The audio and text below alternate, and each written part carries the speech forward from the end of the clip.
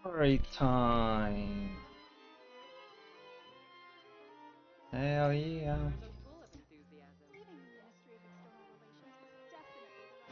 Go to Pleasant. Oh, I could just teleport, right? The indoor thing is not a thing. Same Fallout. Oh, there's a thing hiding there. Pleasant. Croissant. What's a croissant? The crescent moon shines upon thee. Oh no! What happened here? Looks the same as before. What happened?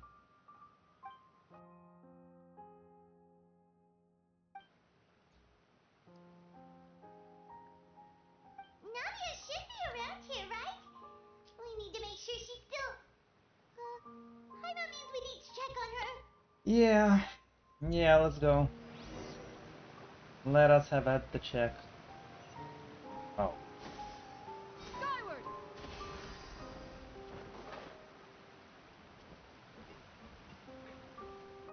Tina di Rosula. We haven't seen a single soul all the way here. Oh, this is getting scary. What do we do now? Look, there's someone on the roof over there. Just stay put. We're coming up. Watch your balance. All right, just hurry.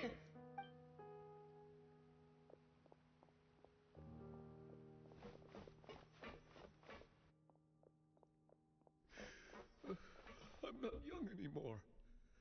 How will I survive on my own? My Desiree. Wait, what? Oh, he looks pretty sad. Was it the primordial water? My leg! My leg! How could this have happened? What the hell? Her leg looks pristine. It hurts! Just hang in there. Help is on the way. Hey, we have healing magic on us. Because that's what visions are. This is all magic. Mental powers. It's all magic, man. It's just magic world of magic.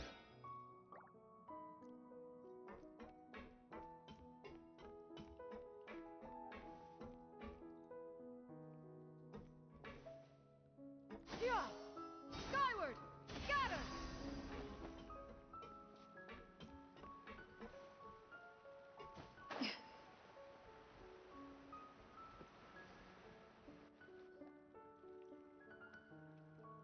Oh, it's Nadia. She's over there. Hey, Nadia, are you okay?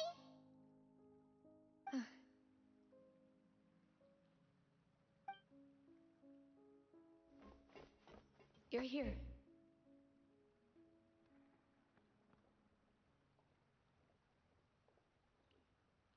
We heard there was a situation in Poisson, so we came as quickly as we could. Yes. As you can see, the water level suddenly rose. It caused quite the disturbance, in fact.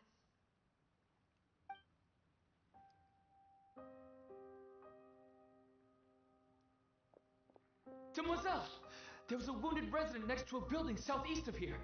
We've already transported him to safety, but we've run out of medical supplies. Dun dun dun. He's wounded? How badly? He fell, so it's probably a broken leg. He's pretty shaken up. When the water level rose, he desperately climbed up to the roof. Once the water receded and he saw the ground, he became terrified and eventually... He jumped down then. Find the leader of Squad 1 and tell him to take the wounded resident to see a doctor. He should know where to go. Understood. I'll take over his search and rescue mission in the meantime. All right, you'll be in charge.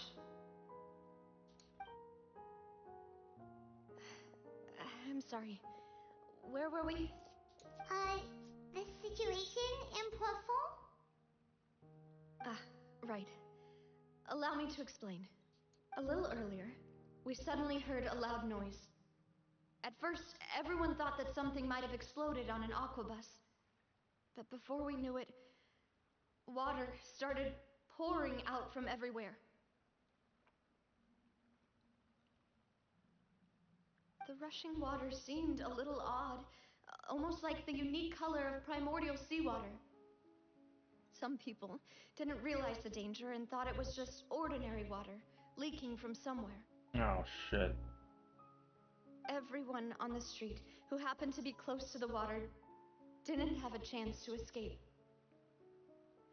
Damn, so this was a primordial slap. They suddenly disappeared. Those who realized what was happening started to flee in a panic, desperately trying to get to higher ground. Many were injured in the stampede, and some people fell from significant heights. The Spina di Rosula initiated rescue operations as quickly as possible, but there have been a lot of casualties.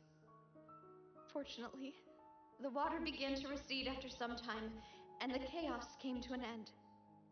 The whale. The water that flooded the area contained primordial seawater, so the lower levels of Poisson are still hazardous. To ensure everyone's safety, I've asked the people there to leave as soon as possible. No one knows if this could happen again. All we can do for now is try our best to help evacuate the residents. How awful. And all of this just came out of nowhere. It was quite frightening indeed. I only wish that everything that just happened was a bad dream. Is there any way we can help, Navia? Thank you for being so willing to help in a moment of crisis like this. You don't know how much it means to me.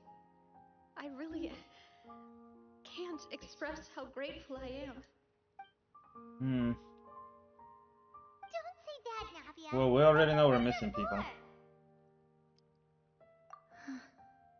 Demoiselle, we've got a situation here. I don't think they were from Fontaine originally, right? Those two. Sorry, I need to go for now. Didn't they say they traveled the world or something and met the boss? I can't remember if I got my facts And right. off she goes. Very likely do, but It might be a I while thought I before might have she can take a break. remember that.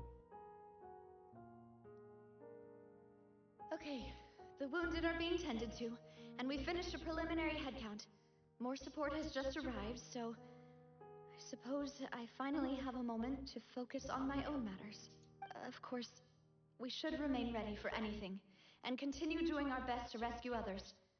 Traveler, Paimon, would you two accompany me to my father's grave for a moment? Huh? Right now? Thank you.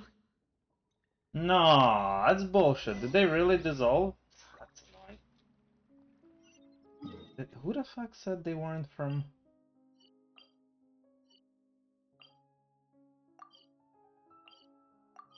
Somebody said they weren't from... Maybe it wasn't them, maybe it was another Stooge McDouche.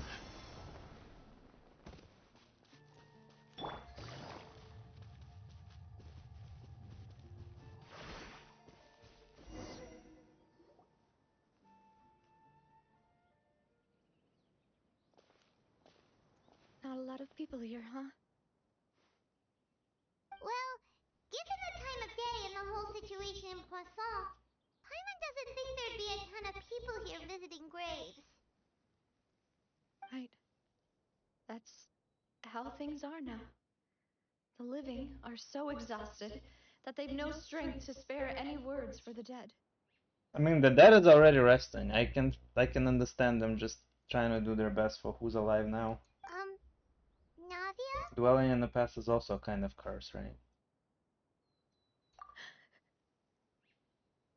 But she lost some people now, so understandable. Navia, what's wrong? Sorry. I just...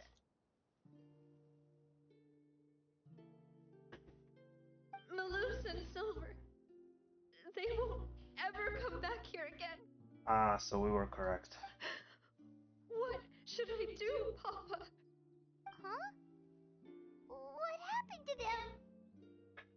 Everyone agreed on the rescue plan, but still, I was the one who initiated it. They were helping evacuate the residents, but they couldn't leave in time. So, we do know that no one who's dissolved actually disappears and dies. It's actually entirely possible to simply speak to them in their like weird primordial states. And they were So caught the in water the isn't water. dissolving them, it's reverting them to their original form, which is still in a completely fully alive matter, just not a physical above water matter. What should we do? And nor is there any belief or reason to believe that their physical bodies could be reinstated, but they're mentally completely alive, right? So they're not actually gone. I've known them for so long. And I know they weren't afraid. But I could at least hold a funeral for my father. And I know where he rests. But as for Malus and Silver, they're just gone.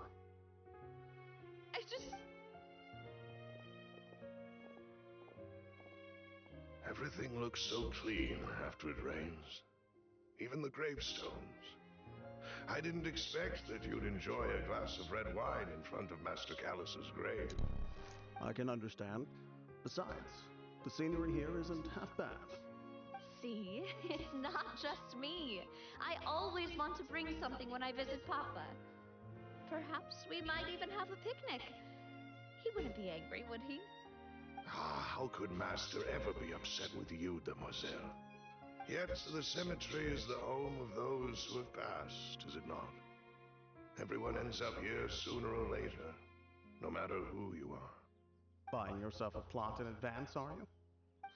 No need yet. But when I do, I hope you'll let me be buried beside Master Callus, Demoiselle. Hey, stop joking around. Yeah, you nutcake. But he is a nutcake. I'm quite serious. That way, it'll save us both the trip to see each other whenever you visit your father's grave. That makes sense. In that case, could I be buried on his other side? After all, besides you, Demoiselle, the two of us could certainly be considered Master's closest companions, no? Personally, I believe we fill those shoes just fine. Why are you bringing this up all of a sudden? Seriously. All right. I'll remember your requests. But I'd really prefer not to talk about this stuff. And what do you mean by saving me a trip? I'd make the journey even if I had to visit you two somewhere else. I'd promised to let them rest in peace here. Well, But here they're I not am breaking dead my like we promise. established, but even if they were, they're resting pretty close I'm by. sorry Their for letting you dissolving see me thing in a mess happened like this. right there. I don't usually cry, really. Nah, you're fine. Doesn't know how to help you feel better. But, well, she understands how you feel. I had always thought I could make How ambitious does Paimon things even true. understand? But now that I think about it, that never solely Anything, to be relied on honest. me. What even is a Paimon? Many things can only be accomplished with someone else's help. Malus and Silver have helped me so much. But by contrast, I could do nothing. I'm starting to think the colorful world is a I'm lie. so sorry. You can spend as much In time Fontaine as you need specifically. here, Navia. We'll stay And it's with just you. Dark Souls with Bright Souls take, right? It's still Souls, it's still dark, it's still terrible, but it's Thank you. bright. Now, you don't know how much that means. By the way, you can have a look at this. It's a list of victims from the incident that took place here. Obena, Khan, Burnett, Giverny, Say brunette? Francine, Karina, Oh, Bernat. Daisy Ray, Joinville, Julianne, Esson, as well as Malus and Silver. So, everyone else is safe. But still, It's okay. I know what you're thinking. And you're right. we lost Malus and Silver. But we were able to save more than we anticipated. The overall outcome indicates that the cost was worth it.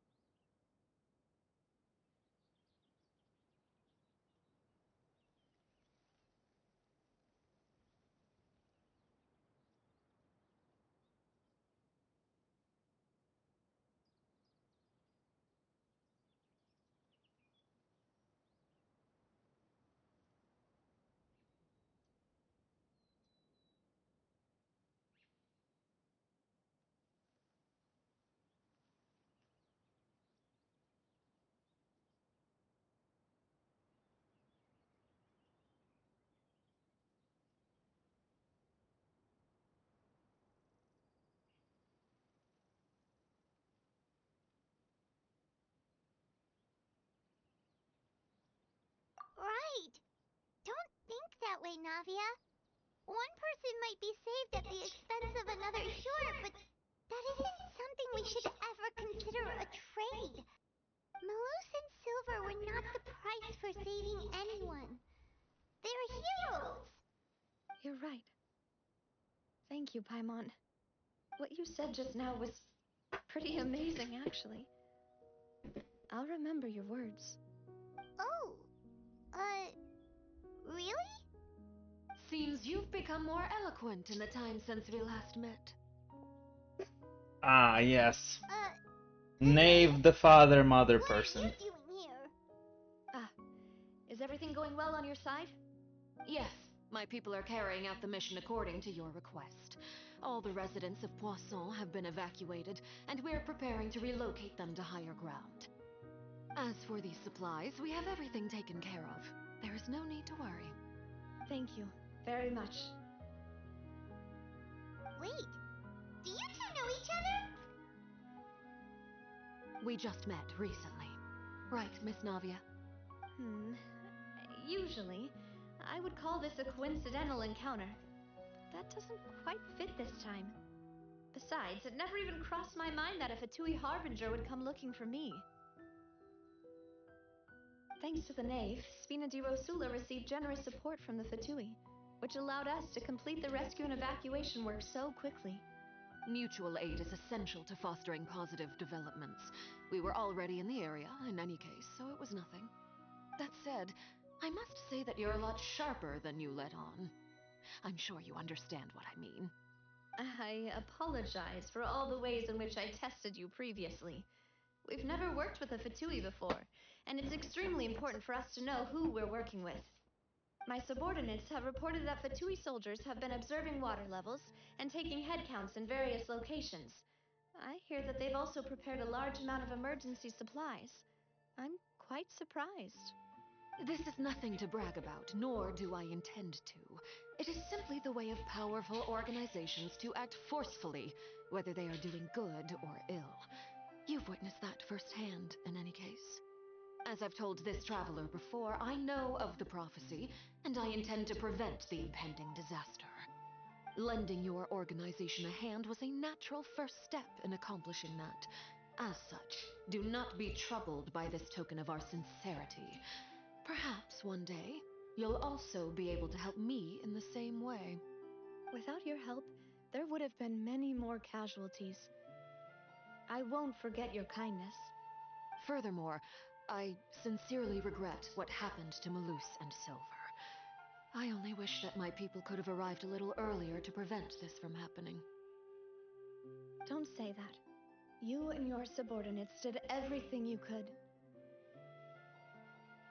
As Paimon said, Malus and Silver didn't choose to sacrifice themselves for any specific person. And they weren't the price paid for others' salvation. They chose to become heroes themselves. I've never liked hearing people put it that way. It's like trying to relieve pain by saying some noble-sounding words. But right now, there's nothing more suitable. They really did become heroes. You're right. I'm sorry for your loss, Miss Navia. Yeah. That did happen. Water is life to Fontaine's people, and it also spells disaster. It's no wonder that people always say that prophecies represent fate. Fortunately, I've never been one for such opinions. So, you're one who will try to change fate then? Of course. That is why I'm going to Hotel Bouffe de Thé. I still have some things to take care of, and the children need my attention. By the way, Traveler, Paimon, one more thing. The aluminium. Alright, then we'll just... Huh? This isn't right. Paimon thought you would ask us to walk with you for a moment so you could tell us something in private. That is a clever and useful conversation technique, which I do like to use when necessary. But there's no need today. It would not hurt to have Miss Navia listening in. Traveler, I'm sure you remember that I said we could work together when we had the chance. You and I both know that there may be issues with the Primordial Sea. Previously, it was the Fortress of Meripede's sluice gate, and this time it was the water levels in Poisson. These are both signals. Indeed. Allow me to share the latest intel I've received from the House of the Hearth's intelligence network with you. During some recent investigations, a child claimed to have discovered some ruins near Poisson. The ruins date back to ancient times, and seem to be worth investigating in many ways. Judging by the dating of the ruins, they may be related to the prophecy and the coming crisis. The situation is becoming more urgent, so any pertinent information will prove extremely precious.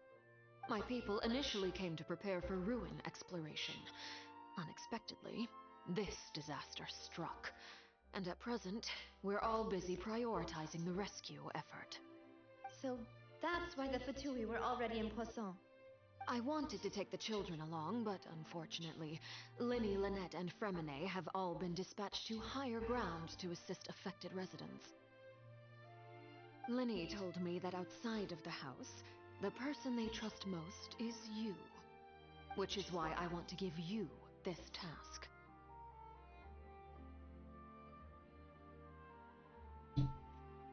The House of the Hearth's members see each other as family. But Linny, Lynette, and Fremine said that they also see you as such, even though you are not from the house. I'm sure you already understand how earnest they consider their friendship with you to be. Oh, that somehow makes Paimon feel kinda happy. The intel I just shared about the ruins could fetch a high price. But since the children consider you family, it's only natural that I freely shared with you. Got it! So all we gotta do is go to some ruins, right? We can handle that. Excuse me, but may I tag along? You wish to join, Miss Navia? But are you sure you're up to exploring some ruins? You need to run. And the primordial ooze might kill your ass. And us being outsiders is I'm the sad, real yes, reason she's asking. but Not the just family sit part, back I think. and plop myself into a chair by the roadside and do nothing. There's no point in being depressed while we still have a disaster on our hands. As my father's successor, I must live up to the hopes he had in me. Besides, I'm also doing this for myself. I need something, a distraction, to keep my mind off Malus and Silver.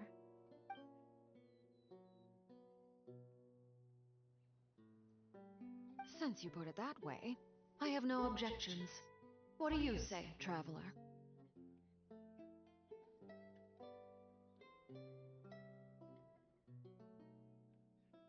All right. The ruins are to the south of Poisson. Here's the map. Okay, the three of us will handle it. Come on, let's pack up and get going.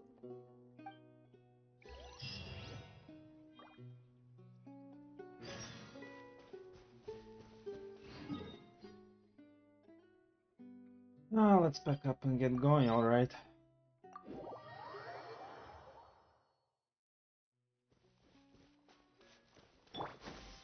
Skyward! Scatter!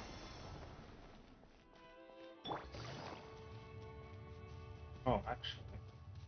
Ignorant and vulgar. Illusion shattered! Overruled!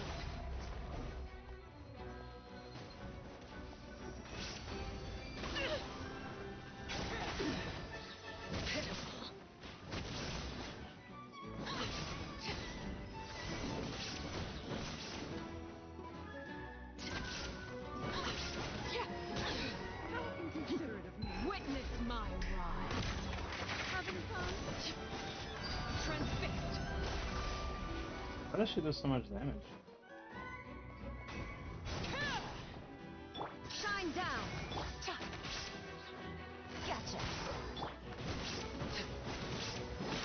Did I scare you? How inconsiderate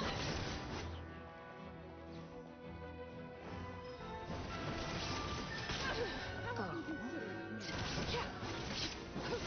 It's weird, she's immune to staggers. Ah, something with which to commemorate this occasion.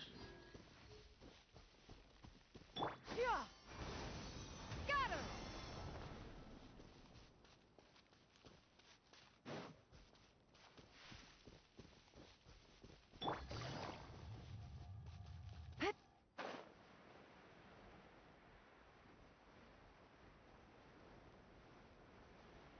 A really cool glider.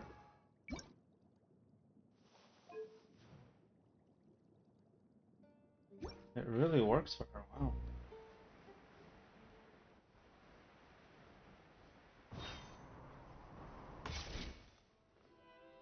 So, are these the ruins the knave was talking about?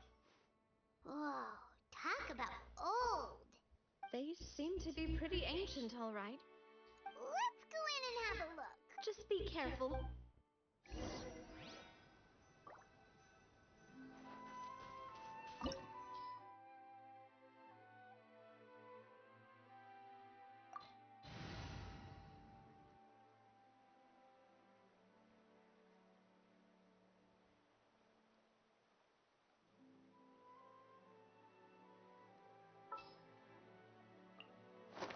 Witness my magnificence!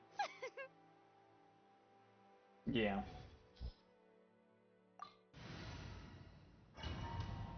In terms of combat prowess, this will be insane. Yeah. Skyward. Scatter. Plus, I can have healing without burst. May I present?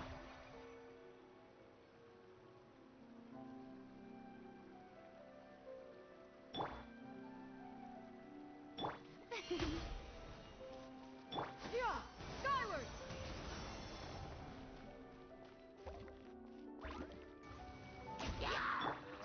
Laid bare. There is no escape!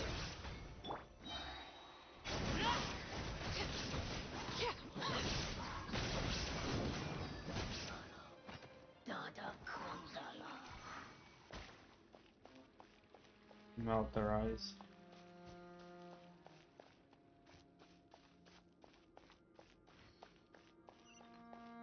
You know what we don't have? A comfortable off-field ice effect like Farina and The floor here isn't safe. like Farina and what's her name? Raiden? There isn't an ice version of that. Shine down. Transfixed. Wow. Reached complete blood order. Oh. That's gonna be a lot of hits.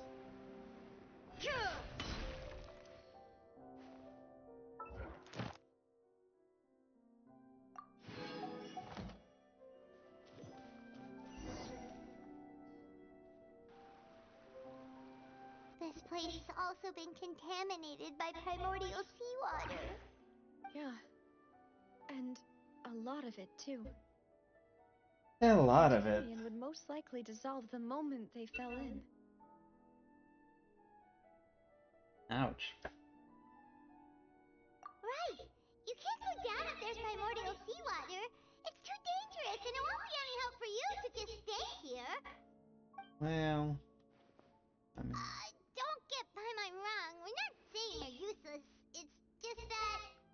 No, you're right. I can't do anything in this situation. I'll leave this to you.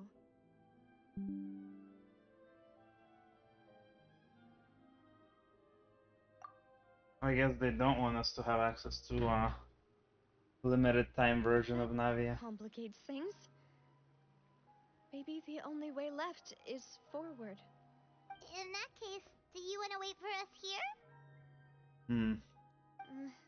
The water levels here are unstable, and there's a chance the water will rise. So, staying here wouldn't be safe either. I'll go together with you. Perhaps we'll find the exit just up ahead. Or not. Maybe they are having us use Come Navia. with us for now then, but please This will be careful. interesting. I always wanted a 5-man team. Of just every... Oh, she's not a 5-man team. She's not here at all. Lies and deception. Lies and deception. What happens if a Fontanian touches this? Let's try climbing over from the side. Okay. We insta-died? No, we did not. Okay. Oh, Farina. Oops. And she's alive. Alright. Non-Fontanian confirmed. Skyward. Scatter. Oh, what the heck? How did that happen? Oh, we're climbing. Yeah. Skyward. Scatter.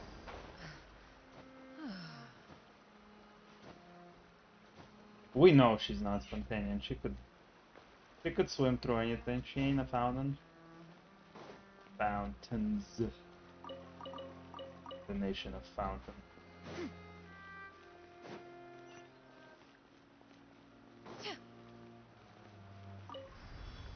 I wonder how max life bond thing hits. How hard is this gonna be?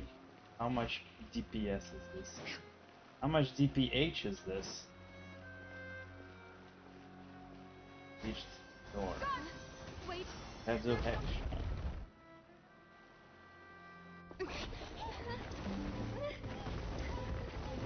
Oh shit.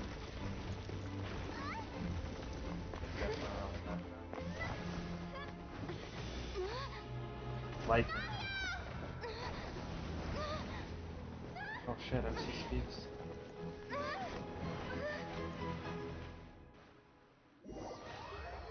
Whoa.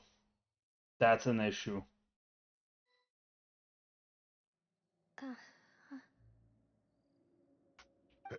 Demoiselle? Huh? Demoiselle, what are you doing here by yourself? Would you be standing here till dark if I hadn't come to get you? Maybe she just wants some time to herself, Malus. Oh. Was I sleeping? Yes, it would appear so. I must be tired. That's quite possible. However, you were the one that suggested we go out for a walk. Oh, right. I nearly forgot. It must have slipped my mind when I dozed off. I haven't had a nap today yet.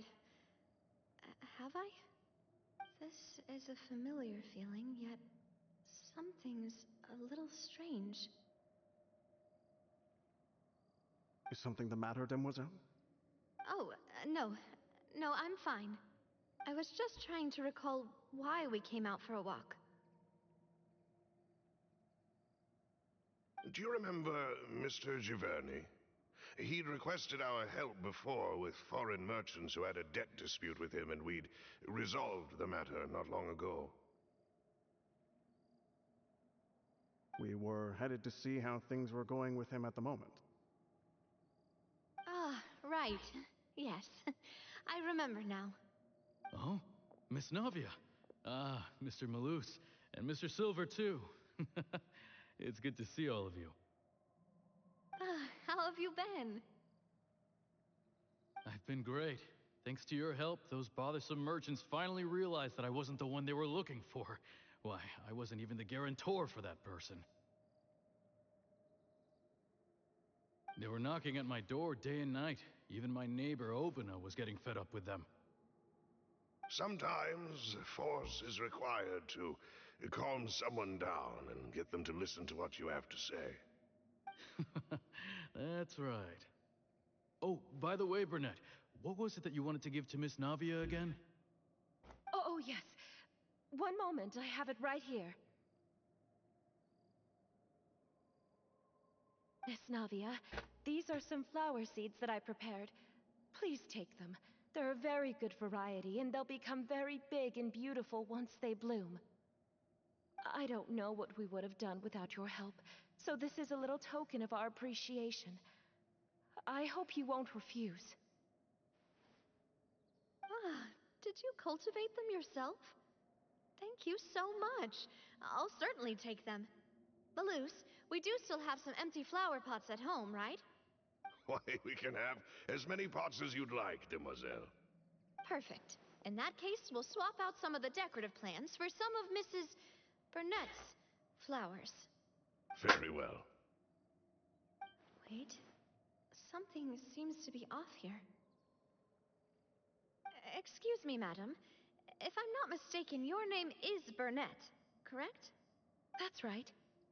Is something wrong? No, it's nothing. This is the first time we've ever met, but your name seemed familiar to me. I must have heard it when I was discussing things with your husband previously.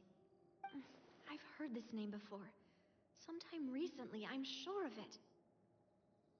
And why are there so few people around here? Where did everyone go? We must mind the time, Demoiselle. We still have important things to attend to today.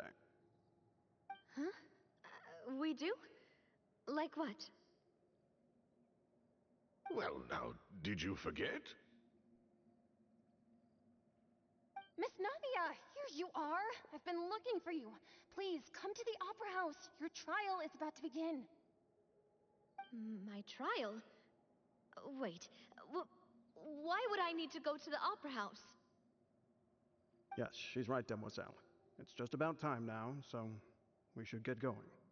So, Alright a then. retrieve mécanique d'analyse cardinal works, functions in the other plane, in the plane of the water people. Look, it's Navia! She's here! Interesting. And her two attendants are with her. Goodness. Everyone's finally So here. everyone who gets dissolved has to go through this?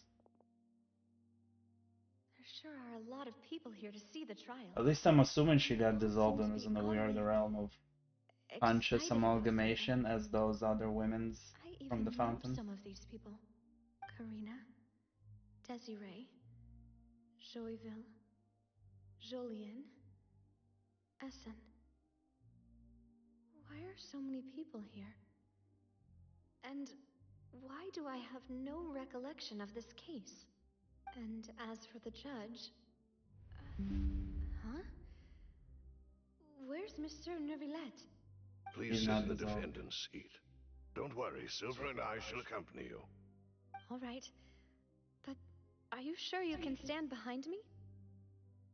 Typically, it wouldn't be allowed, but today is an exception.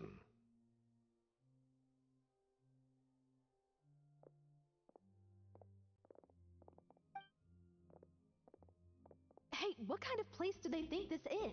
Come on, do they have any idea what they're doing? Seriously. Enough with the whispering! Could someone please tell me where Monsieur Neuvillette is? And why I'm standing trial? My dear Miss Navia, have you not yet realized what you've done? In that case, allow me to explain. As all here know, you are Master Callus's successor, the head of the Spina di Rasula, someone held in high regard by every soul in Poisson. After you took over the Spina, you treated all of us just like the late Master Callus had. If anyone in need reached out to you for help, you responded. Not only you, but your butler, your subordinates, nearly everyone in the Spina di Rasula fought for the well-being of those in Poisson. Wait a moment. Aren't you just proving that I'm a good person? Yes, correct. Absolutely right. And that is why you stand accused. You have helped so many people get through so many difficulties. You are one with us. We are inseparable.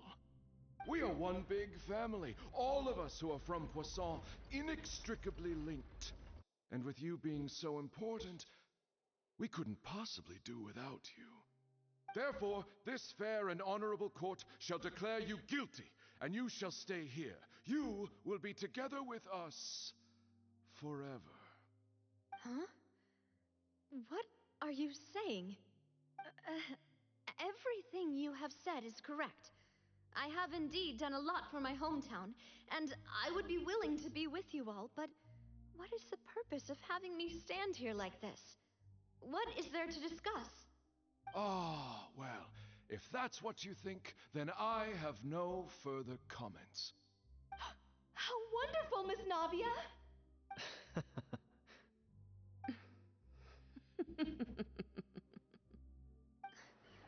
I know all these people. Why are they laughing? I seem to remember now. Yes, I get it. This trial is... Wait just a moment. This isn't right!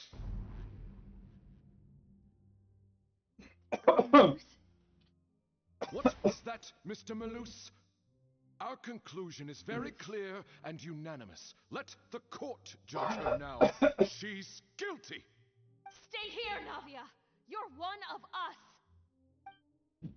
Demoiselle, don't admit guilt. This trial means to keep you here forever. I wish to exercise my right to defend Our Lady. Mistress Ronville, you only know of Navia's goodness, but nothing of her utterly independent mind. She was born a free and independent spirit. She has never been tied down by anything. Indeed, even the death of Master Callus couldn't stop her. Her actions cannot serve as proof that she identifies herself as part of any group. She merely acted as an individual, extending her hand to help others. Please do not mistake her actions as being otherwise. Really? As an individual, you say? Don't forget, we are all Fontanians here. This is the nation of justice, the nation of Hydro.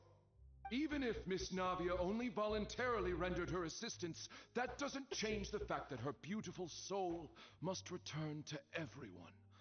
Water accepts all, blends with all. It will surely accept her kindness. Everything is measured here in the nation of Hydro, and in the end, everyone shall meld together. Thus, when a unanimous opinion emerges, that opinion represents justice. How come they woke Now, up from I their speak for their everyone. indoctrinated Our unity opinion mind? is consistent. Navia should stay. We and Navia are one. And you would call this justice? Preposterous. You are merely jealous that Demoiselle still has a chance to exist as an individual. Have you forgotten how much you all once longed to become individuals, to become independent? Do you mean to defy our justice? Yes. If your justice is flawed, then why should we acknowledge it? As you said, we can also have our own justice. Silver and I shall defend Demoiselle. And that is how we will enforce justice. Ugh, my head. It hurts. Demoiselle, Silver, it hurts. My head is spinning. All I can see is stars swirling in front of me. I remember now. Everything that seemed odd from the very beginning.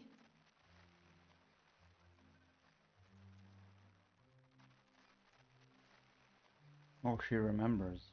Karina, Desiree, Joyville, Jolien, Essen, and Mr. Giverny and Mrs. Burnett, who we met earlier. Even Malus and Silver. I don't want to admit it, but Not they're dead. all dead. Not dead. don't be afraid, and don't admit guilt. We will protect you to the very end. Absurd! Who are you to say that she cannot be judged? We are the majority, and in the nation of trials, the majority is absolute. That's not real justice. Just being the majority. What if the majority is wrong and yet agree? Don't let them escape! We shall keep Navia here with us! Mr. Malus and Mr. Silver, must you be so stubborn? How could the two of you possibly hope to stand against the collective? Do not resist. This judgment is fair and just. Navia belongs to us. Nonsense. After all that happened, she should not be left alone in Poisson. What are you saying? No more excuses! He says we're jealous. Jealous? How could she possibly be an independent individual? What's with these people? Who's jealous of her? She belongs to us! Miss Navia, she... Silence. Oh, how did he get in here?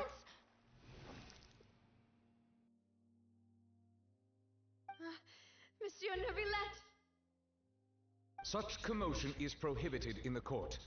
The accusations you just presented are nonsense and cannot constitute a proper trial. The court will adjourn for the rest of the day. In this, I shall hear no objections from any unauthorized party. Our thanks, Monsieur Neuvillette. Please leave with me, Miss Navia, while there is still time. But... Go on now, Demoiselle. This is your only chance to leave this place. What, can't bear to leave us behind or something? Malus. My apologies. I couldn't resist making one little joke once I realized that this shall be our last goodbye. Malus... Silver... Quickly, you must come now. Goodbye, Demoiselle. Farewell. What the hell did we just witness? No, wait! Just a second! Navia? You're awake. Good.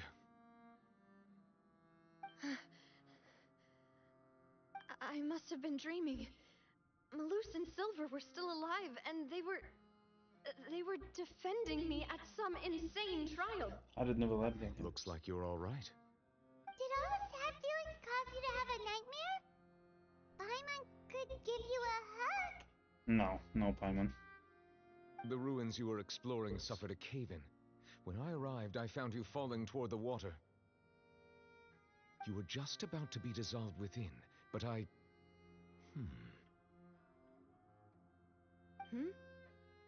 What is it? I think I saw 2 Oceanids protecting you. It was only for a moment, perhaps even a fraction of a second, but they gave me the chance to retrieve you. Were it not for their intervention, I would not have been able to rescue you before your consciousness dissipated. Wait, did you say Oceanids? You mean like what happened with Vache? Perhaps those 2 Oceanids were the people you saw in your dream. I always told them that they didn't have to protect me. To Well, think they're that not they'd dead, keep though. doing so That's a even after death. misinformation, sir. Please come with me.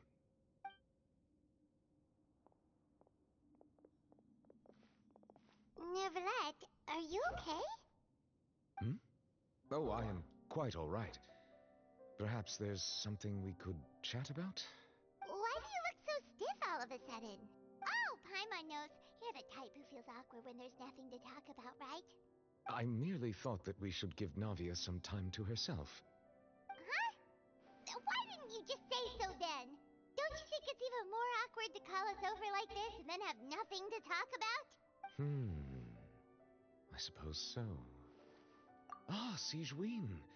I hope all is well with her these days. Her work in the fortress of Meropide has not been too much for her, has it? No way, don't worry. She's doing fine down there. She's an amazing head nurse. I see. Well, that is good. I have always worried that Sigewinne would need a lot of time to understand the world of humanity, just as I have. Oh, and the Duke also says hi. Even though Sigewinne made him do that. He hopes that you haven't been overwhelmed by all that's happened lately. Thank you. I have indeed been busy lately, and I also hope that everything is going well in the fortress of Meropide. He still doesn't know what to talk about. Let's chat about something else then. Oh, can we put her back in her Pokeball for the rest of the game? No, Neverlet. You're probably quite the swimmer, huh? Yes, of course. This isn't going anywhere. I'm actually curious about the swimmer Let's topic. try something else. What does he do to swim good? How did you find these ruins? Did the knave tell you? Yes, in fact.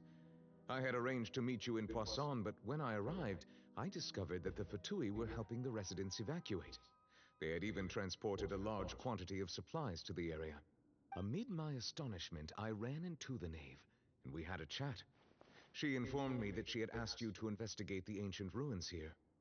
Yeah, we originally planned to meet up with you, but we Hello? thought you might still be busy with all those official documents. We didn't think exploring the ruins would Say take that so again? long, and who would have thought you'd wrap things up so quickly?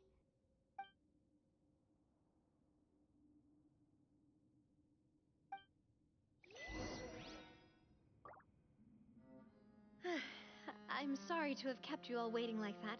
I'm feeling much better now. I guess we should get going again. Will you come with us, Monsieur Neuvillette? Yes, if you wouldn't mind my company. All right! Another one joins the party! Let's get going then!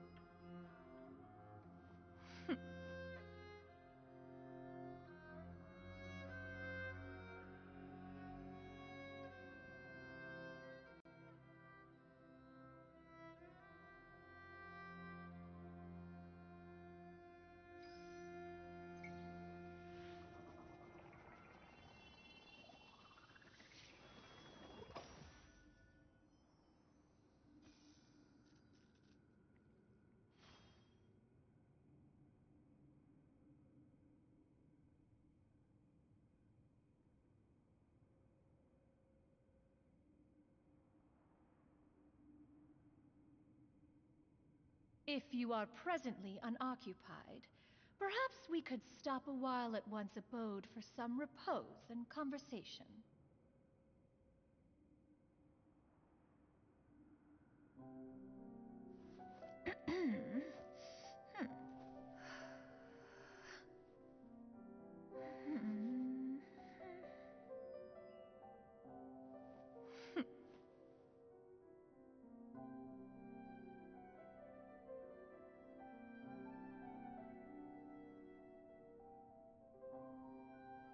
Peace prevails throughout the land, and all things are made new, as buds in the spring.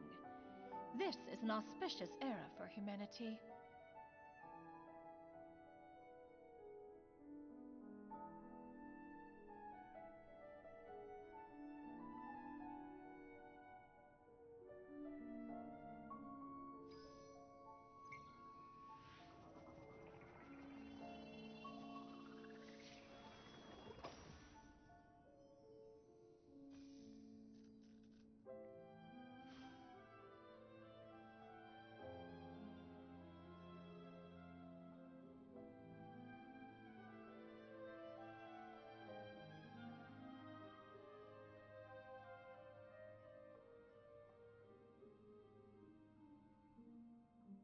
The secrets of the mechanical arts are too profound to convey in a few simple words. Oh, but why must the listener grow weary whenever I begin to divulge them?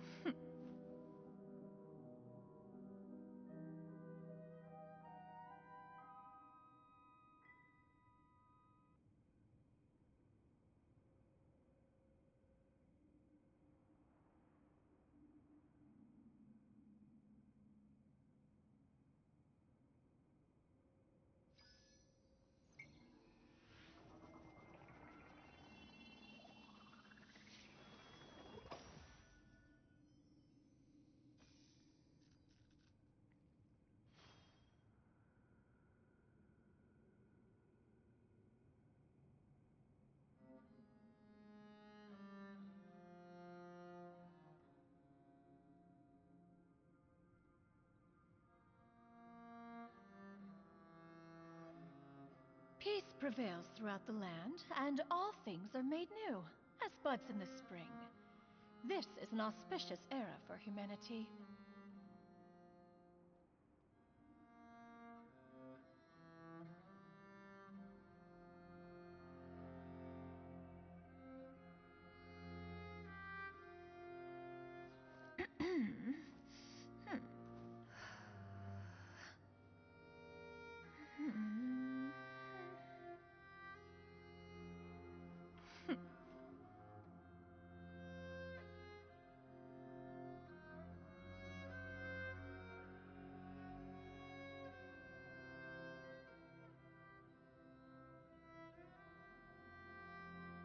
If you are presently unoccupied, perhaps we could stop a while at one's abode for some repose and conversation.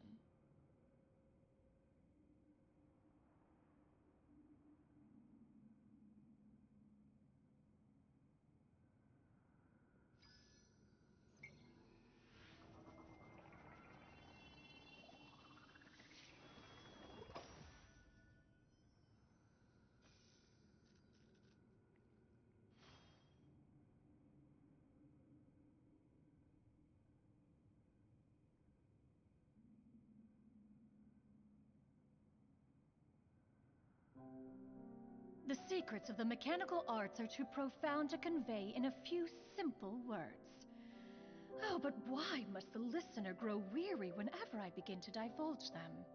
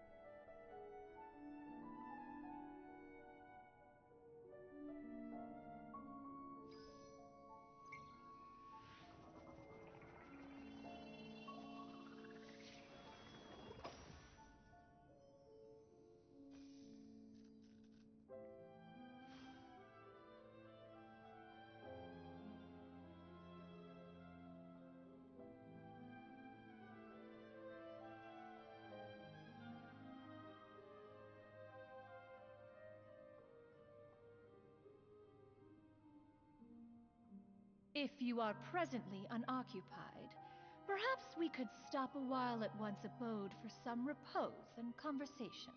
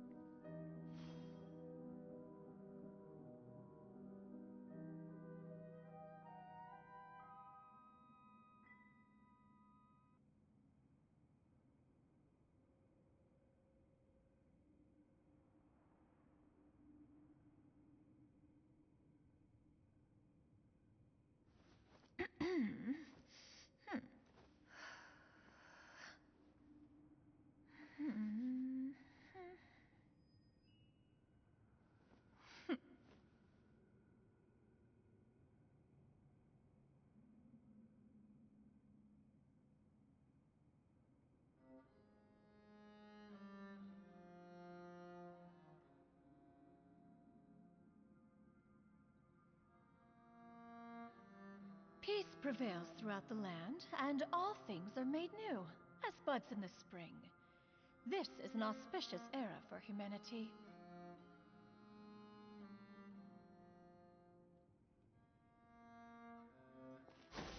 Skyward! Scatter!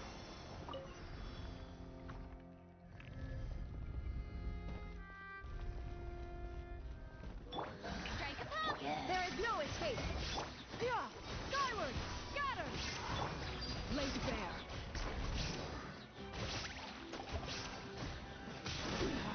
Go! Dada Kundala.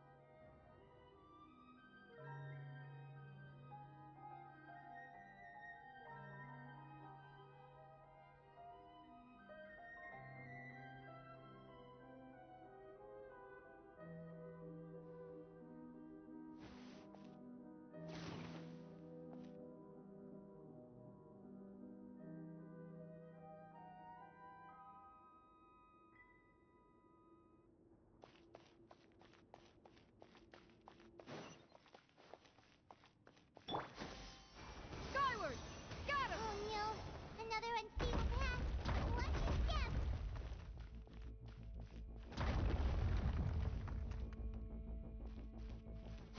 Skyward! Scatter!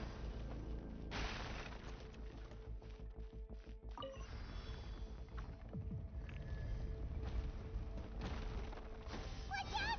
There are rocks falling over here! Transfixed!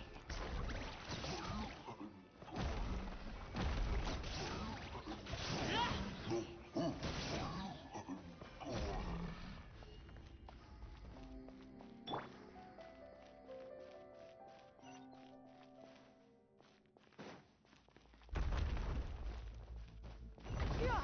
Skyward! Seems we're almost at the top. Keep it up!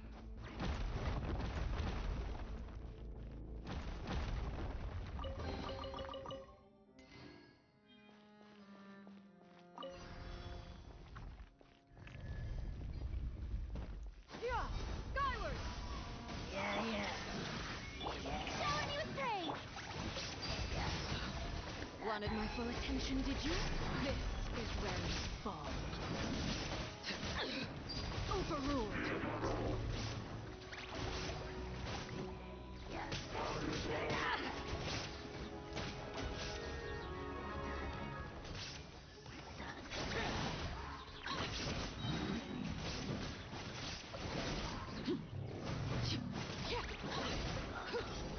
Dada Kundala.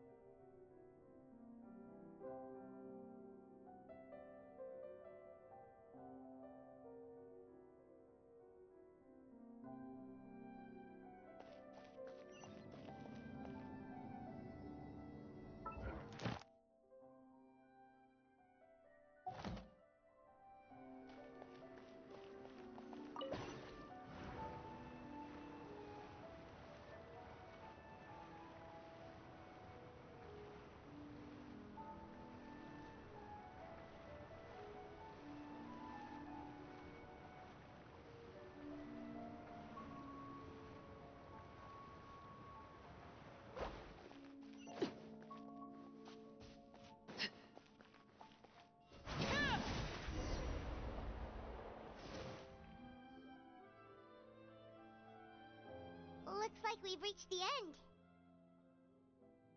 This is the place. There should not be any other hidden spaces in the vicinity. The path sure had some twists and turns, but it turns out that this place isn't actually that big.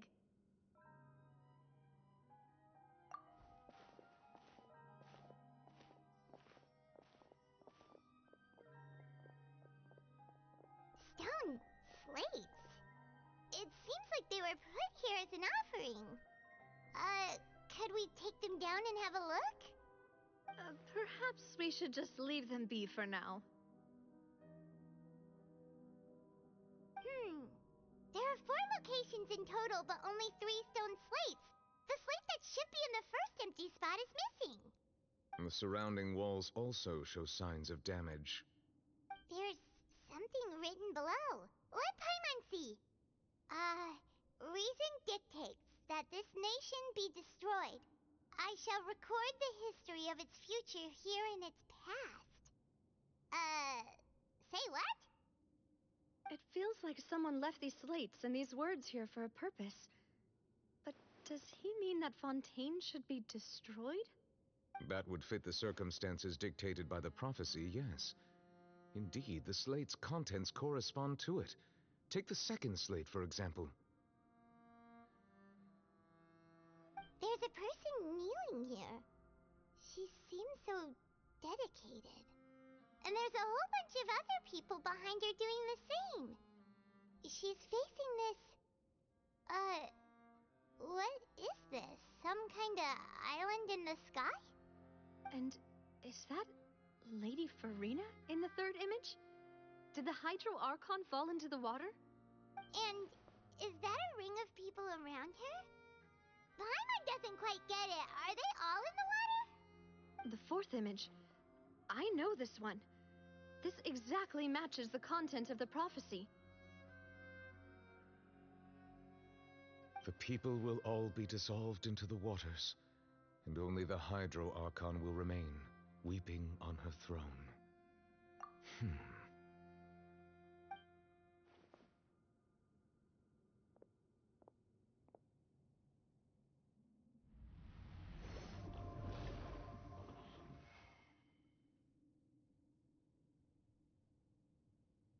More information should be hidden in these slates, but I fear I cannot easily uncover it, most likely due to us missing the first slate.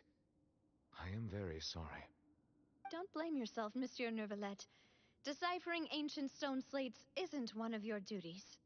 Ooh, Paimon's getting the chills just looking at these slates. This says that it's the history of the future, right? That means the prophecy's sure to come true. I really hope it doesn't mean that. Still, Paimon feels like these images are kind of weird when you look at them together.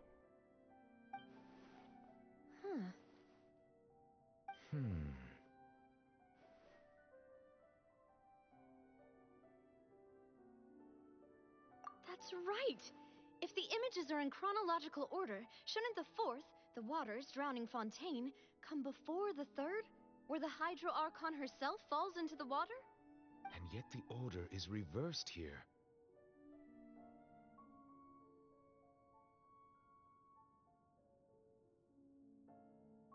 If we go by timing, Lady Farina only emerges in the third image.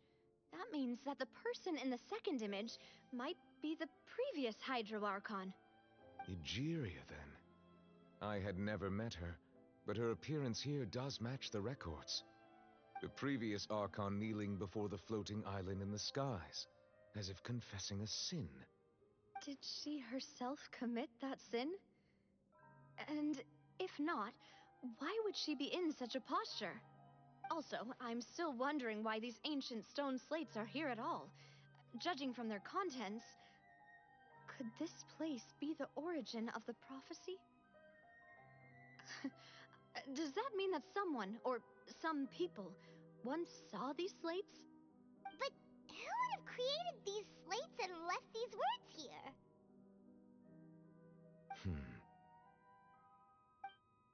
It seems that any further clues will have to come from Farina. In that case, there's no time to lose.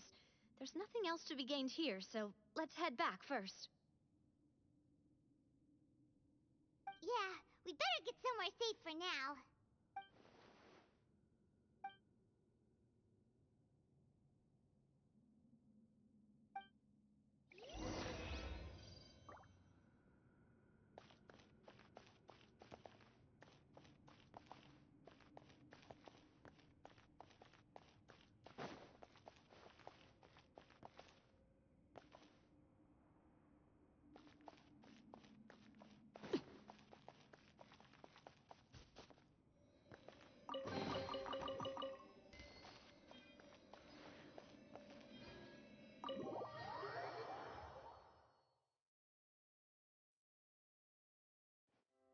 Let's split up here.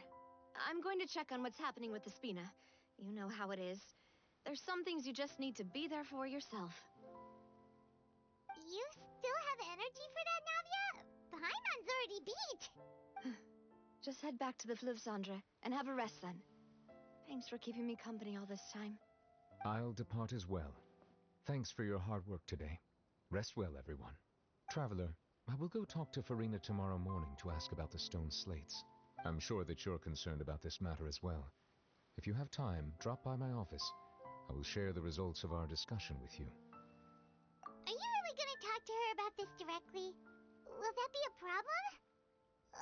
Paimon's getting a little scared now that it's come to this. She has long been harboring secrets and will not give them up easily, which makes it all the more my duty to ensure that she understands the present situation. Alright, we'll leave it in your hands then. I will be carefully considering my words tonight. Traveler, Paimon, our safe house at the Fluvsandra is always open to you, as ever. So please don't think you're an imposition. Alright. I'll be on my way then.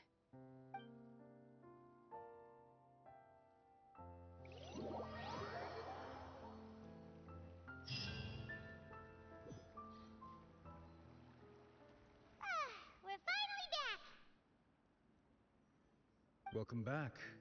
We've got a special menu prepared for you two tonight. Yay! And there's good food too! Navi, no, the boss is the best.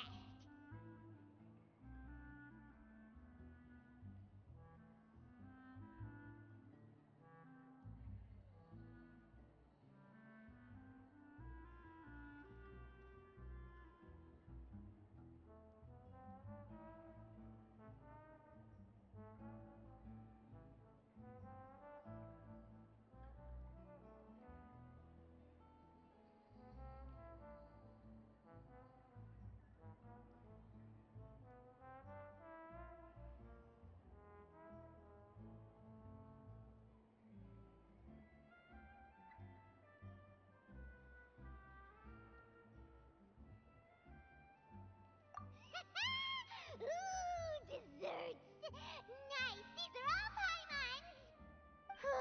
Paimon's already starting to forget what happened today. Oh, that voice. Is that who I think it is? Huh? It's you two. What are you doing in Fontaine?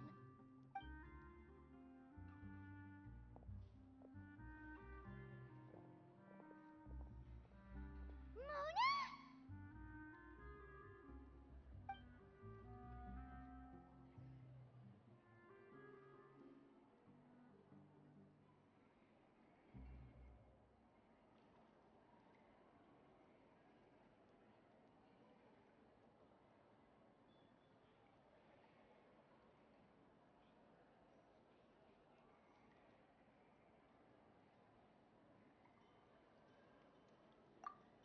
Seriously, nobody just uses a scry glass whenever they've got time to just see who they'll meet on the road. Still, we didn't expect to see you here. Wait, you're not a Fontanian, are you, Mona? Well, I have some business to attend to here, so I booked a hotel in the city. I was just out for a stroll when I bumped into you. Quite unexpectedly, if I might add. Why did you think I was from Fontaine, though? Is that because Magistus doesn't sound much like a Mondstadt surname? Yeah, let's go with that. Well, used to have my own surname, which was, well, some other thing. Either way, the old hag told me when she took me as her disciple that the first step to being a great astrologist's pupil was to change that name. There was nothing for it, really. She really is amazing at astrology, so I changed my name to what it is now according to her wishes. To my surprise, however, Megistus is not the name of some ancient house or clan. It isn't? Nope. Although it is used by us in place of surnames, it generally just means great. Wow! Imagine including a boast in your name. Wait, are you gonna have to put that into your genealogy as well? I reckon so. In any case, I'd give my disciple a name like this as well, if I were to take one.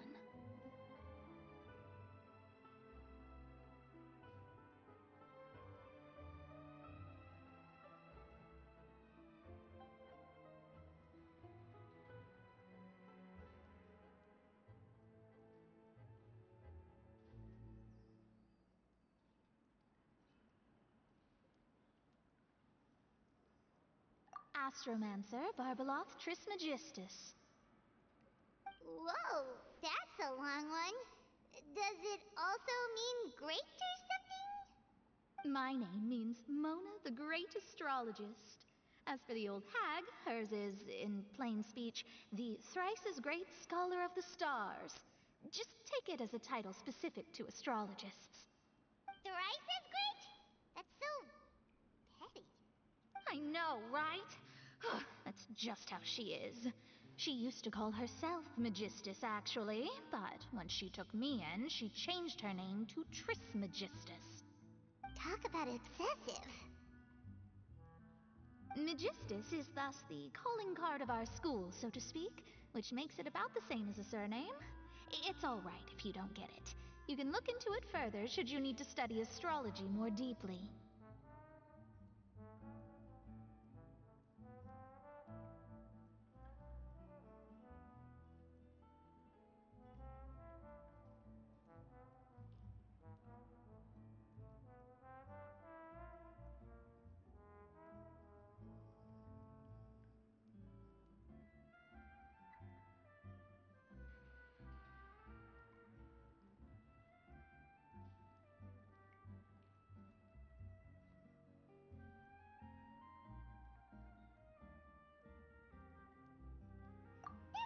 Terrible! But anyway, you're not Fontanian, are you, Mona? You're from Mondstadt, right? Well, I was born in Mondstadt, yes. My parents migrated to Dornman Port, and I traveled with the old hag for a while, after which I settled down in Mondstadt City. Oh, that's a good thing then. At least we know you won't be dissolved by Fontaine's waters. Speaking of that, I'm sure you're aware that a bunch of things have happened here in Fontaine, right? I know you're not a local, but I'd avoid getting too close to any water that looks strange all the same. There's something ominous about it. Well, the water, I mean.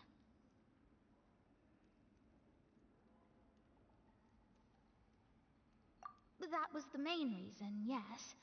Just a while back, the Steambird invited me to take part in a panel and speak about the circulation of the prophecy as an astrologist. The invitation was sent quite early on. I don't think anyone expected Fontaine to be in this much trouble. What do you make of that prophecy, Mona? Just tell us what you think as an astrologist. Your word would go a long way to make things more certain and less scary. What I can tell you is that I'm an astrologist, and that this prophecy concerns the fate of Fontaine, even that of all Tevat. Ascertaining this is akin to reading the fortune of the whole world. I'm afraid that this is not something that just anyone can do. If I could do it, you would no longer call me an astrologist, but a visionary.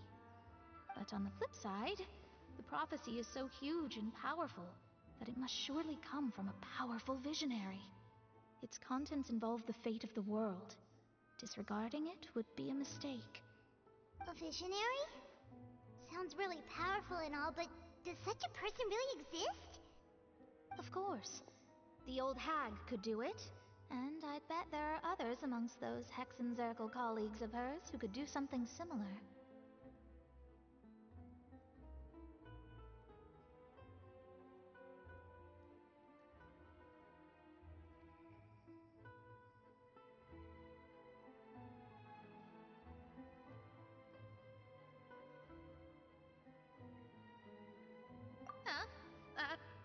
sure. All right, I'll help you. It isn't often that I see you with such a serious look on your face. I'll tell you once I hear back from her. Thanks, Mona. You're amazing as always. Oh, well, this is something only I can do after all. So yes, your praises are quite welcome. That's the greatest of astrologists for you! Of all the people we know, you know the stars the best! Indeed, indeed. That's the spirit. Oh, sorry. I came to see what all the commotion was about. If there's anything you need, do not hesitate to inform the Spina di Rosula. Oh, whoops. Guess we were getting a little too carried away there. Well, I'll go tend to my own business now. If I receive any news, I'll be sure to come find you two again. And there she goes, quick as rushing water. And here we are with the Spina guy giving us suspicious looks.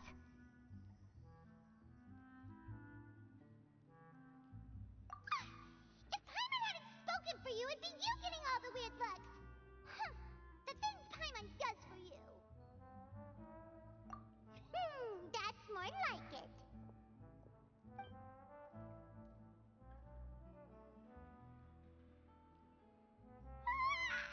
Good morning. To be honest, I'm still feeling kind of sleepy.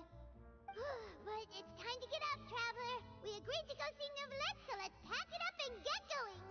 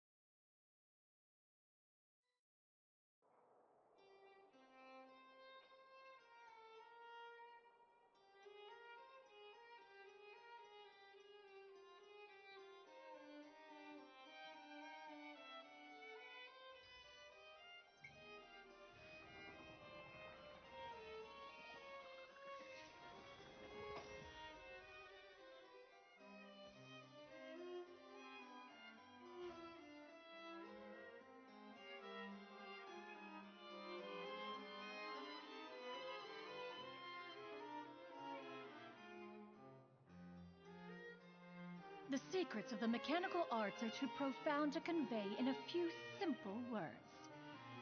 Oh, but why must the listener grow weary whenever I begin to divulge them?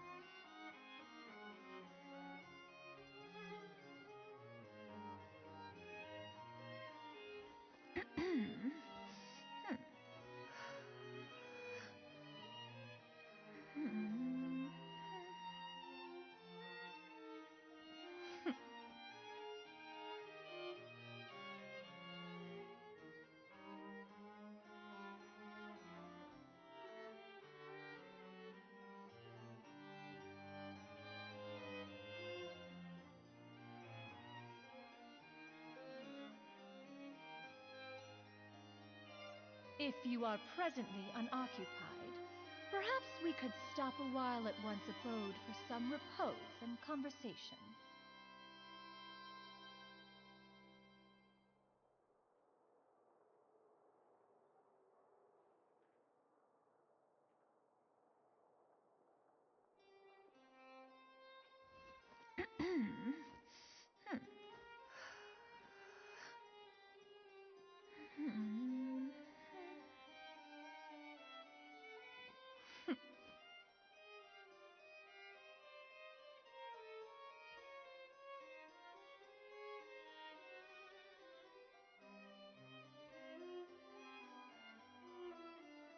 secrets of the mechanical arts are too profound to convey in a few simple words.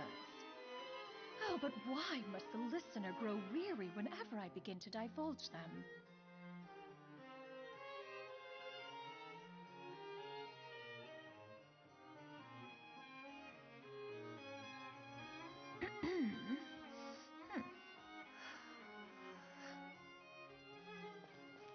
Yeah!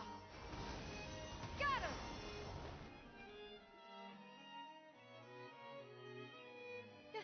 You're here! Finally! Is something wrong? Monsieur Neurvalette and Lady Farina, they seem to have gotten into a dispute. Please go see for yourself.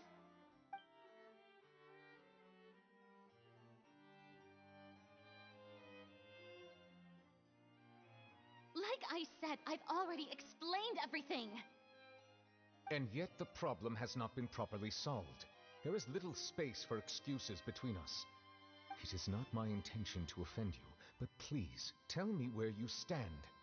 You are the Hydro Archon Focalor, are you not? Look at this. This is a list of the victims from the recent Poisson incident.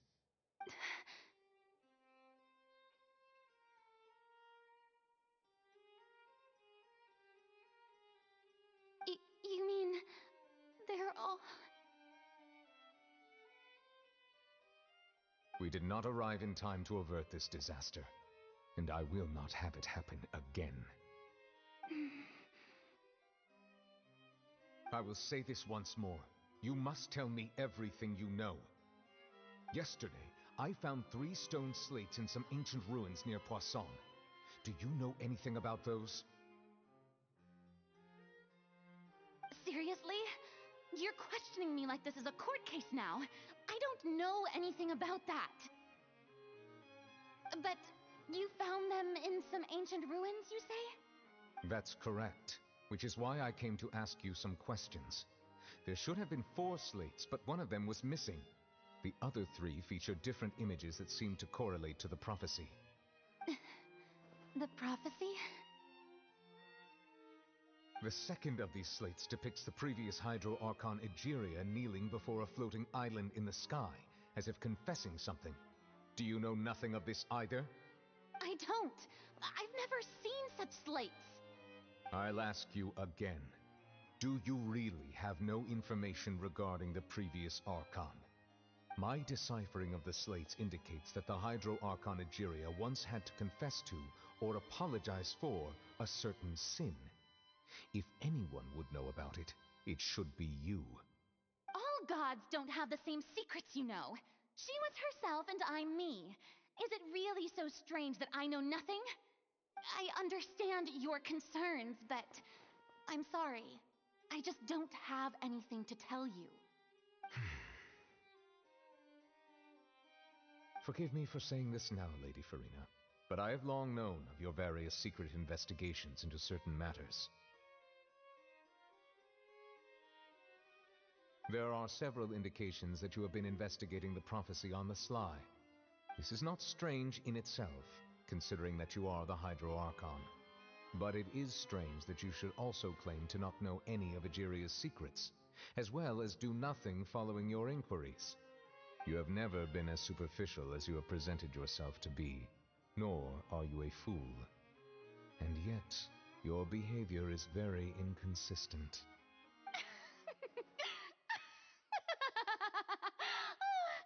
So you've been watching me all this time, have you? I didn't think you were that type. You... Well, since you know about my secret investigations, then you should know I'm actually working to take care of it.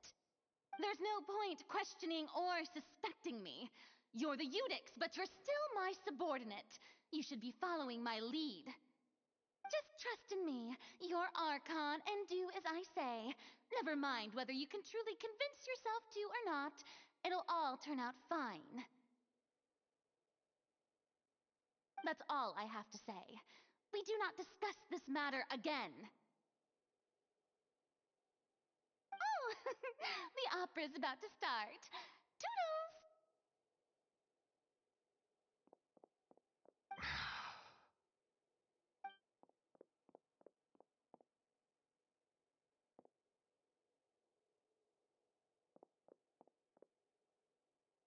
Did Farina not notice us standing by the door? Wonder what's up with her. She was smiling. Huh. She didn't seem in the mood to care if we were listening in or not. I assume you've been outside for a while now? Oh, you noticed. Seems Farina didn't even realize we were here. She was in a great panic, though I cannot discern the reason. Our discussion reached impasses time and again, a state of affairs that we cannot allow to continue. Still, I do not understand. Dialogue is the basis for understanding, so why did she keep refusing to engage?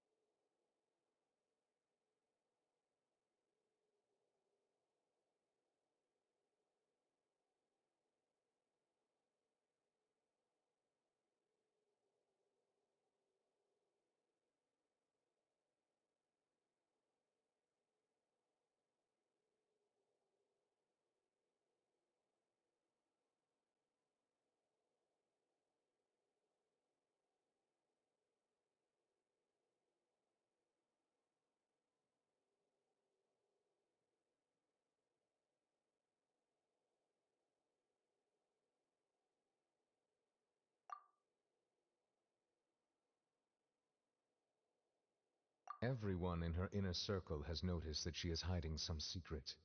The issue is her attitude. I fear that she will not reveal anything unless absolutely forced to.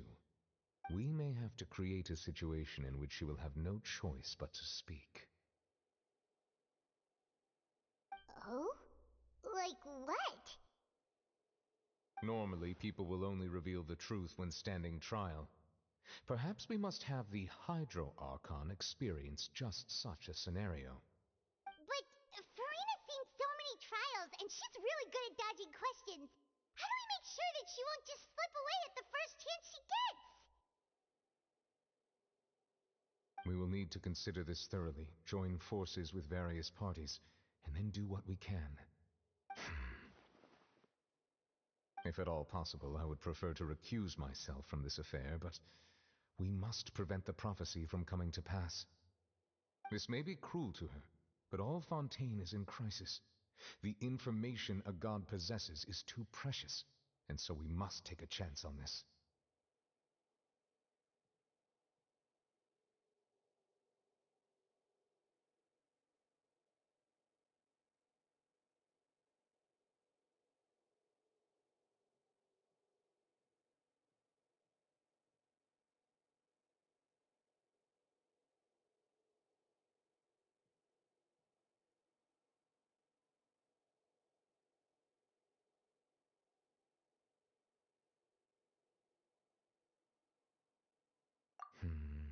But who will lend us their aid to do such a thing?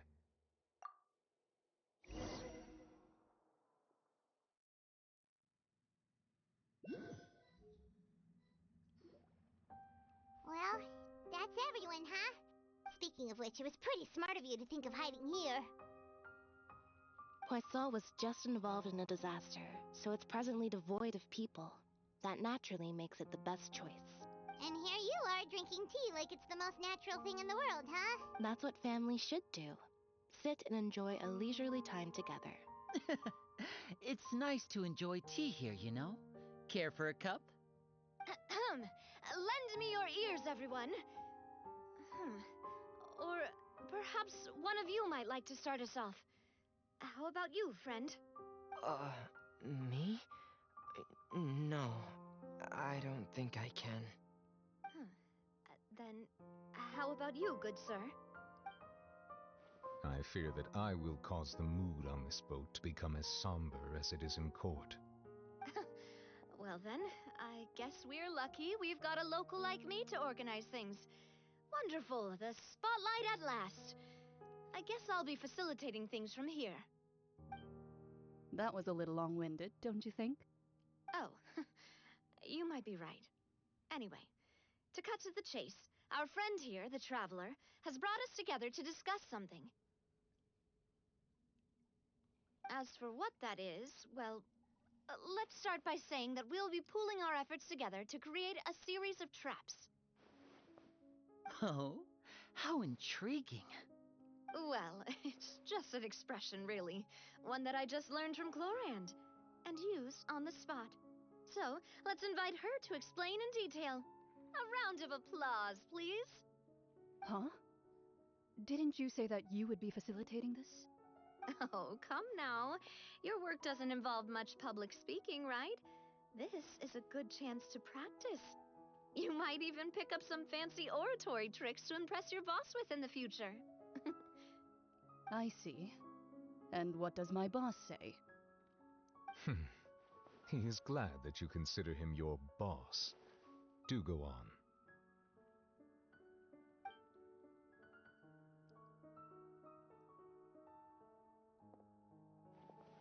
In that case, do any of you have experience hunting?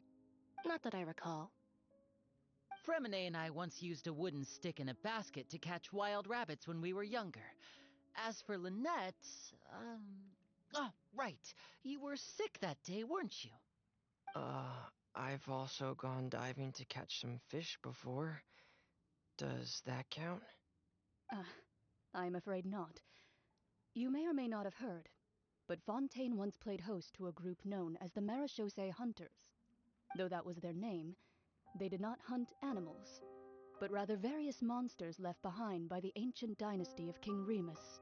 Today, Fontaine's monster population has already thinned greatly, so the hunters have blended back into society, taking up arms in other lines of work. They even left a unique methodology of hunting in their wake. A trap comprises of the following components: bait, a trigger, and a containment device. Sometimes a lethal implement will also be necessary to deal with the prey. So, if we were to build a trap together, right now, what would you choose to build it with? For me, I would prefer something basket-shaped. Pigeons and rabbits will see the bait and naturally enter the snare. Our line of work requires a deft hand, and we're some of the best in the industry, so you can count on our techniques. You used some of those techniques while moving the people of Poisson, didn't you? My subordinates mentioned that you even performed some magic for the bawling children. Yes, and I even managed to gather some intelligence in the meantime. I'm quite the multitasker if I do say so myself. I'm afraid I can't claim that as my strong suit. I prefer more stable methods, like placing bait in the water and waiting for the fish to come within reach. That's the kind of method I would count on. Calm and steady. Exactly the kind of person who would catch loads of fish. And I can be their assistant. With discretion, I'm sure. I'd probably use some sort of mechanical animal. Papa once bought me some small clockwork squirrels, mice, and such.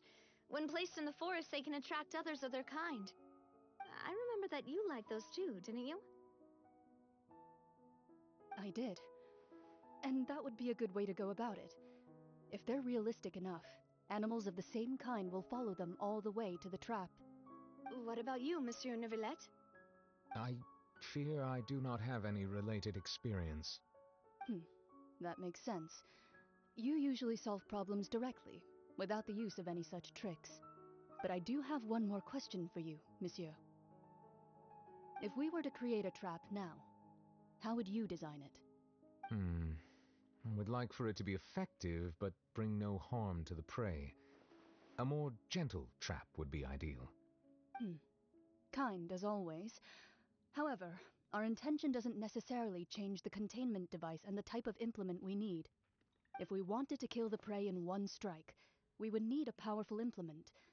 However, that also goes for prey that must be captured and safely contained. Wait, why's that? Only a hunter who's a true expert at subduing their prey can snare it without harming it. The line that divides life and death is often exceedingly thin. So, are we going hunting together? Huh. We hadn't thought of seeing ourselves as hunters. It kinda works, but maybe it's still not the best metaphor. If our means of capturing and dealing with our prey is to put them on trial, then the hunting metaphor is actually quite accurate. But we shall require much more courage than any hunter to judge a god, a being whose seat is an exalted throne. Oh, so that's what's going on. Sounds very interesting.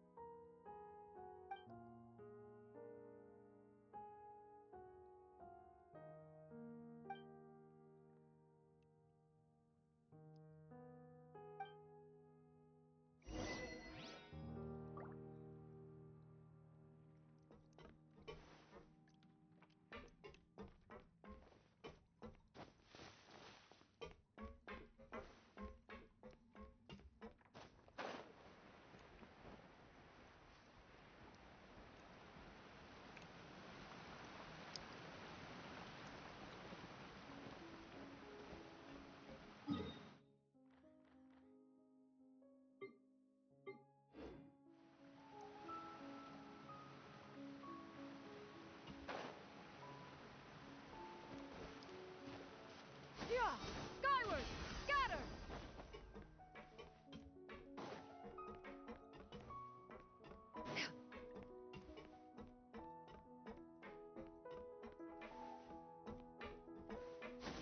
Skyward! Scatter!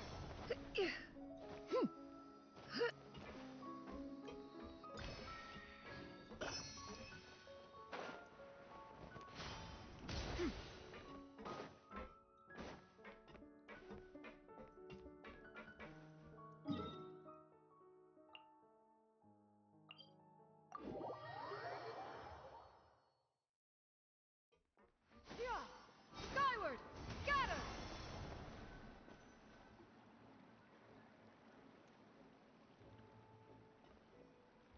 Whew. It's been a tough few days, hasn't it? So much has been happening.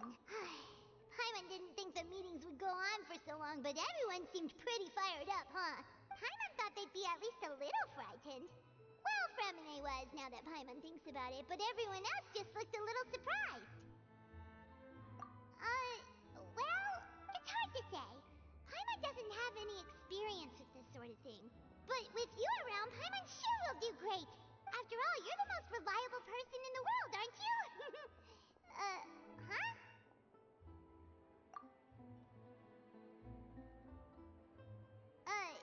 Did you just pour some tea? Paimon didn't notice you doing that at all.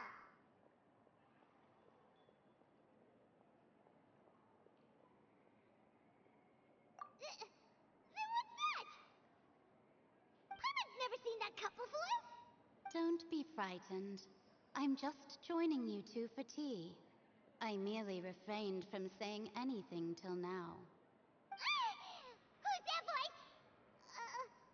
But there's no one here. Aw, have you forgotten me already? Wait, you are familiar. You're the voice we heard from the sky in Sumeru. The voice from the sky, I fear that description is wrong. Though, not completely wrong. You're feeling lost now, just as you were feeling previously.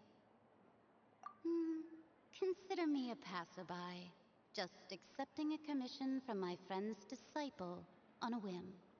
The prophecy. Yes, what has been prophesized will be fulfilled. You may view such things as the history of the future. What? Then is there any way we can stop it?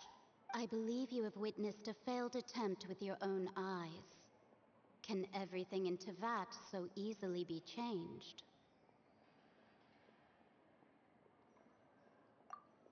Ah, so you've caught on. Justice prophecies are usually only the future as seen from the perspectives of the gods. Could things be happening in hidden corners where the gods' gaze does not fall? Are the things that you shall see different from the fate that the gods perceive? What is she talking about? It all sounds really impressive and important and stuff, but it also sounds kind of scary. I believe that you understand, right? Some things are insignificant, but others you must reach out to change. Ultimately, fate shall serve as your only guide, no matter what will happen in Tevat's future. All you need to do is to play your part. This was good tea, by the way. Thank you for your hospitality. Well, that'll be all for today. The voice. It's gone.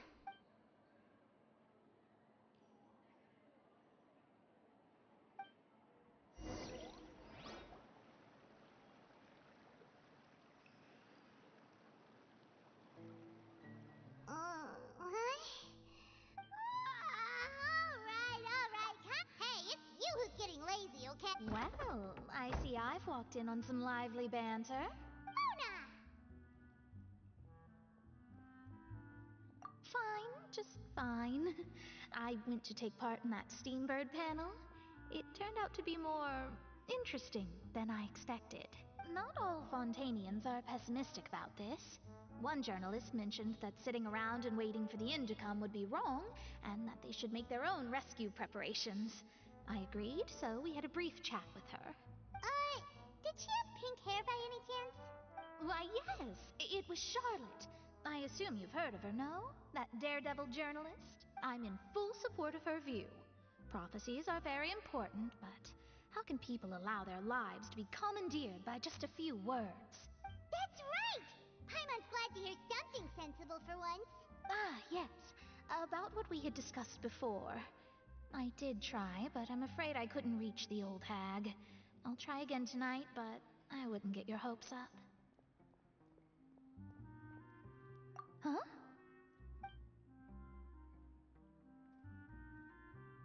Goodness gracious. Are you serious? She said that even the god's gaze has blind spots. Pretty bold if you ask Paimon. Most people would believe the gods to be all-knowing, right? The Hexen Circle members are certainly anything but ordinary. As for the mage named N, the old hag has mentioned her a few times. She said that N's sense of direction is incredible, and that she loves guiding those who are lost. But I've never met her, and if she were still alive, she'd be... well, suffice it to say that the hag's at least a few hundred now, and N's been around for longer than that. Whoa. The Hexen Circle sounds like a scary group. But they must really stay in shape to live so long. Their abilities alone are pretty terrifying. If she came to see you personally, then the problem you're facing must truly be of great importance. Well, it's not like Paimon could understand anything she said. Yes, she was quite cryptic, but I suspect she means that there is still a way to turn things around. She didn't say when or what that would be, though, so... perhaps it is something that you cannot know right now.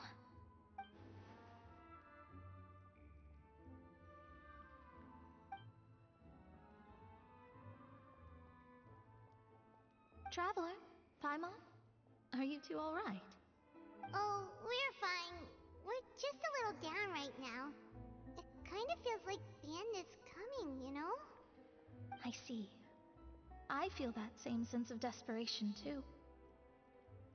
I guess you could consider me someone who has often witnessed fate. So far as I have seen, it cannot be swayed. But even so, I still hope for, and believe in, miracles. Astrology is eternal and rational, but fate may not be. It is cruel, but it can also be beautiful. Perhaps that's what En was trying to tell you. Not to lose heart, and to believe that what you are seeing playing out before you is not yet set in stone. I did originally think of steering clear of all this, but I couldn't. Even if this is all futile, I still wish to help everyone. If we don't struggle to the last, then how can we face the end when it comes? Huh. You do have a point. There I go, talking about astrological principles again. Sorry about that. The moment I start talking about work-related stuff. I need to get going.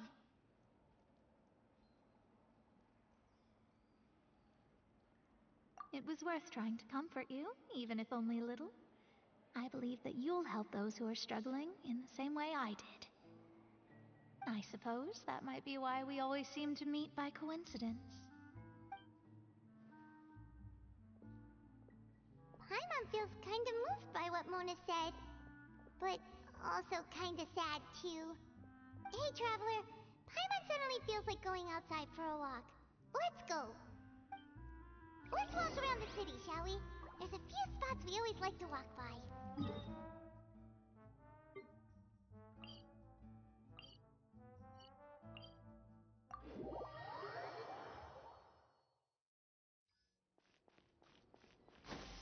Skyward! Scatter!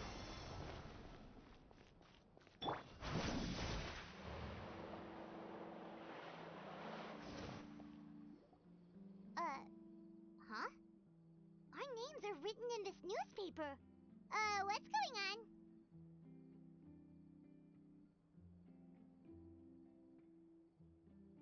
Let Paimon see! The underwater stronghold, the Fortress of Meripede, has continued in its noble autonomy, but that does not mean that others cannot interact with it. My recent attempts to enter the fortress bore little fruit. Huh.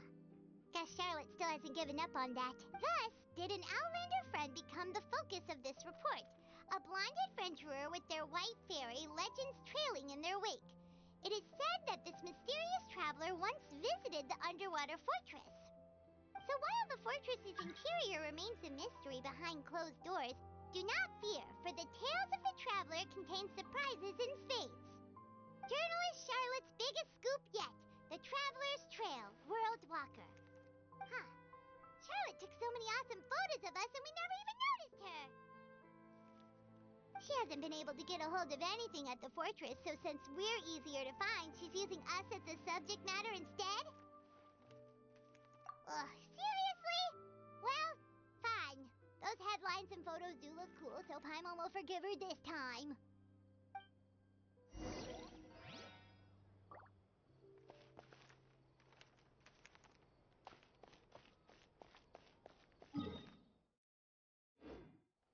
Yeah!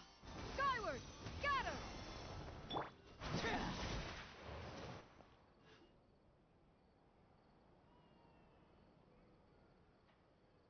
We're here! Paimon's hungry. Should we go in and get something to eat?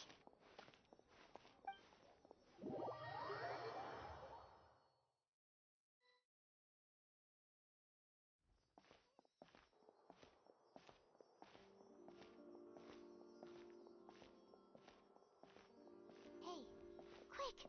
Look! That's the limited edition only 16 slices a day cake!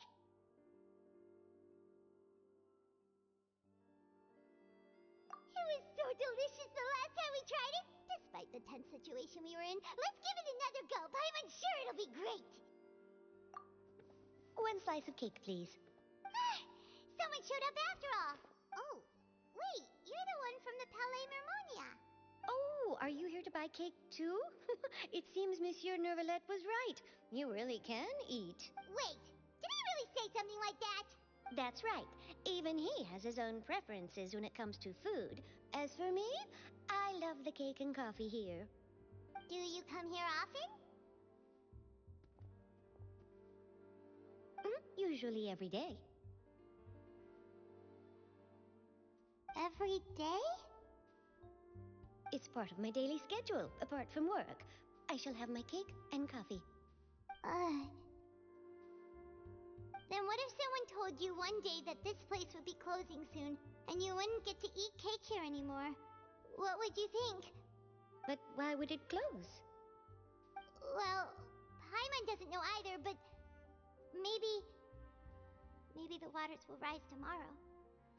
You know, like in the prophecy. Oh, the prophecy. To be honest, I haven't paid much attention to that. No. Still, even if there'd be no more cake tomorrow, that wouldn't keep me from having some today. No.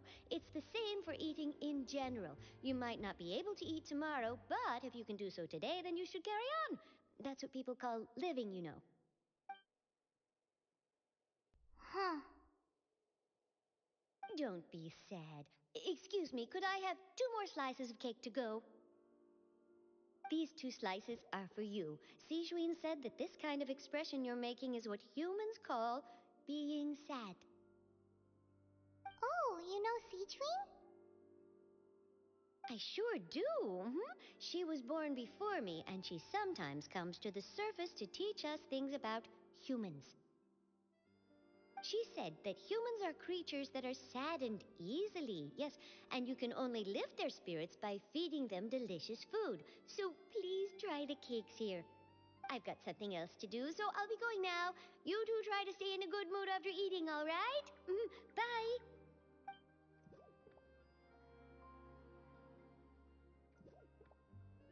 And there she goes.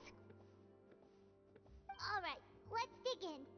Paimon's sure this cake will be delicious. It's more delicious than last time, and the flavor gets even better with a sip of tea. It sure would be nice if we could come again tomorrow. Sure would be nice if we could always eat delicious food here.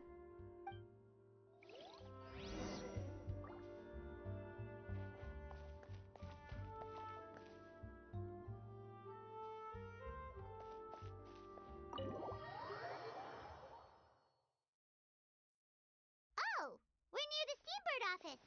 Let's go look for Charlotte and have a chat.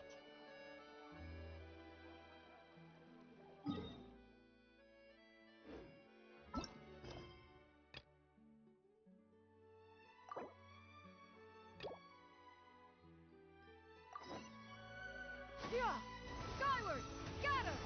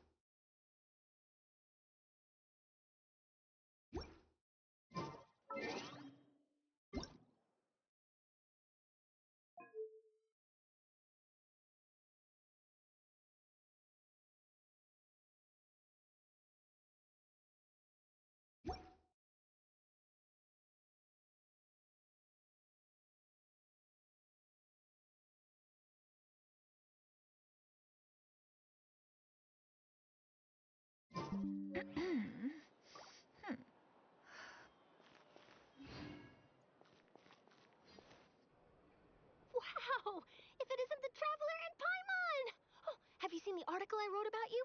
Ha! You've got some nerve! You just used us to make some quick mora! Oh, you needn't worry about that. I heard that you were in Poisson some time back, so I sent you a letter to discuss just that. It's all right, though. I've set aside the amount intended for you. I've even set the table with some food. Really? Oh, you're the best! You're almost a little too easy to win over, Paimon. Oh, Paimon knows you're not like that. Still, what brings you here all of a sudden? Were you looking for me? A friend of ours met you a while back, and when she mentioned it, we thought of coming to see you. Her name's Mona. Ah, so you know Miss Mona as well. She's a guest columnist for our paper. A really good one, too. She's so young and already such a brilliant astrologist. So she mentioned me? What did she say? She said that you're a real daredevil of a journalist.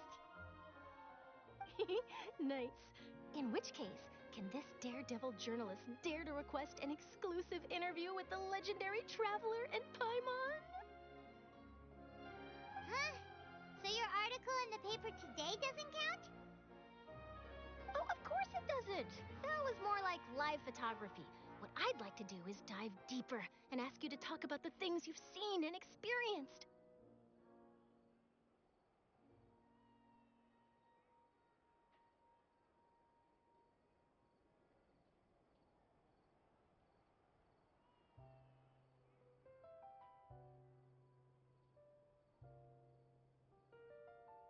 Request approved. Yeah, are we even... Let us have at Why the end of the world you're worth an interview, conversation. then you're worth it.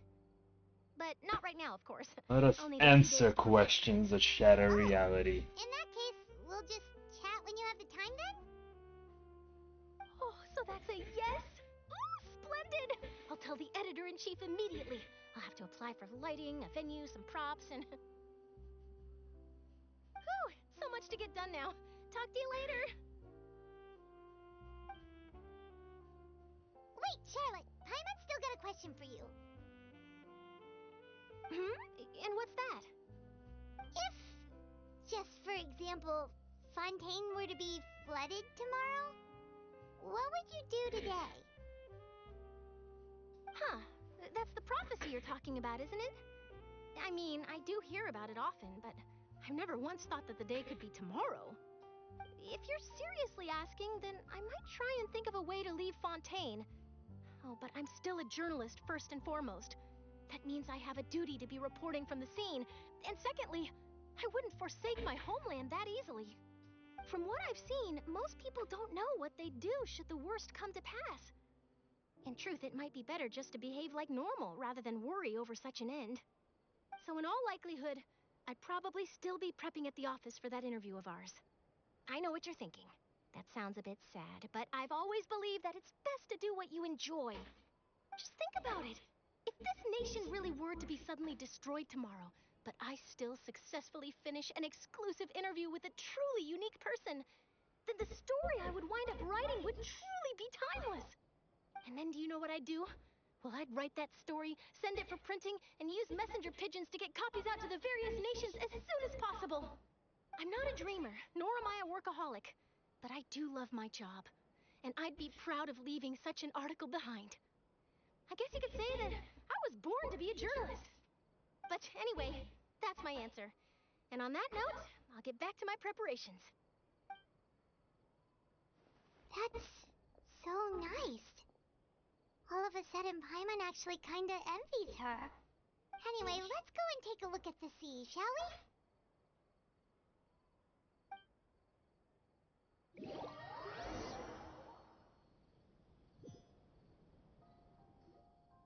The sea breeze and scenery can be a pretty soothing combo, huh?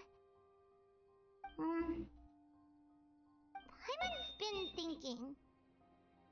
If it wasn't Fontaine, Oh no. or all of Teyvat Paimon's that been would thinking. be destroyed tomorrow, where would we go and what would we do?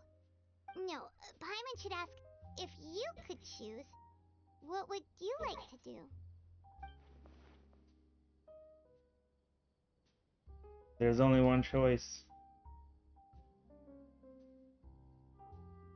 We've always been moving to the next destination, so we haven't spent much time thinking about these we didn't have to either, with us always being on the road and whatnot. There would be the choice to return to the Corridor of Worlds and see if time manipulation is really a thing, and maybe try to win against the God of Principles, aka another Paimon thing. Or the Paimon. Who knows? You mean, still traveling? Huh. Wait, isn't that what we've always been doing?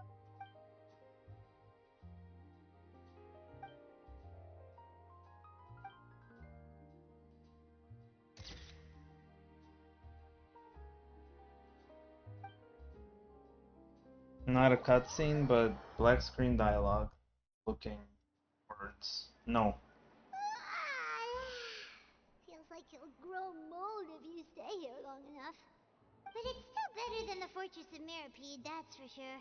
It's not only damp there, but salty too. Ah, so the two of you are still here. Wonderful.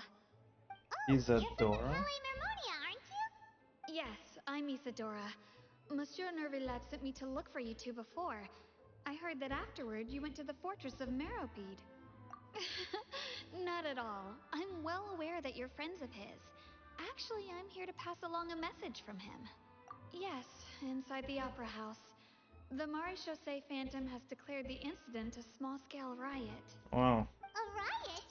Well, that said, I don't personally think it was that serious. Lady Farina was watching a performance at the Opera House, and while she was resting during an intermission, some other audience members suddenly started harassing her, loudly accusing her of doing nothing about the prophecy crisis. And before she could respond, others started to join in. The crowd continued to grow, and protests against the Hydro Archon started to break out. So people have started to put the blame on Farina. Guess they finally found an outlet for the pressure they've been under due to the prophecy. I agree. People will naturally rely on gods, as is customary. But the moment people feel threatened, gods are also the first to be blamed. So what happened after that? Is Farina okay? Seeing that the situation was spiraling out of control and that further argument was pointless, she claimed that she'd gotten tired of this and left in a hurry. The Maréchaussée Phantom had their hands full maintaining order and did not catch where Lady Farina had gone. Only when things had stabilized did we realize that she had gone missing. So, you mean she's still missing? That's right. The Maréchaussée has dispatched many people to search for her, but we don't have any leads yet. That said, I don't think there's much to worry about. She is a god after all. Even if she were to fall into the hands of rioters, what could ordinary people do to her?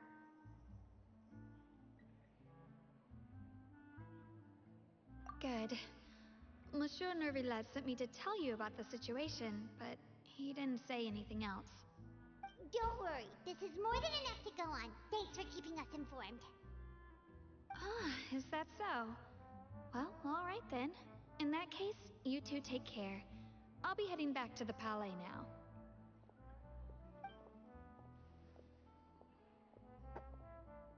Well, sounds like we should hurry over to Poissal then.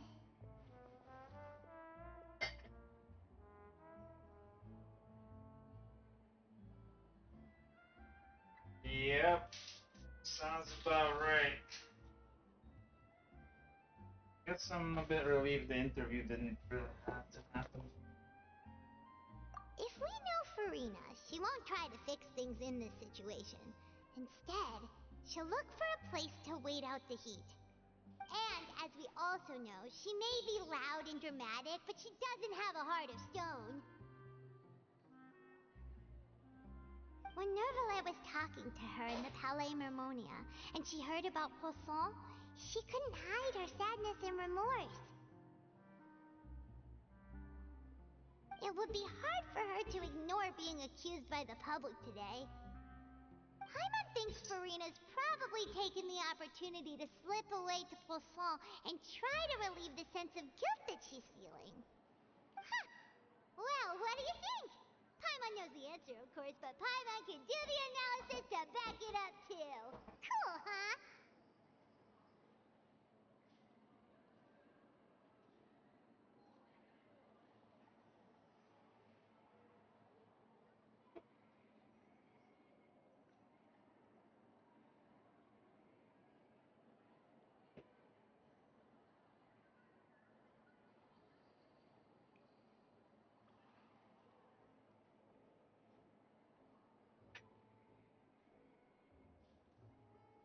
that case, there's not a moment to lose. Poisson, here we come!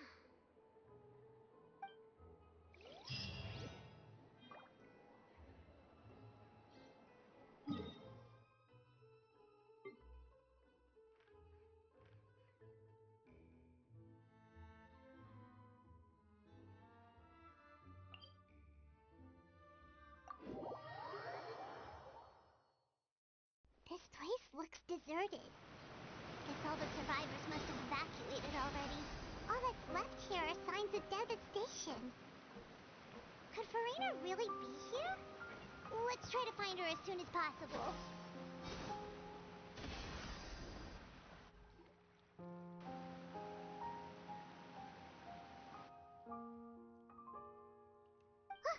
That's Farina, right over there. She really is here all on her own.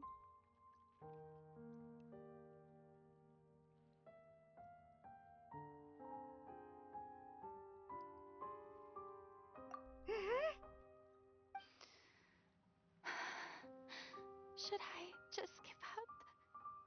This is all meaningless. What was meant to happen did happen after all. Everyone's dead. I'm sorry. I am so sorry. Give up, Farina. There's no point in holding out. I'm sorry. But what can I even do other than to repeat meaningless apologies over and over? Who's that? Don't worry, Farina. It's just us. So it is you, blonde traveler from another land. Why, I almost thought you were someone from that mob of my ignorant subjects, come to kneel and beg for my forgiveness. Farina, you were crying just now, weren't you? The tear stains on your face are obvious. What do you mean, tear stains? Oh, I remember. The show at the opera. Wow, she's gonna lie hard. So moving. I'm still trying to process it. Who did that uncivilized rabble think they were, disturbing my enjoyment of the arts? They even dare to tout their Archon. I must teach them a lesson. I can just imagine their twisted and frustrated faces once they realize that I'm nowhere to be found. Oh, and I'm sure Nouvellette and those people from the Maréchaussée Phantom are freaking out right next to them, too.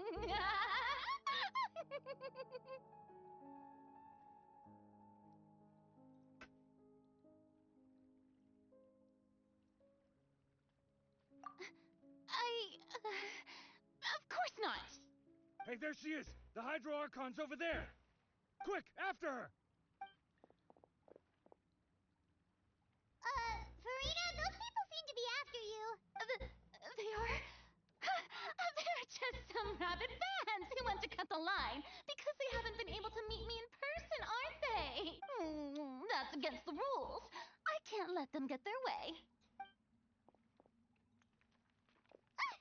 Farina just ran off. Quick, we have to catch up with her.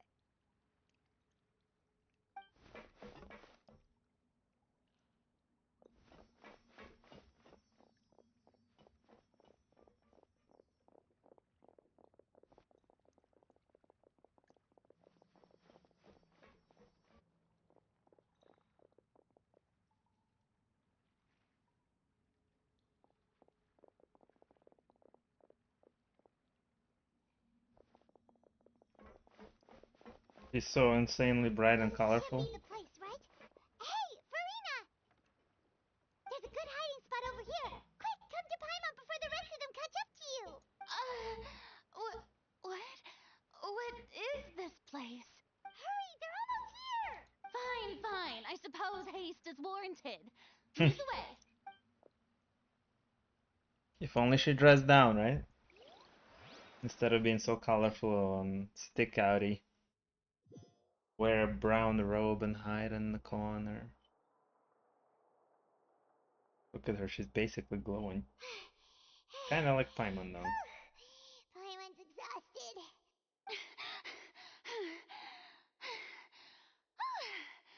I'm so tired.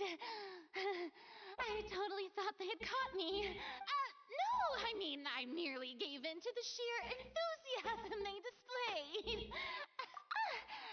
You're right. Yep, that's a good girl.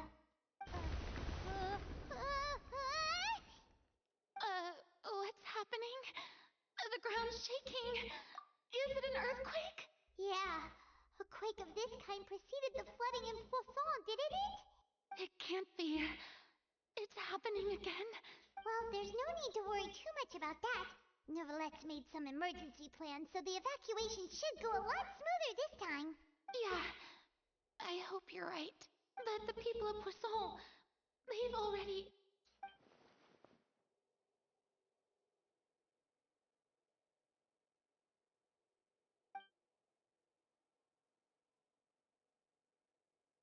It's true. I've been investigating the prophecy for hundreds of years. I once had informants all over Tevat, searching for clues and feeding information back to me. I've tried all kinds of ways, too, to hold back the sea. Anything to keep the coastline from advancing. But all my efforts proved to be futile in the end. Really, the truth has been clear to me for a very long time. We cannot make an enemy of the divine. No matter what we do, the will of the heavenly principles will have its way, and the prophecy shall be fulfilled. Give up. I do love the sound of that phrase. It would mean finally coming to terms with fate, but also for me to finally be free. Indeed, I've thought about giving up so many times, especially after we almost lost Poisson. Fate is really unreasonable, isn't it? It has no heart and obeys no rules. After we almost lost The Poison? prophecy has only just started to come true, and so many people have already lost their lives. But just now, it all became clear to me. I still don't have the right to come to terms with fate on behalf of everyone else. As long as the final moment hasn't come, it's still not too late. Don't worry. I will keep hope alive for everyone until the very end. Well, that's enough for now. I got the impulse to play the stricken maiden, but honestly, considering my rank and station, that wasn't a good fit at all. Don't take any of what I just said seriously. How could I possibly let Fontaine fall to the whims of trivial prophecy? Come on! Paimon could have sworn you were actually being honest just now.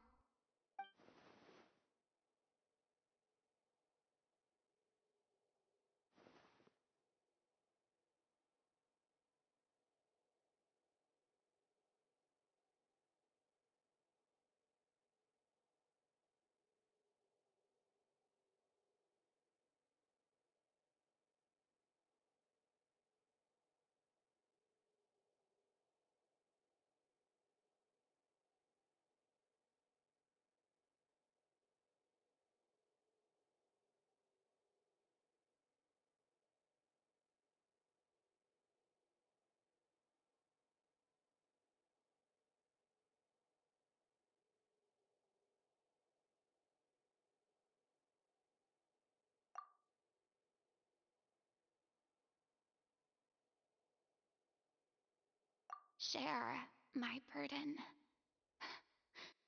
That's impossible. It was fated right from the start that this would be my duty alone.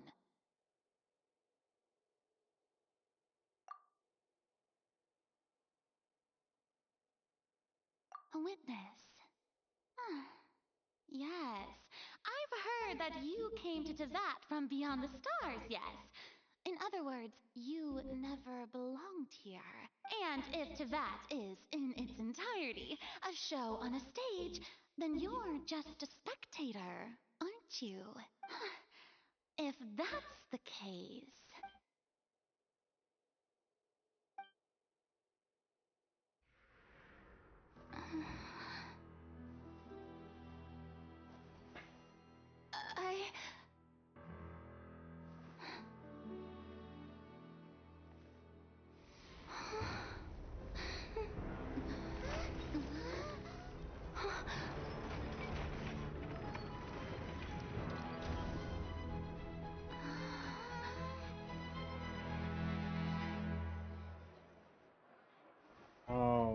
shit.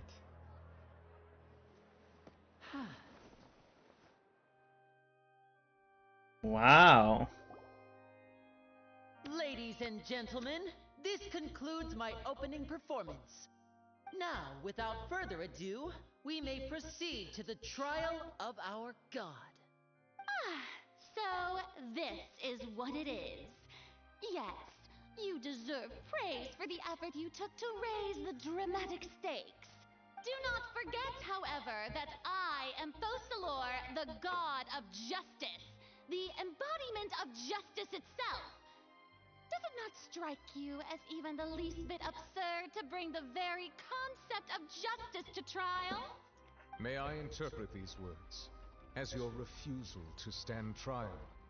In that case, you will have the opportunity to defend your honor through a duel. You would draw your blade against a god?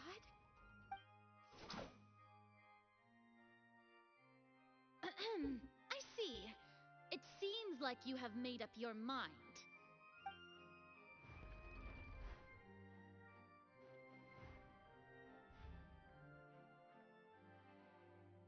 Paimon can't believe it. She just surrendered.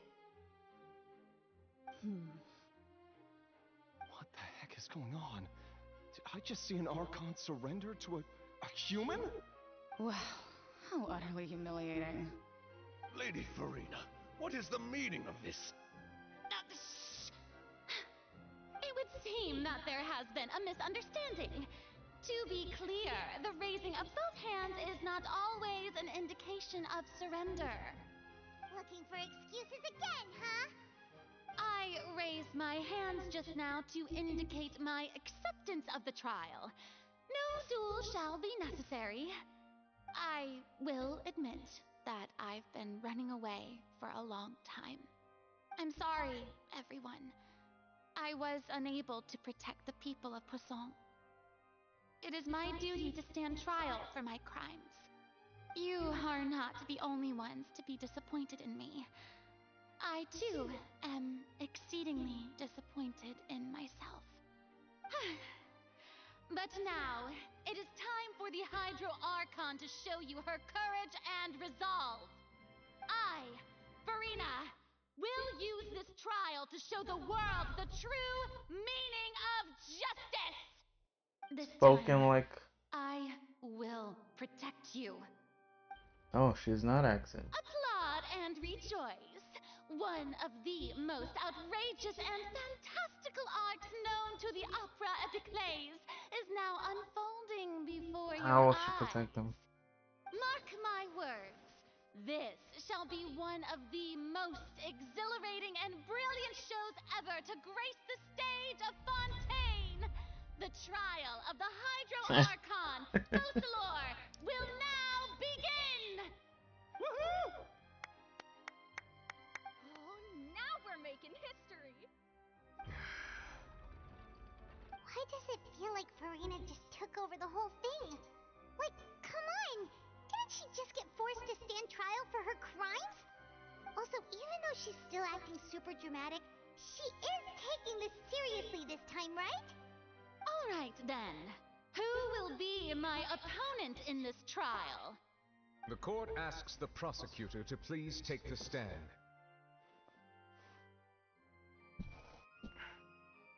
Is that so? Very well. Then please speak, witness of Tivat, my accuser and fated opponent.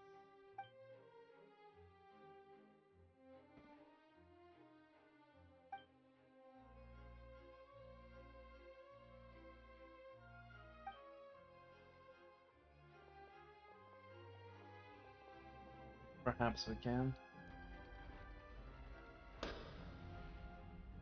Also, please allow me to ask, as a final question before the trial begins.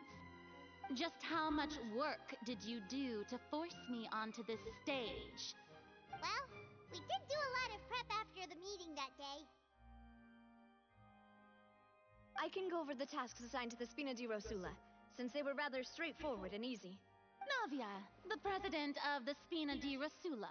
Most of the people who participated in the disturbance this morning were my subordinates. They changed into plain clothes and came to the Opera House as regular audience members, waiting for the perfect opportunity to incite insurrection against you. The people's resentment against their Archon has been building as more and more of the prophecy is fulfilled. A spark was all we needed to turn smoldering anger into a flame. Moreover, according to our understanding and analysis of you, when something like that occurred, you would likely flee the scene and head to Poisson by yourself. So, we arranged for a second group to lie in wait there. So, you mean, the ones who scoured the settlement for me were also from the Spina? And their goal was to force you to step into the giant magic box so you may personally participate in the greatest magic performance in all of Fontanian How history. did they take that giant thing to court? That's right. That house was a magic box, rather than someone's residence. As the super ultimate version of the setup that I used when I first performed at the Opera Epiclese, the volume of the box was increased by a whole order of magnitude, and the distance it traversed was the entire gap between Poisson and Arenias. It was an Archon instead of a human. My thanks, Farina. Without your help, we could never have pulled off such an extraordinary performance. You're welcome? Of course, this performance was only made possible with Father's support. The House of the Hearth spent a massive amount of labor in Mora to pull this off. We had to select a location, construct the giant magic box, dig a tunnel, and open up a path through the water. It was a lot of work for all of us. So, in other words, the earthquake that we felt within the giant magic box was just a normal tremor from the transportation of the whole house? That's right. It wasn't a sign of another disaster to come. Then, I can guess Nervilette and Cloran's parts. You gathered a crowd, prepared a stage, and made sure that the champion duelist would be immediately ready for a fight. Also that as soon as I appeared on the stage, the trial may commence without a hitch. Am I right? Yes, that is correct. Well, Clorand, I must commend you for your courage. Only the most outstanding champion duelist in all of Fontaine would accept a duel with an Archon without flinching. Thank you. As for you, Traveler, I suppose your role was to keep me distracted with conversation once you found me in Poisson. You'd make sure that I didn't notice anything amiss before revealing yourself as my prosecutor once we'd arrived onto the stage. Oh?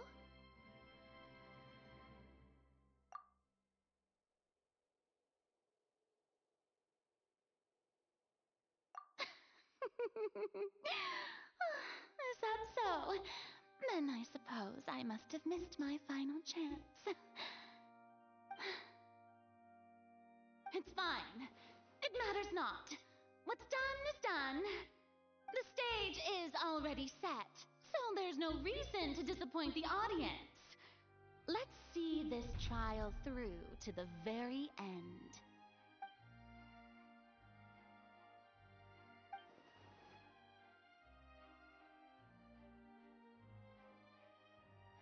Madam Prosecutor, please allow me to pass this along. This is a document that Miss Charlotte applied for and received permission to share with you during the trial. According to her, it should speed up proceedings. Huh? Charlotte wanted to give us something? Oh, so she's here too! Hey, Charlotte! Oh, let Paimon see.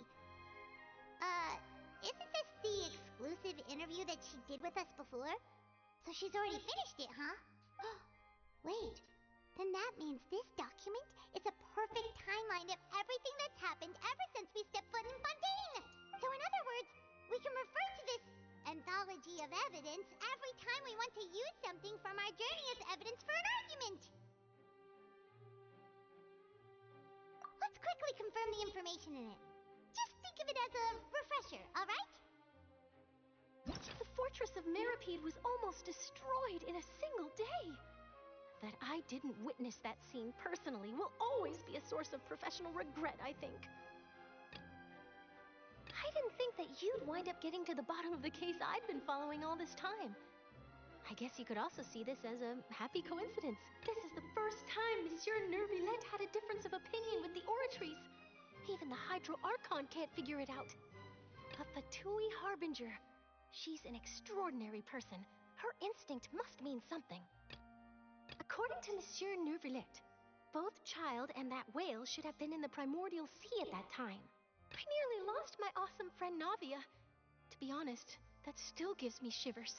The words of someone as extraordinary as a witch can probably only be truly understood when something surreal happens to you. The words of someone as... Okay. You defeated the Hydro Archon in the very first duels you took part in at the Opera House. That's one for the history books, all right.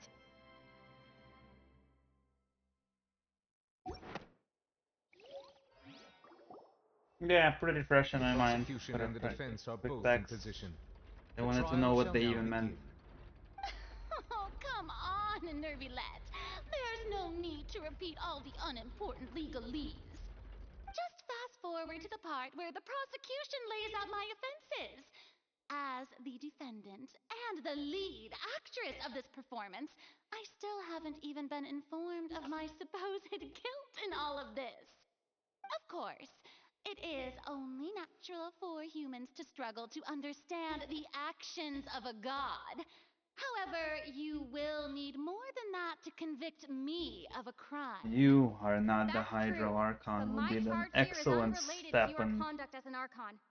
Instead, I would like to charge you as a fraud who's never been the Archon in the first place. Well, I guess we did the thing. What was that? Lady Farina's a fraud? I guess we could have... I guess she did the thing I thought she would. To try the Hydro Archon for forsaking her duty, but did I hear that right? She's not our Archon at all? Charge accepted. Lady Farina, do you plead guilty to the charge? MC spoke.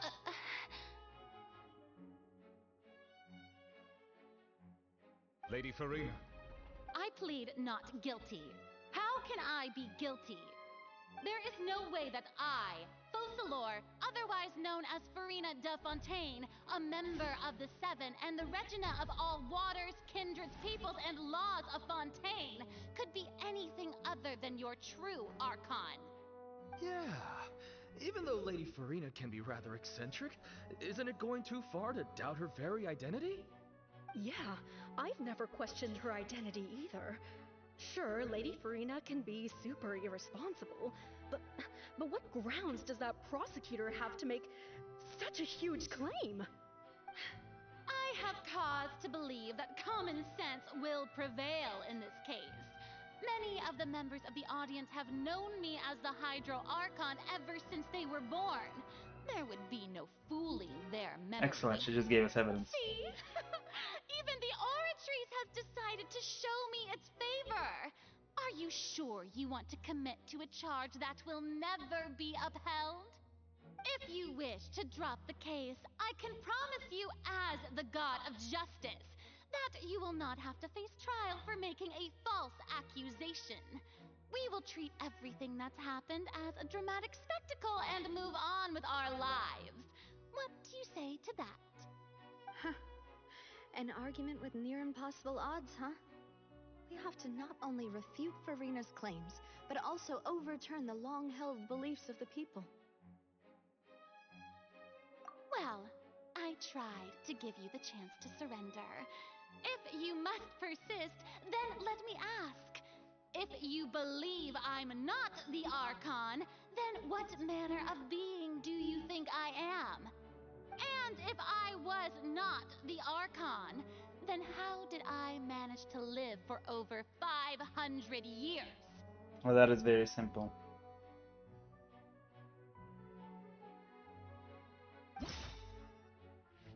I know that he's been a puppet, right?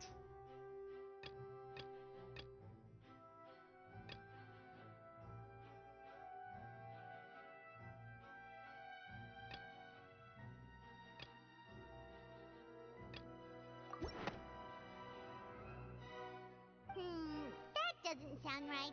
Paimon doesn't think this clue can be used as compelling evidence.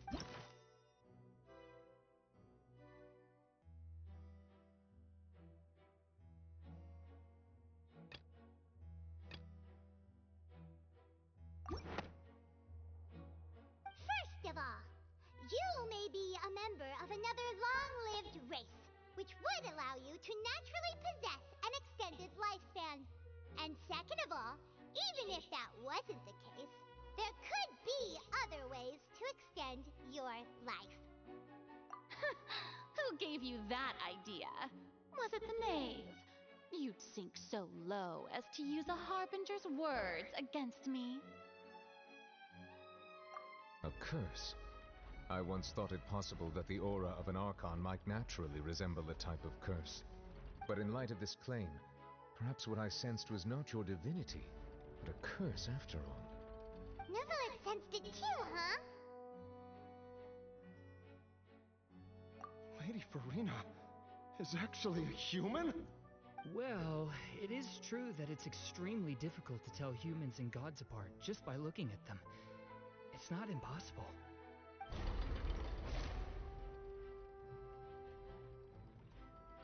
Well, don't start celebrating too early now.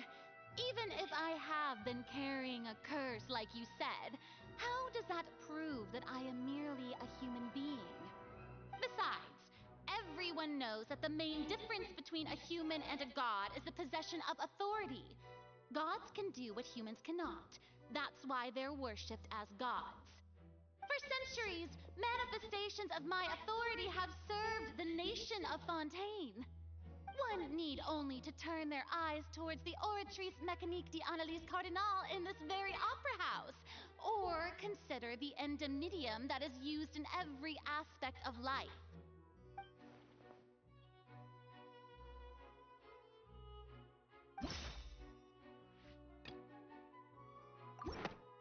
That's an easy select.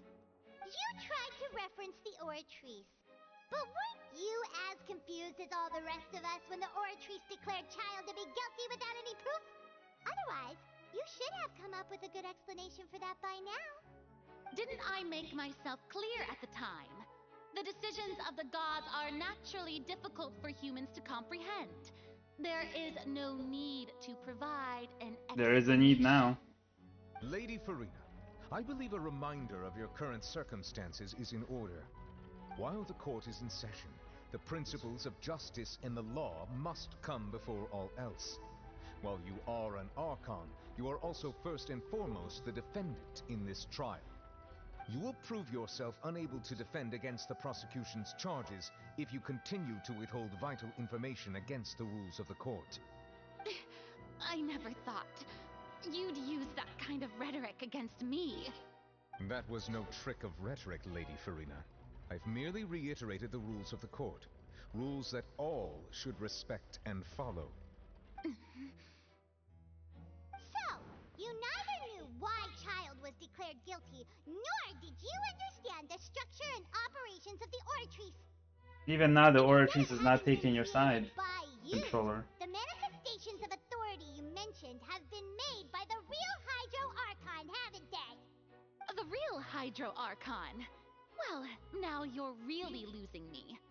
It is true that I did not know why the Oratrice gave out a guilty verdict that day. But the Oratrice handed out that verdict unilaterally, and it has been operating independently ever since it was first created. You can't argue that just because a divine creation is flawed, that the god behind it must also be no god at all. She's still throwing out all kinds of excuses. Seems like she's confident that we won't be able to produce proof that she has no power over the Oratrice.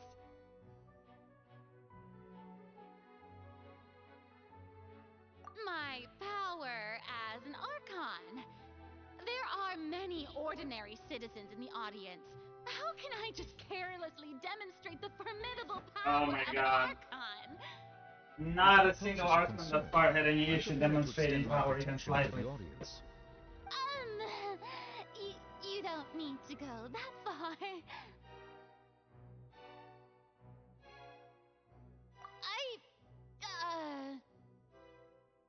Aren't you the Hydro Archon? Or is it that you can't even wield the power of Hydro, much less the authority of a god? Indemnitium! Yes! It's all because of Indemnitium! All Archons derive their power from the faith of the people, and I've converted the people's faith in justice into Indemnitium! Thus did I give up all of my divine power to provide everyone with energy for their daily lives. Have you ever seen a more magnanimous god? Isn't that a huge stretch? Yeah, no matter how generous an Archon can be, how could they give up all their power? Can a god with no power even still be called a god? It seems like nobody's buying Farina's excuse. Hey, come now, everyone. Please don't stare at me as if I was a liar. I'm still the same Farina you knew, right? The one that you loved. Shouldn't you want to believe in me? Please? You've got to believe me. If what the prosecutor said is true, she really has committed a grave offense. Did she deceive all of us? And all of our parents and grandparents too?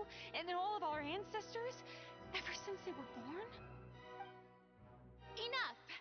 That's enough. Tell me then, if I'm not the real Hydro Archon, then who is? If you have no evidence of another Hydro Archon's existence, nor can you find anyone who can back up their claim to be such, then what grounds have you to say that I'm not actually the real deal? Wow, she came up with yet another argument. How can we refute her now? Seems like she really doesn't want The to hear tablets.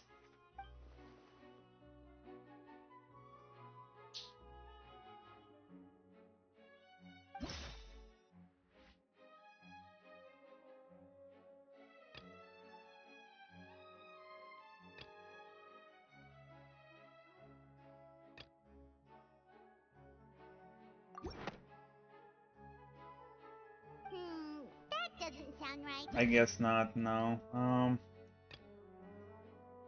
What this one? That doesn't sound right. Yeah, That doesn't think this clue can be used as compelling evidence to...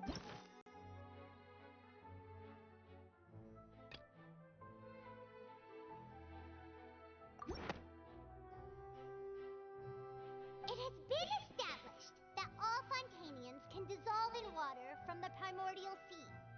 And that means... Since you insist on claiming to be a god and not a human, then there's a method that you can use right here and now to eliminate all suspicions of you being the latter. Miss Navia, please apply to serve as a temporary attorney for the prosecution before addressing the court. Though you act in partnership with the prosecutor, you must still adhere to proper procedure. Super sorry, Monsieur Chief Justice. I swear this really will be the last time that I'll speak out of turn. Now, I've brought some seawater from Poisson.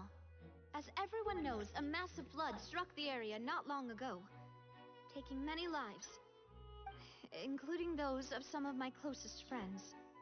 So, Miss Farina, would you dare to touch some of this seawater?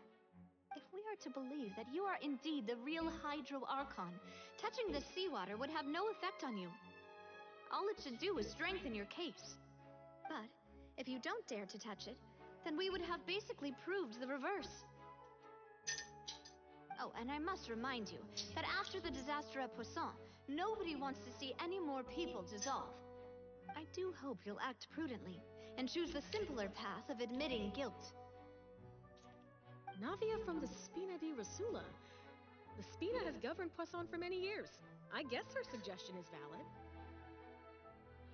If Lady Farina is indeed just a human, she's probably Fontanian like all the rest of us.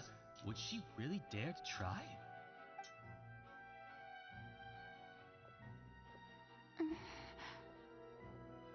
She's also cursed.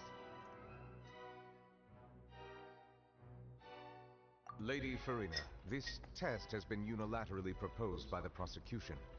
As it falls outside the realm of standard court proceedings, You possess the right to decline participation. Well, of course he had to tell her that. But refusing to participate is basically the same as a confession of guilt. She's just staring at the water without saying a single word. It really does seem like she's quite terrified of it. That could only mean... What's going on? Is she really planning to... That's not what we thought she would... Due to the inherent risk of the test, Lady Farina, you may... Hey! It is diluted though.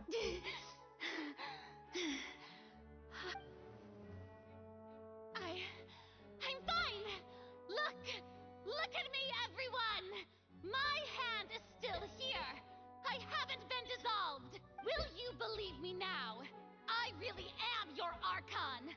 I'm nothing like a normal human who would fall apart as soon as they touch this water! Really, was this not the most obvious thing in the world? Miss Siegewin? If you're present, Miss Siegewin, please come forward and attend to the defendant. Siegewin? Don't be nervous. It'll just take a few seconds. Let me see. That should be enough. Please announce the results of your evaluation to the court, Miss Siegewin. As everyone doubtlessly saw, Miss Farina was displaying symptoms of hyperventilation and flushed skin. These indicate that she was experiencing the adverse effects of exposure to primordial seawater. The extent to which she was affected is the same as other humans when exposed to primordial seawater of a similar concentration. Thank you, Miss Siegewin. Lady Farina, you may return to the defendant's stand. Oh wait, what did she just say? I didn't get dissolved! Shouldn't that be enough to prove my innocence? Well, considering your tendency to run from your problems, we did originally prepare a direct sample of the seawater around Poisson. However, after extensive discussion, we exchanged it for a sample that is not concentrated enough to dissolve an actual human. After all, on the off chance that something entirely unexpected might occur, we don't want anyone else to lose their life to the sea. Yeah, so out of regard for Farina's life, you secured a low-concentration sample and asked the head nurse to serve as an expert witness. It's a great thing that the direct sample wasn't actually used. Farina could have... I can't believe... You...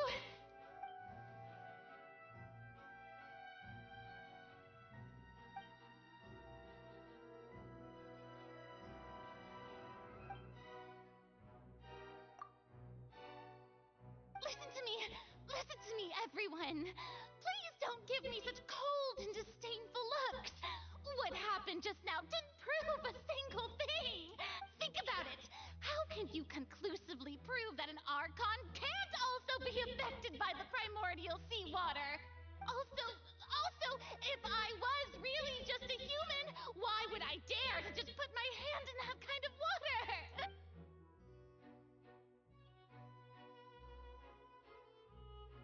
Please, everyone, anyone, just listen to me. I swear, I really am your Archon.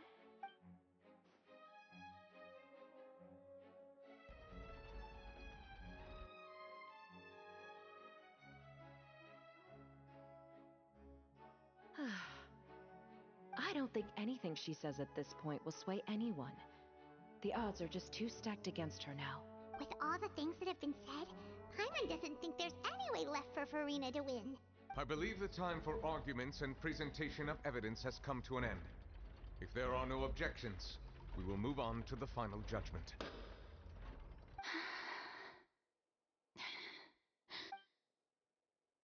I don't think anything she says at this point will sway anyone. She's too stacked against her now.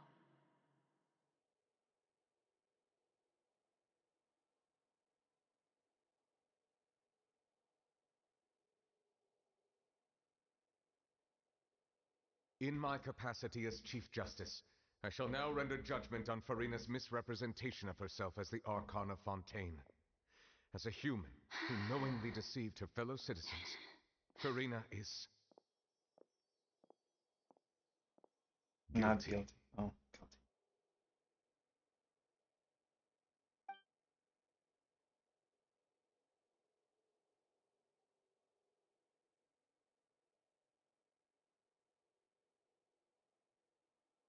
We shall now turn to the oratrice mécanique d'analyse cardinale to render the final verdict on the charges.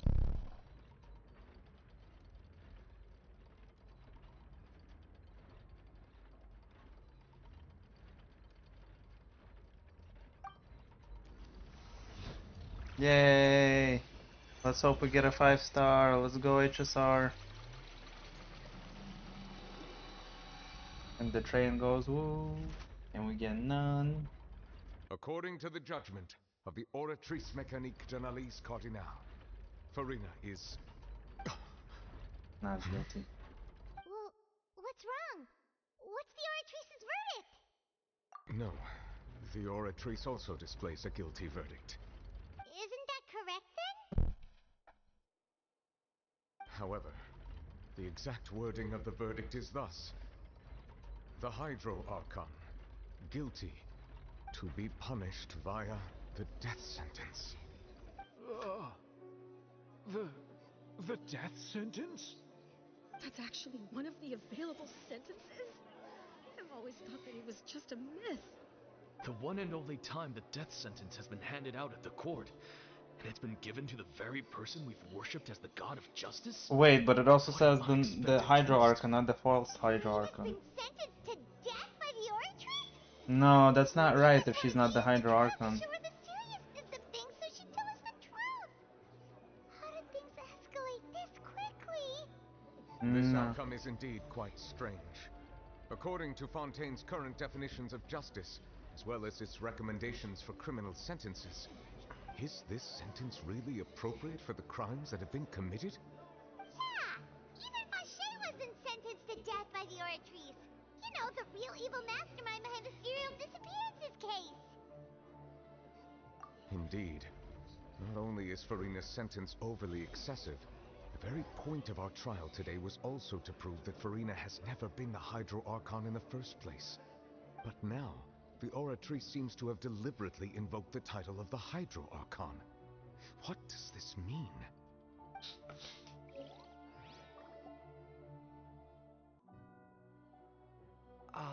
Excuse me, if I may interrupt. Is the trial still going? Fremine! You finally made it. I assume this means you've completed your mission? Mm-hmm. Any mission Father assigns to me will always be top priority.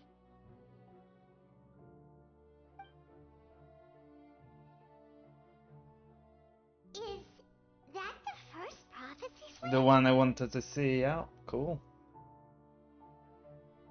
Huh. So the knave privately arranged for Fremine to try and find the missing slate. I Let's looked go, everywhere knave. and finally found it at the bottom of the sea. It took me a long time to get around some dangerous stretches of water. But has the trial already concluded? Then doesn't that mean I've come too late? Thank you for your hard work, Mr. Fremine. Please allow me to review the record left on the slate. Traveler, I believe that you have already seen the other existing slates, and would like you to come here and confirm their contents. Yes, boss. Huh? So what do you see? What is it?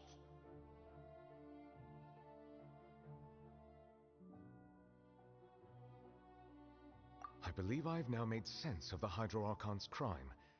It has to do with Fontaine's lost history. Huh? Isn't the Hydro Archon just guilty of deceiving her people? Oh, wait, no, that's Farina, and we've already proven that she's not the Hydro Archon. So when you say Hydro Archon, do you mean the real Hydro Archon we've been kinda talking about? In truth, everything that you've encountered in Fontaine up until this point can be traced back to the contents of these stone slates. However, I'm uncertain as to how much sense they currently make to you. Okay, let's try to recall the contents of the other 3 stone slates. Paimon will do her best No, to help Paimon, you shut up and get lost.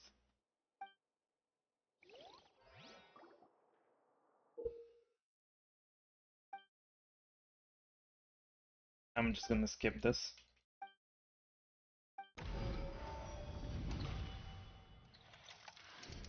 The first stone slate describes what you just said. It seems to show the previous Hydro Archon using her divine power, and then the Oceanids turn into humans. Sort of does what it looks like. Does that mean that Fontanians are transformed Oceanids? Oh, Paimon wasn't expecting that. But if Oceanids can turn into humans, Can we then call them Oceanids? perhaps this process can be reversed as well. The second stone slate shows Celestia floating in the sky, and the Hydro Archon and her people worshipping it together. There you go, worshipping it, not confessing sin. Still brought judgment down upon them. Ah, because they were already humans. This must be the point when the Hydro Archon and the Fontanians were branded with their original sin. Does this mean that the original sin and the Hydro Archon sin are the same thing? The third slate shows the Hydro Archon sinking into the sea surrounded by many people. That reminds Paimon, didn't we also watch that happen to someone else? Well, the fourth slate is the prophecy the Fontanians have been talking about. People dissolving into the sea, the Hydro Archon crying on her throne, and so on. We didn't believe that such a crazy disaster could happen at first, did we? But after that incident, it was just a question of when and not if.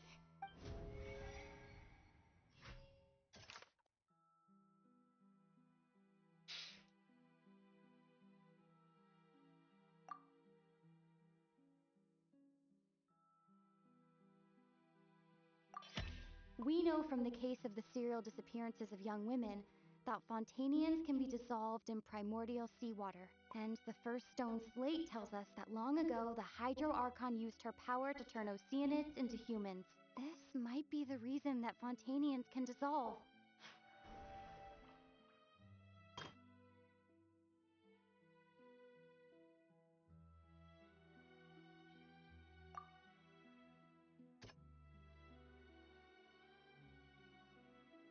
That doesn't sound quite right. Ah.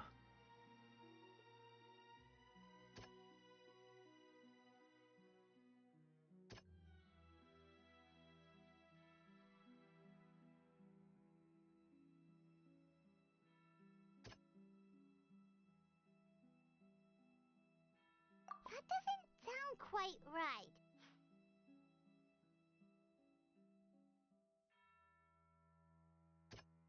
That doesn't...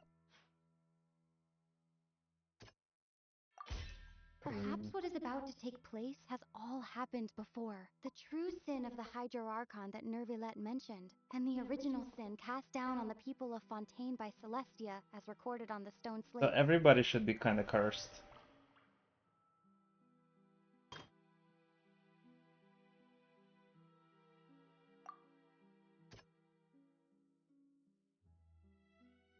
That doesn't sound quite right.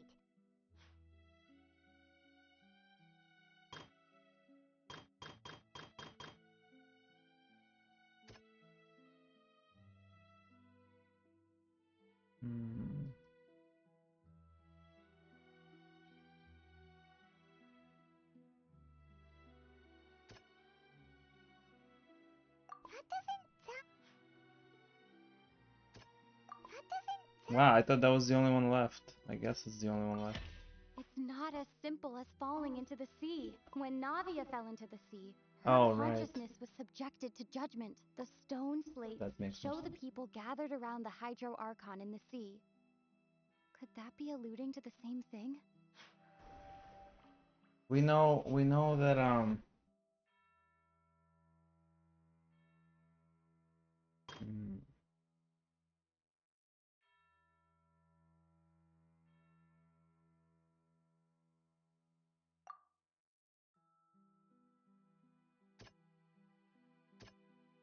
That doesn't sound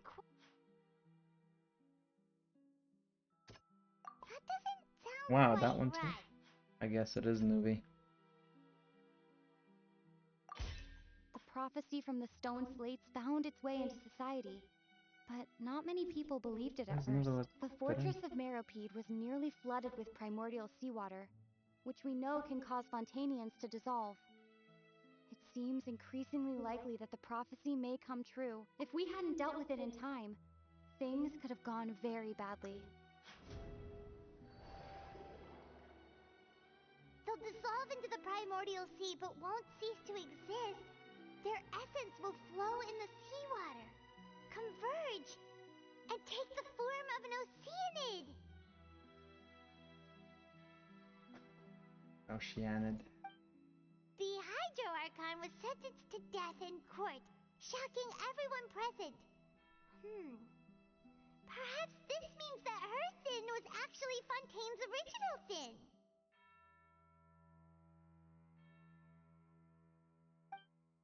Navia fell into the water inside those ruins, and she nearly dissolved.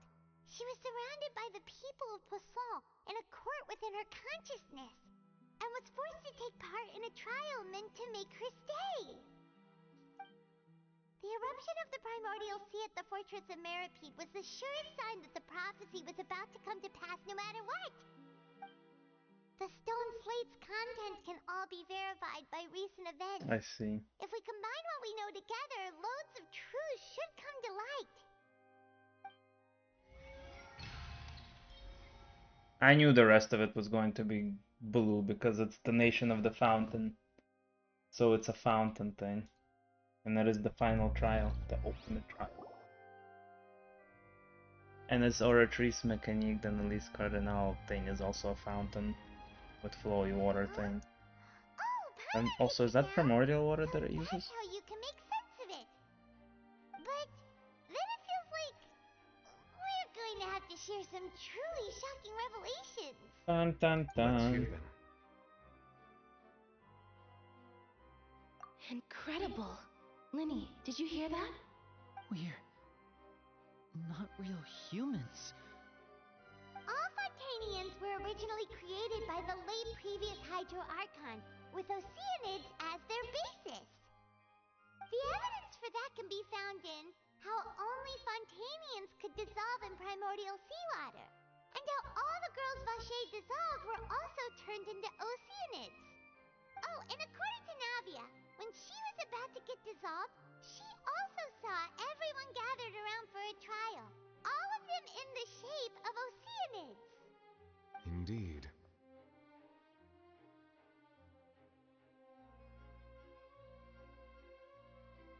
Yeah, and it follows from the content of the first slate that she probably anchored Celestia by creating humans without prior permission.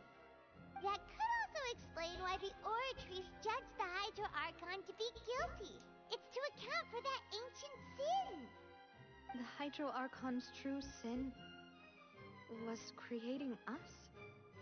And yet, after many hundreds of years, the Hydro Archon's creations have turned around to try to judge the Archon within the Opera Epiclese. The twists of history are often the most unexpected of all. Yeah, isn't the image here just like when Navia fell into the sea? So wouldn't it be trying to show the image of the Hydro Archon also falling into the sea once the prophecy has been fulfilled in the fourth slate?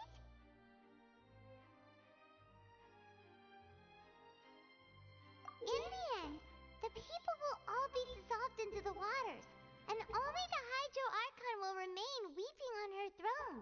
Only then will the sins of the people of Fontaine be washed away.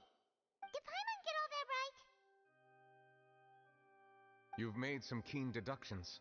I must say, given how much you still don't know, it is impressive that you've already managed to connect so many pieces of the truth. However, while you were able to decode all the information on the slates, they've also been etched with an additional layer of hidden information using a different power source. When we were at the ruins, I tried to decipher the hidden information recorded in the slates. But since we only had 3 slates at the time, I was unable to come to a full conclusion. Now that the slate collection is complete, I shall make another attempt to decipher the narrative recorded within. If everything goes well, we should finally be informed of the unadulterated truth.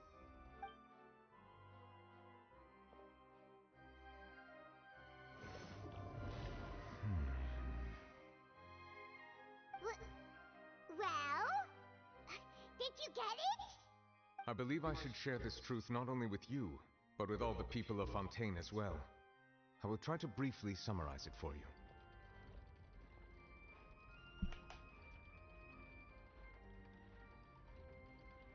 Your hypotheses regarding the origin of Fontainians and the sin of the Hydro Archon were both correct. In the Fontaine of old, the previous Hydro Archon sensed the yearning of her Oceanid familiars for life on land.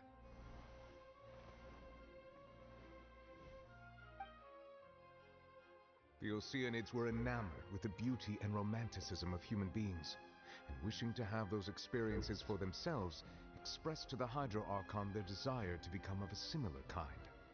However, even though water as an element is intricately linked with the power of life, the Hydro Archon, as one of the seven, did not possess the authority to create a new form of human life.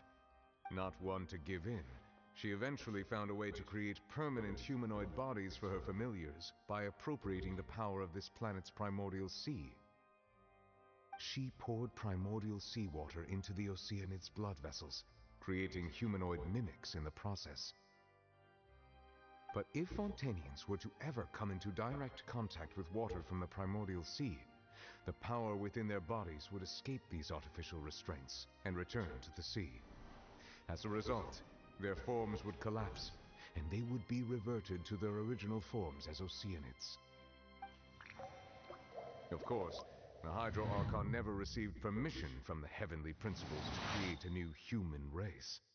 And thus, the Hydro Archon and all of her creations came to shoulder the original sin of appropriating the power of the primordial sea. That is the true history of how the people of Fontaine first came into being. So we were all Oceanids before we turned into human beings? How are they having kids and Way shit too like much that? information for me. I think I'm just going to pretend that I never heard a single thing. Oh, come on, don't be stupid. That is a stupid That's the take. truth. We can't let the Hydro Archon be sentenced to death. After all, her only sin was creating us. This really might be too much information for your regular Fontainian, but it does answer a lot of our questions. Alas, your hypothesis regarding the third and fourth stone slates was inaccurate. The slates' respective positions are, in fact, correct. A key point of the visual on the third slate is how all the individuals depicted in the water are humans rather than Oceanids. They have not been dissolved, which implies that the water depicted in this slate is not water from the primordial sea. The nation of Fontaine is the nation of Hydro, as well as the nation of Trials and Justice. Instead of being the literal element, the water in the scene symbolizes judgment and justice. You may also recall Navia's experience. When she fell into the sea, her consciousness was surrounded by that of many others who intended to hold a trial to determine her fate. Therefore, the meaning of the third slate is that the people of Fontaine shall try the Hydro Archon at the court of justice. Yes, it refers to our present situation. I think I'm following now. So, what you're saying is, even though we decided to put on this trial to avoid fulfilling the prophecy, in truth, everything we've done has happened exactly as the prophecy foretold. So now, it seems, we're the ones making sure it comes true. What should we do? Huh. No matter what, the prophecy will be fulfilled. Is this what it feels like to be a prisoner of fate? No, in the future, it's crazy, huh? Does that mean the scene in the fourth slate will also be fulfilled soon? Traveler, I would like to point out another small fallacy in your deductions. About the fourth slate, you probably thought that the eruption of primordial seawater beneath the fortress of Meripede served as the surest sign that the prophecy was about to come to pass, yes?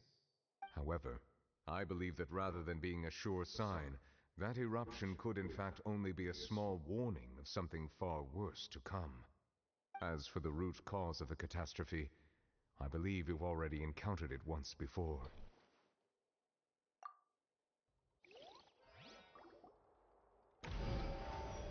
There is still the Traveler in the mix. There is nothing just about a small the warning slates of the things Traveler. to come. We must find the root cause of the disaster. So, because Traveler is in this, it changes the nature of fate, right? Traveler is always the outside force that has never been part of any predictions and therefore is the anomaly, a massive variable. This was exactly how Sumeru got solved, right? Traveler being a massive variable that doesn't normally exist and does not follow the normal rules of Teyvat, such as not needing a vision, etc. And that's how every land's problems were solved anyway. So holding a trial but having Traveler there does change the nature of the trial in the third slate anyway.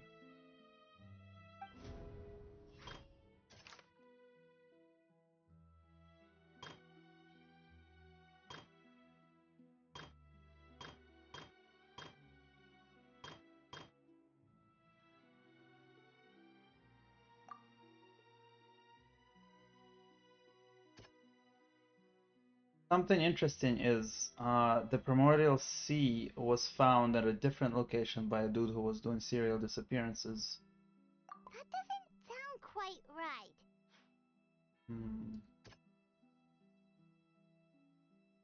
That doesn't sound...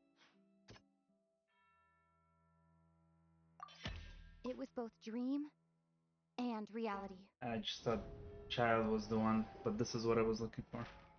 If we're talking about a true culprit, that could only be that thing inside the Primordial Sea, right? Right, so we beat its face off in a face-off with the face-off and call it a day. The truth, the original sin, the trial, and the root cause of the disaster.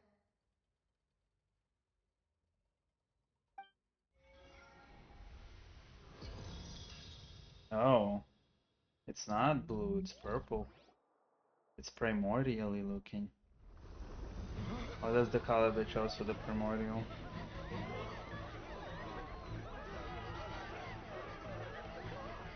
I always assumed it was but a warning. Here's the whale.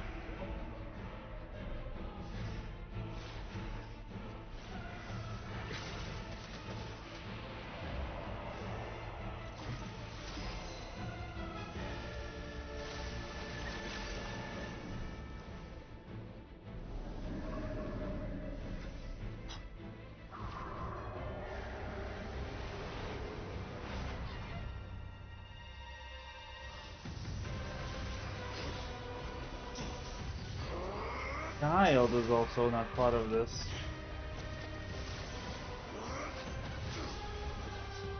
He's Electro, which means he's very effective. Or should be.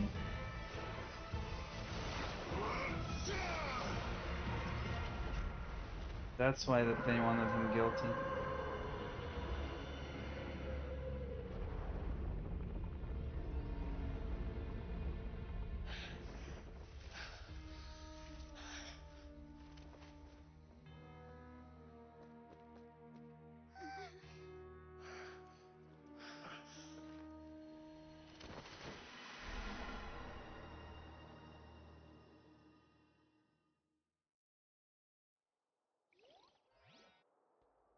That was way too close! How did that thing just burst into the Opera House? How did it break the fabric of reality to do that? The huge whale you saw in your dream? So we've met it at last. I understand very well why it has chosen to make an appearance here. That whale does not belong to Teyvat. It is a monster that has traversed the stars, weeping all the while. So it's an HSR unit. It has been greedily consuming the energy from the planet's primordial sea, using it to grow. That is the main cause for the rising sea levels. And once it has finished consuming all of the energy contained within the sea, its next step will be... You said that when the Hydro Archon first created Fontanians out of Oceanids, she filled their blood vessels with primordial seawater. Precisely. That whale finds the blood of Fontanians nigh impossible to resist. Therefore, when it left the primordial sea, it decided to make its next stop a packed opera house full of food. Food in the form of Fontanians. We just barely managed to push it back, right? In that case, won't it come back to target the people again once it's managed to recover its strength? That is correct. Indeed, it is more accurate to say that we should thank that harbinger for buying us some time. Without him, the whale would have likely come onto land far sooner. From the way he looked, he must have been fighting the creature for quite a long time. That battle maniac. We've always known that he had a special connection with that whale, but we definitely didn't expect it to help us out like this. Anyway, now that we know that this whale is the actual cause of the disaster recorded in the prophecy, all we need to do to stop the prophecy would be to find a way to beat it up, right? It is too late. Oh no, we're We fighting it. absorbed too much of the primordial sea's energy before we could notice it. At this point, it has become practically integrated with the sea itself. Oh, we're kicking its ass. Even if the entirety of Teyvat were to be destroyed, it could still survive and swim off towards some other world. That's not something I will accept. Correct. We've already done everything we can, and we even found the true culprit. We've come so far. You can't just tell me that the last hurdle is some impossible foe. That's just not fair. Indeed, that's not how a grand performance should end. Indeed. I'll fight it to the end, no matter what. Mm-hmm. So the prophecy will be fulfilled no matter what, huh?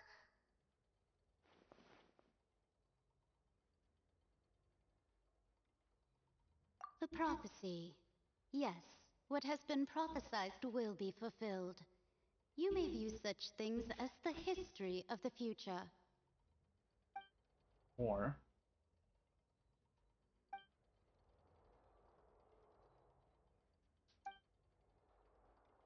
Just as prophecies are usually only the future as seen from the perspectives of the gods, could things be happening in hidden corners where the gods' gaze does not fall?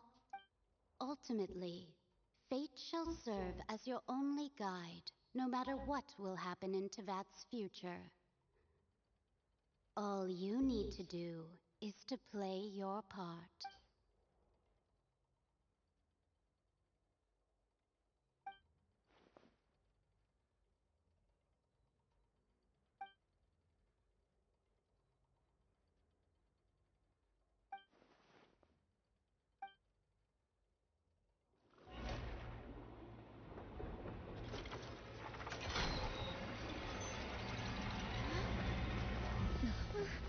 What's happening with the aura trees? I believe it is preparing to carry out the death sentence.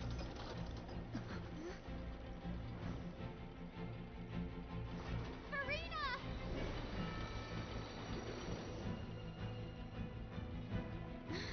No, I still need answers.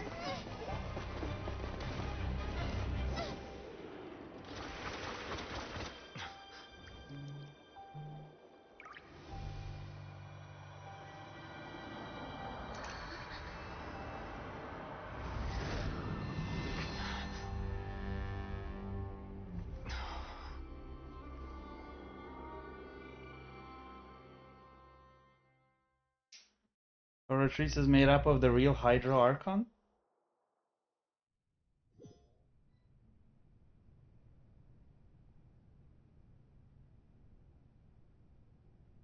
It looks completely different.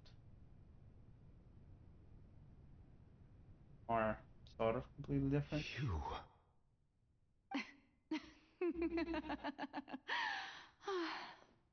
Sorry. That shocked expression on your face is just too amusing. I couldn't help myself. You are not Farina. Who are you? Ah, the sweet sound of bewilderment. Marvelous. A sure sign that my attempt to deceive everyone was a resounding success. But to answer your question, I am Focalor. You know, the god. Focalor. Why did you deceive us?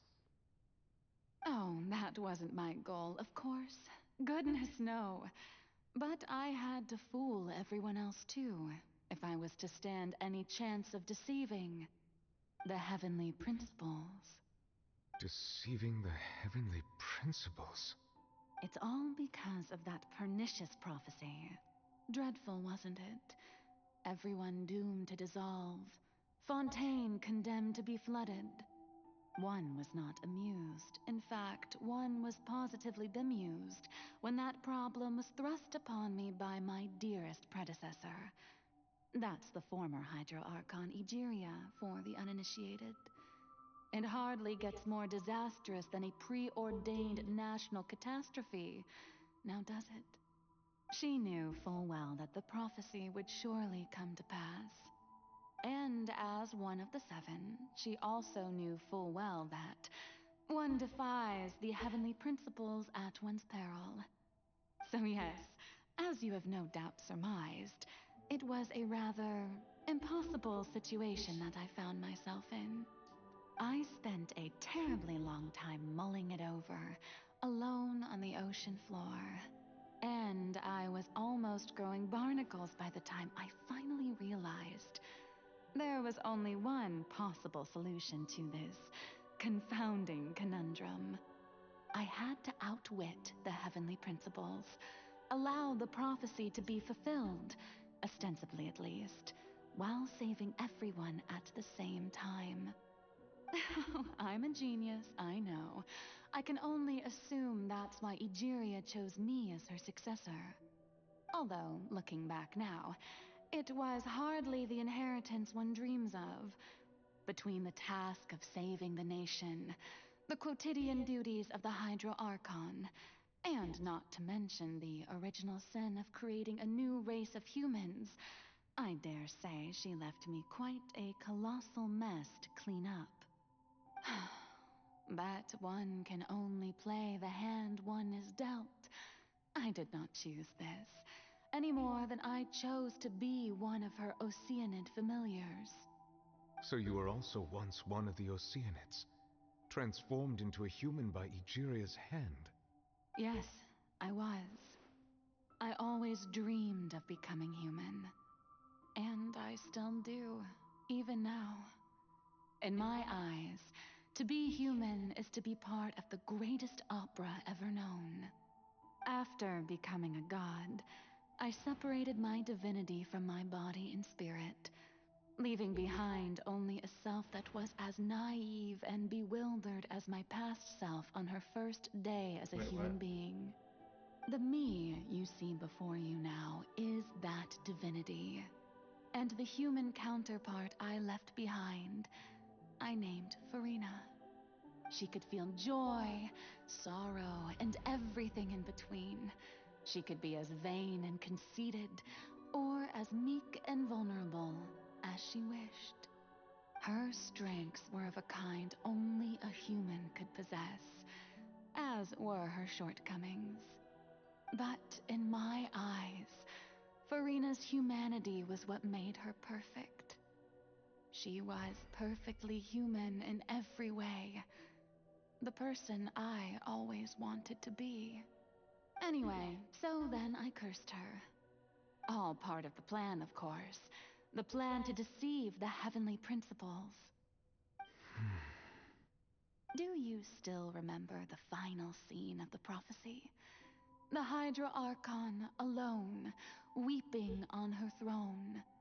In order that the prophecy might appear fulfilled, I invited Farina to be an actress, to play the part of the Hydro Archon in the prophecy. Under the curse I placed on her, so long as I, Focalor's divinity, continued to exist, she could not die. But nor was she free to live her life in the pursuit of happiness. Instead, she was forced to take the stage in the opera house, to embrace the role of leading lady, to forever play the part of the god from the prophecy, all to create a deceitful appearance of that prophecy coming to pass. I suppose now you probably understand why your court is called the Opera Epiclese. But Farina is only human, isn't she? Even though she has had a long life, her mind is no stronger than that of any other ordinary human being. I cannot begin to fathom what she has had to endure. It must have been torture for her. It has indeed. And although she is, in a sense, me in human form, I most definitely owe her an apology for it. It's been 500 years, and all along, she's been playing her part in the most unimaginably long, unbearably lonely, and agonizingly painful opera of all time. All to save the people, and that's the secret of how she saves the people. Because Farina knows to play the role is to save the people.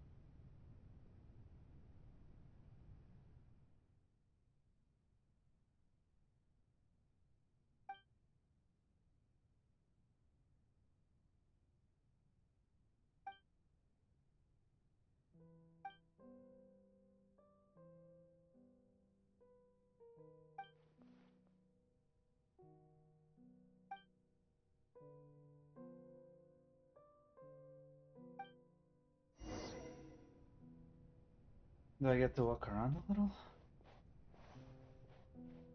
Yeah! Skyward! Scatter!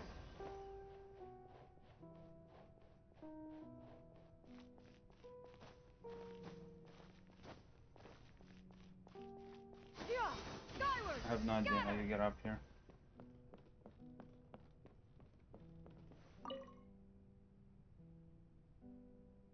Oh, who permitted you to come onto this stage?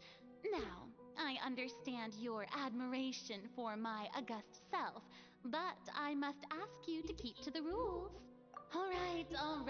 It is not my intent to reprimand you. There is no need to state your name. Just be off with you.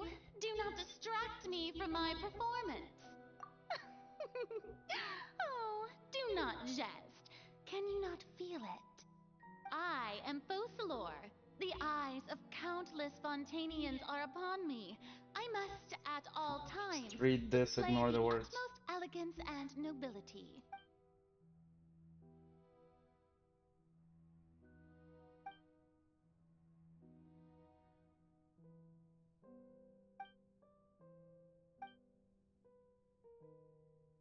We know to turn the lights off.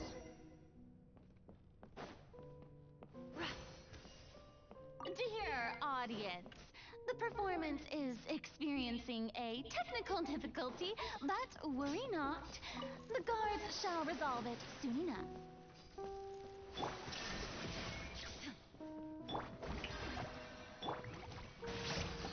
Yeah! Skyward! Scatter! Time to shine! Seize the skies! Illusion shattered! Inazuma shines eternal! Ha! Hey, what gives? The audience is still watching me, you know. Guards? Wait, where are the guards? Guards!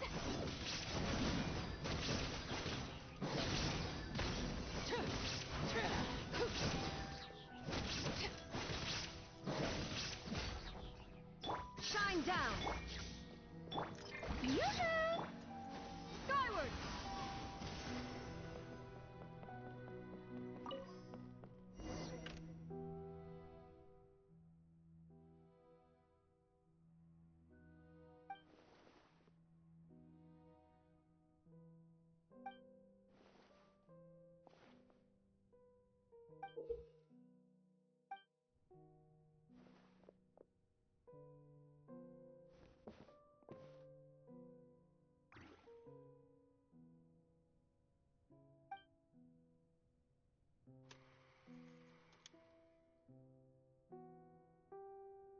Huh.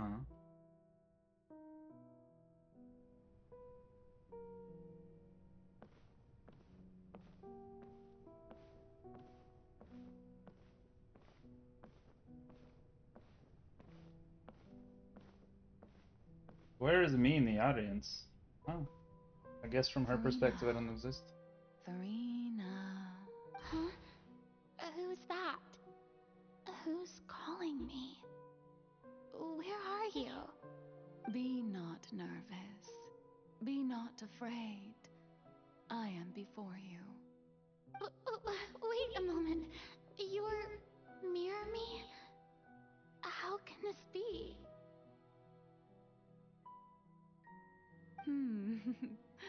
Mirror you, huh? You know what? That's not bad. Let's go with that. Mirror me. He's a taller though. What do you wish to say? The prophecy. Have you heard of it? Oh, I would like the original Farina. The taller, stronger. Wait. I know. I think. I don't know why, but it's in my head somehow. The people will all be dissolved into the waters, and only the Hydro Archon will remain, weeping on her throne. Only then will the sins of the people of Fontaine be washed away. Oh, very good. You know it well. What's going on?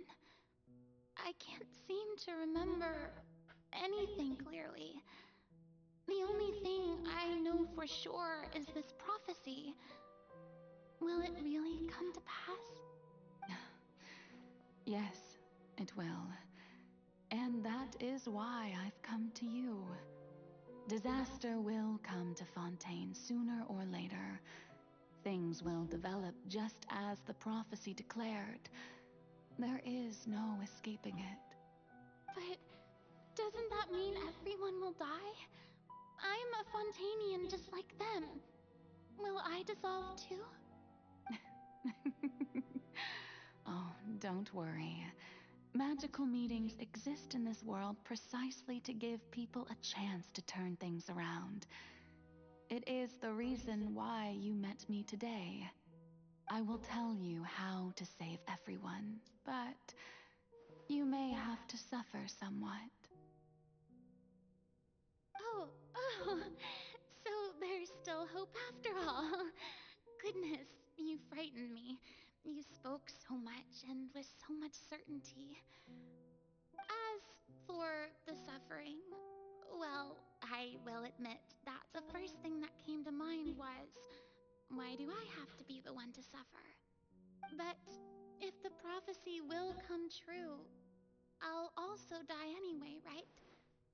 So if I've already met you as my magical meeting in this world, if there were scales, with all the people of Fontaine on one side and my pain on the other, is it not obvious where the scales should tilt? You truly are the perfect human. My ideal. I suppose this would also be the justice that belongs to you. Huh? Don't worry, it's nothing. Listen well. Fontaine has just lost its Hydro Archon. I need you to play a role. That of the new Archon. Play as a god? That's right. You must begin a never-ending masquerade. You must never let anyone suspect your identity. If you can keep it up, then I shall have my way of defying this prophecy. But should your identity be revealed, then all hope will be lost. But how will I do this? A human assuming the role of a god without being exposed. Don't worry. What you must do is not to turn yourself into a real god. You simply need to play the role of a god as humans imagine them to be. Being a human yourself, I'm sure you already know what such an entity would be like. Remember, your true challenge will not be pursuing divinity, but contending against humanity. I'm still not sure I understand, but I'll try. I'll try to do this. So, how long am I going to have to play this role? To accomplish this mission, You will have to stay on the stage for many, many years. You will endure and not grow old until your task ends. But I promise you, all will eventually end in a magnificent and dramatic trial, and everyone will be saved. A trial, huh? How exciting. I'll be looking forward to it.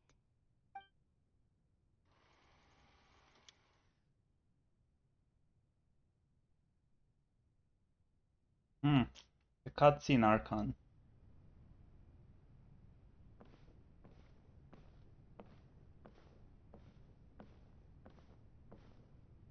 There's only W here. There's no ASD, there's no jump. You can only forward or walk. Well, I mean ASD in terms of turning, it's not backwards walking.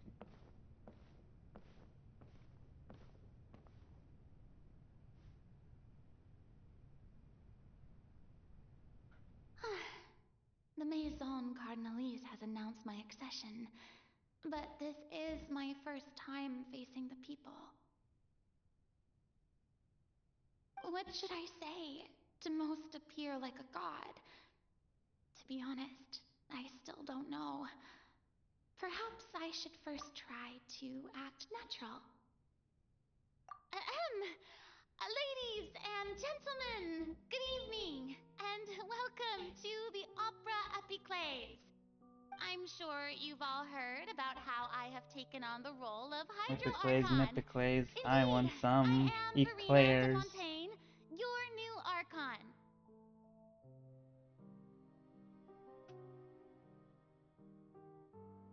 In truth, I know little about becoming a nation's new god, but it will be my honor to guide you all. As the god Focalor, the god of justice, I shall do all within my power to lead you into an age of fairness and justice. Once again, thank you all for coming. If you should have any questions or suggestions, please send them to the Maison Cardinalise. The future of Fontaine will require us to work together, after all. This should do it.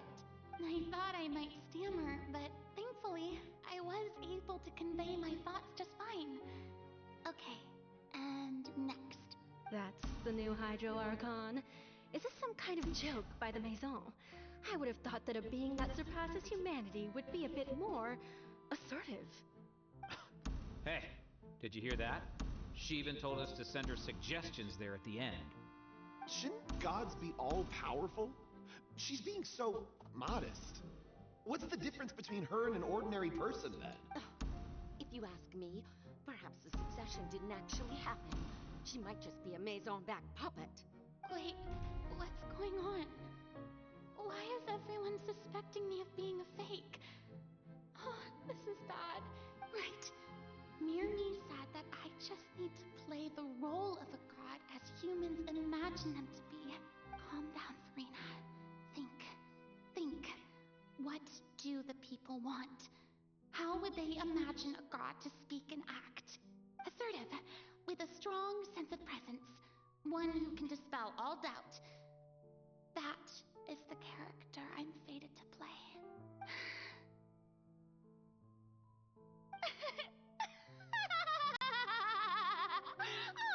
Oh, very good, my people. Only ones such as you are deserving of my rule. Now, I was wondering, if some weak puppet were to one day come onto the stage and claim ownership of this opera house, would the children of Fontaine follow them? This is pretty good. Well, it seems that you would all see right through them. Having passed my test, you are qualified to witness wondrous trials alongside my august self, here in this opera house. You may consider my previous act a door gift of sorts. I thought it was a debut that suited the atmosphere. Now then, let us be reintroduced. Ah, so that was just a performance. How could I have forgotten that we were inside an opera house? Her personality. It's quite shocking,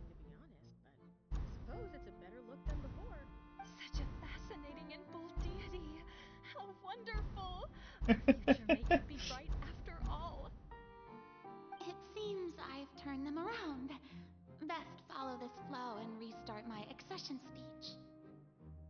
My dear people, whether you acknowledge me or not, whether you trust me or nay, I say to you, keep faith in your ardor for justice. We have heard it said that this nation's sins can no longer be washed away. Well, I say that justice is most fragrant when it blooms amid sin. The scales of justice should not weigh heavy in the hands of its God. On one side, it must carry fairness and justice. And on the other, praise and applause. Praise and applause. May law be the prayer on our lips. May judgment be our worship. Let us light the fires and drink to the future of Fontaine. There is no trouble in this world that justice cannot solve. All that is needed is for you, my people, to believe in it, heart and soul. So long as I, the Archon Focalor, stand within the Opera Epiclese, so long as I stand before the Oratrice, I shall even judge the gods of this world!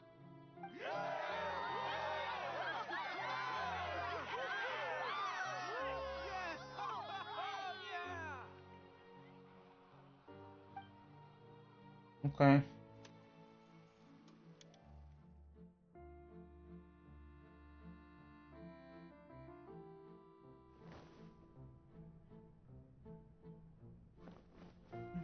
Can we jump? No.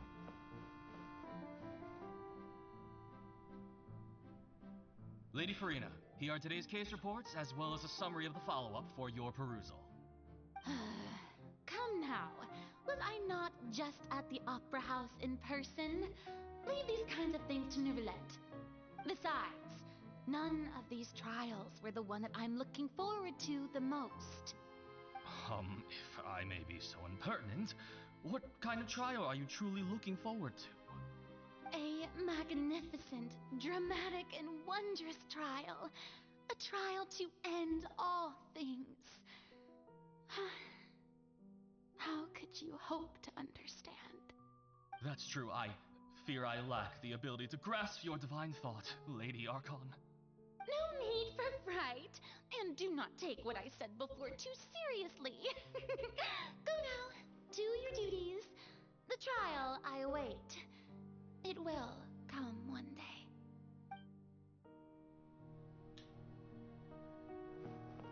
Ah.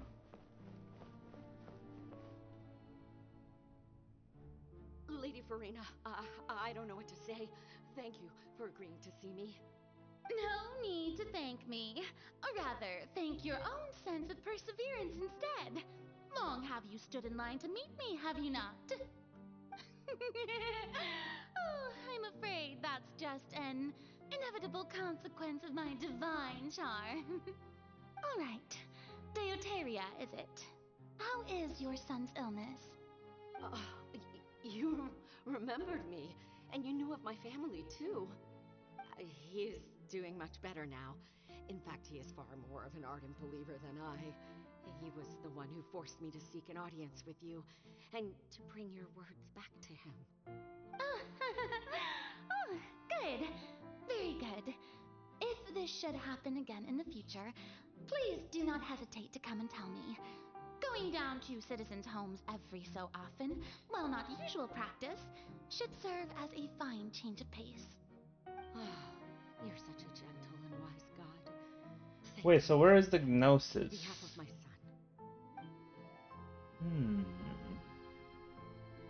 That's the original mission of the Knave.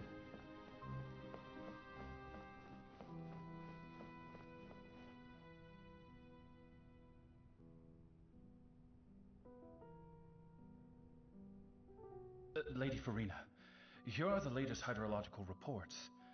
As for the specific parameters you asked to take note of, I'm afraid things still don't look good. I see. It's as I thought, then.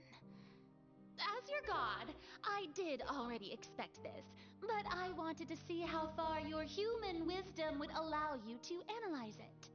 All manner of signs indicate that the prophecy will still come to pass.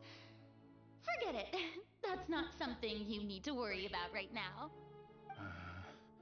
Well, as I understand it, the Fontaine Research Institute is also trying to find a way to counter the rising water levels. Really? Have they found anything? I'm afraid that they haven't found any effective solution thus far. Oh, is that so? Well, no wonder. This issue has reached the realm of the gods after all. Still, their spirit is praiseworthy.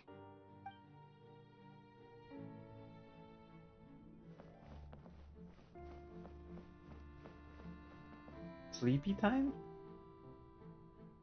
The day is finally over. I haven't had a moment to breathe this whole time.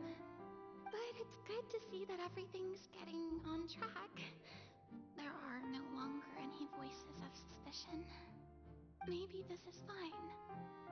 I just need to keep going. How will she earn money and like feed herself? Alright, Farina, don't think too hard about this. You need rest. Tomorrow's a new day.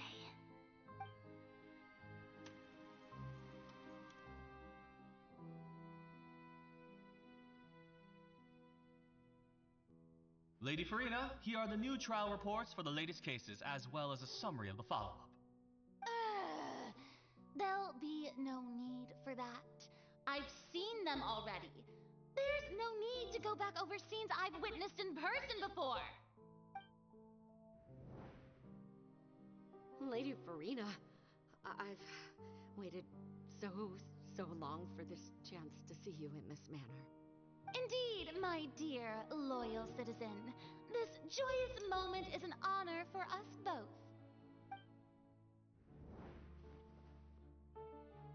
Lady Farina, we're detecting significant hydrological anomalies near Poisson. Understood. Keep monitoring. Keep me informed should anything come up at the Institute.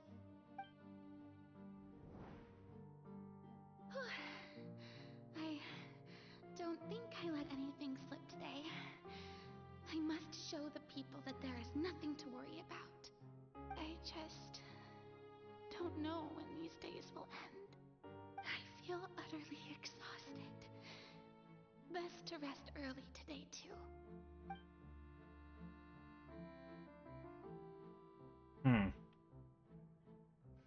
What up, Yoshi? We're concluding the Fontaine story arc, I believe. Oh, she's in like 2 places at once. Goddamn.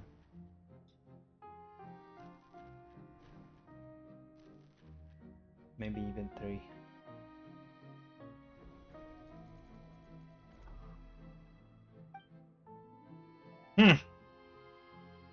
Jesus. Lady Farina, it's... Oh, from my teardrop. I wonder what time in the real world is like. I've heard that the first member of our family who was honored to receive an audience with you was Madame Deoteria, almost 20 generations ago. Oh yeah, her living a long life would make sense. What a fine family yours is indeed. It brings me great joy to meet such a faithful believer, a descendant of a line most ardent. Surely you exaggerate, Lady Farina. My lady? What is it, good citizen? Are you crying? Oh, really now? I didn't even notice. This must be the overflow of hydro from my person. Well, can't quite help being the god whose dominion is the waters, can I? No wonder. No wonder. A manifestation of your power, then. Oh, Archon, I am honored to have witnessed it. Honored indeed. Oof, this is rough, man. I can't. I've been alright. How about you? Oh, fuck. interminable. That's why she wanted to give up on that, right? I think a curse prevents her from dying. Just how much longer? Even from the water. Hundreds of years must have passed by now. Perhaps the show must go on for hundreds more. I never imagined that it would hurt so much. Have I reached my limit? No. Perhaps I reached it long ago. Yeah, it's really rough being this. Today I didn't even notice my own tears. Is she noticing them now? Tell someone, anyone about this. But would that not destroy all I've done so far? Indeed it would. I've conducted so many investigations across the centuries. But there's not even a sliver of hope that we might break the prophecy. All I can do is keep heart. I must maintain this act. It is the only way to save Fontaine. Mirror Her is a taller, Mirror more me. adult version too. I really preferred that we got that one for the character pose. Ah well, I don't know why Hoyo devs always prefer to give us the more childlike versions of everything. It's fucking annoying. Urgh. Farina, you don't have to shoulder this burden alone. Although I don't know what you might be keeping from everyone, your people are more than willing to share your burden with you.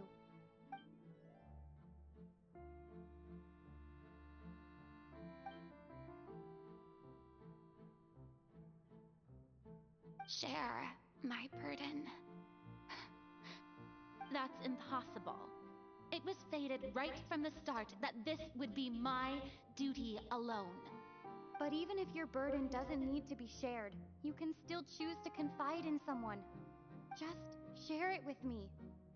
I'm what you'd call a witness. A witness? Yes. I've heard that you came to Tevat from beyond the stars, yes. I want her In to other divulge words, this you information. never belonged Stop playing the here. tease game. And if Tevat is, in its entirety, a show on a stage, then you're just a spectator, aren't you? Correct, technically. If that's the case... She's right. I could confide in her, couldn't I? But if things don't play out as expected, the people of Fontaine will be the ones to pay the price. No, Farina. You shouldn't be selfish. But what if it's really alright? Farina, you've worked so hard for so long. Surely it would be okay to put yourself first for once. Just this once. Is it such an outrageous thing to do anyway? To find someone in whom you can confide your frustrations and sorrows? Surely it could not hurt. If you let this opportunity slip through your fingers, it might never come by again. Think about it long and hard.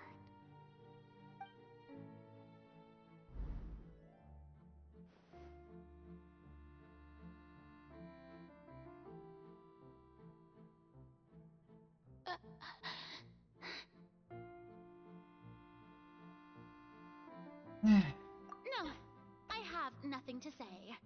I am Farina, the Archon of Fontaine. Everything will surely get better. All you need to do, dear spectator, is to witness my performance until the curtain Ah, damn it.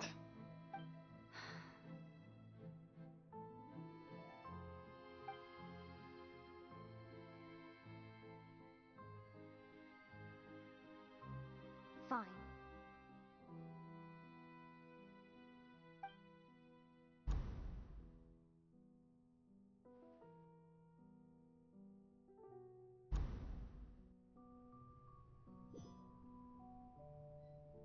All that cutscene bullshit and we get Verena doesn't nothing. know the truth? You've never once let her in on the full plan? Yes, it had to be done. To deceive the heavenly principles, you must first deceive yourself. She knows a She did portion of the very plan. well. If she had let her resolve falter even once in these 5 centuries, Fontaine would have been doomed to the most tragic fate. It seems that I do think she trusting needs shoes. humanity was the right decision after all. I believe that I understand how your deception works, but that is only half the truth, is it not? How would you build on this foundation to save the people of Fontaine? That is the most important thing. Ah, good, good. Of course, the Iudex of Fontaine has pinpointed the crux of the issue. I'm sure you've long sensed that the Oratrice is no simple machine, yes? I've always suspected that it had its own consciousness. And Lenny did mention that he heard a human voice within the core chamber. It now seems that that person was you, hidden within the machine all along. Am I right? And then I became one with the Oratrice, taking Fontaine's gnosis with me. Yes, it would seem so, wouldn't it? Alas, your understanding of this device still lacks sufficient depth. In truth, it is no enactor of justice. It is, in fact, a device created to kill the god of justice. Ah. I beg your pardon? Oh, you have it. And to be more precise, not only will the Oratrice take down the god of justice, it will also take down the divine throne upon which she has been placed. So that's a sword, that pendulum? I mean, did you think I would be the sort to enjoy peaceful repose while Verena suffered? My work over these last 500 years has been to constantly accumulate indemnitium within the Oratrice. But really, some have already discovered that only a small fraction of the energy generated by the device was ever used to provide power to Fontaine. The vast majority had to be, accumulated to enact this death sentence. It was all part of your plan then? Both the trial and the sentence? Indeed. This power, accrued over 5 centuries, could have sustained Fontainians for millennia had it only been used for that purpose. Almost all of it has now been stored within the Oratrice. But only power of this magnitude could hope to destroy the Hydro Archon's divine throne, shaking the rules established by Celestia and breaking through the institution that is the Seven.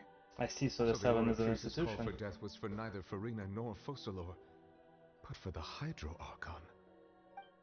The destruction of that divine throne. If I do not misunderstand your intent, you must be... Returning what's rightfully yours to you, of course. In other words, this was all done to return the authority of the Hydro Archon to the Hydro Dragon of this planet. But...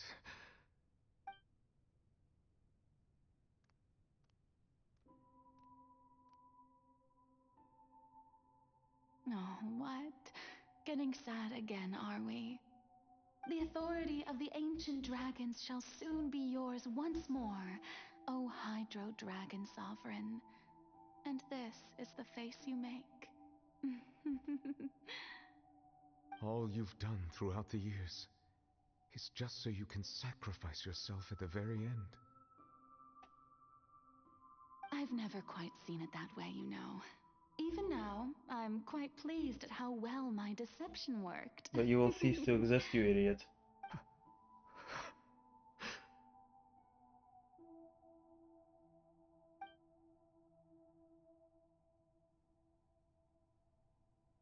Hydro Dragon, don't cry.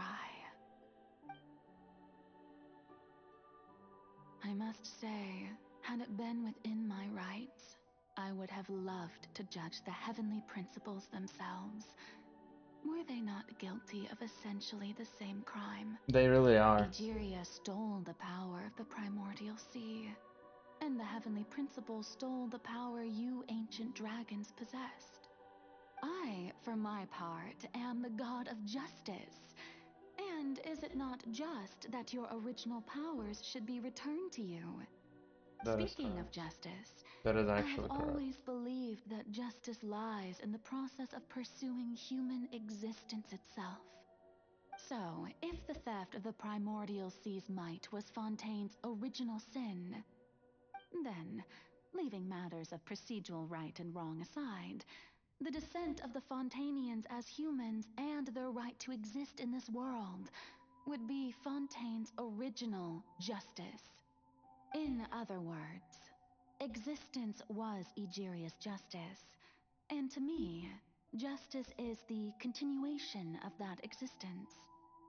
Defying the prophecy and ensuring that Fontaine's people shall live on, that should be the justice enthroned over all others. At this point, we, whether it be myself or all other Fontainians, have shouldered the burden of this sin for far too long. Iudex Nervillet, the highest judge in our land, when you regain your full power as an elemental sovereign, what verdict shall you pass upon us? So when I was invited to the court of Fontaine to serve as Iudex, I see now that that was your idea too. At last, I now understand the true purpose behind this position. In the beginning, I was uninterested in human existence. But these 5 centuries of living alongside them have gradually brought about mutual understanding between us.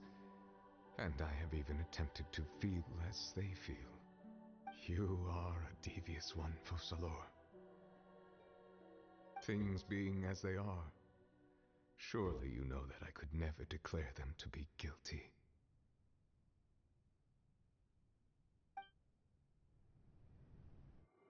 Indeed, he was kind enough to give her a verdict, The hour knowing of my she would die execution without is knowing it almost here. otherwise. For the sinner, Makes sense. the curtain call has come.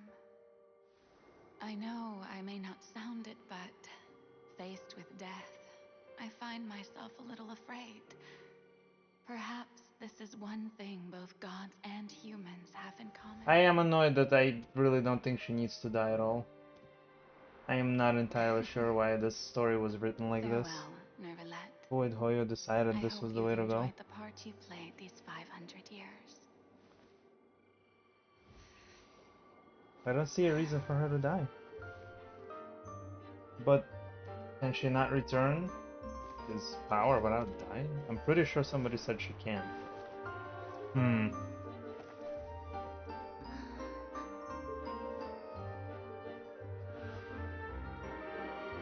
He is definitely taller.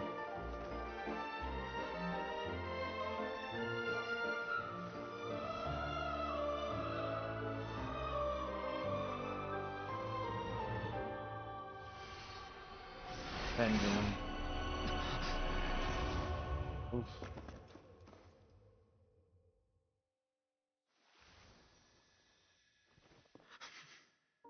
He is not simply pretending to feel human emotions, he does feel them.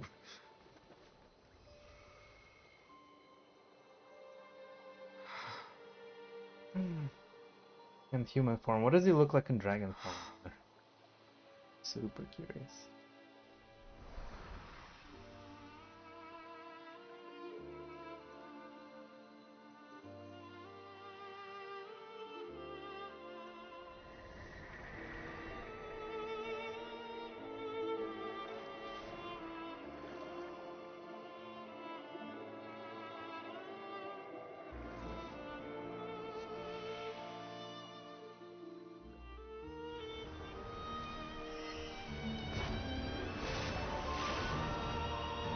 Oh, he got all his power.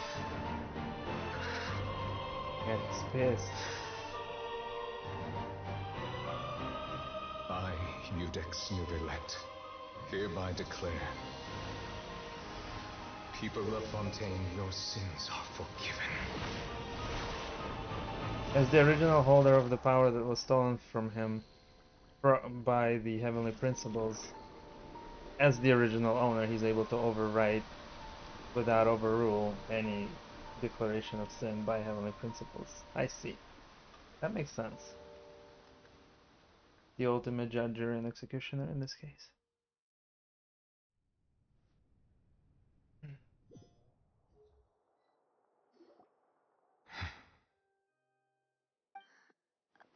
What just happened? Has the death sentence been carried out? Was that bright light some sort of misdirection? I have a feeling that something huge just happened. But since we're all still alive and haven't been dissolved, I assume whatever happened was good for us. It's time to end this. We must mete out punishment to that beast. Didn't you say just a moment ago that it can't be defeated? And now that he has his full power, it's a different I story. have gained the strength sufficient to deal with it. Through certain means, I now have the ability to separate the power of the primordial sea from that creature. We should seize the opportunity to pursue our quarry. Traveler, now that the oratories can no longer function, I require an executor to help me mete out justice. The root of the calamities befalling Fontaine, the beast that enacts the prophecy. Its name is the all-devouring narwhal. Narwhal? Come with me, traveler. The hour of execution has come. Narwhal. Wall of Nar? So this beast is not a whale, it is narwhal. The cosmic primordial whale.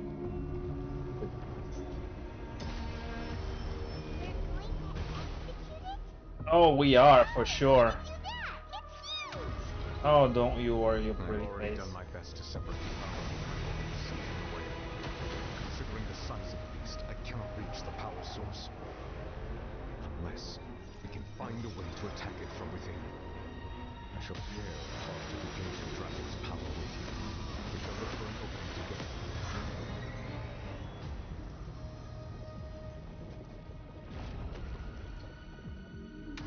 I beat it once without ever teleporting in. I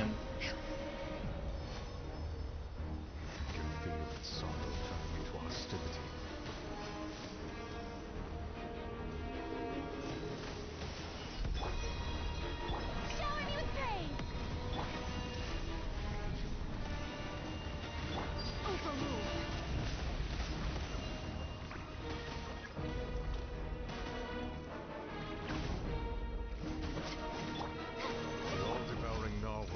Resist its instinct to devour. Continue to trigger its hostility. Can't really prevent.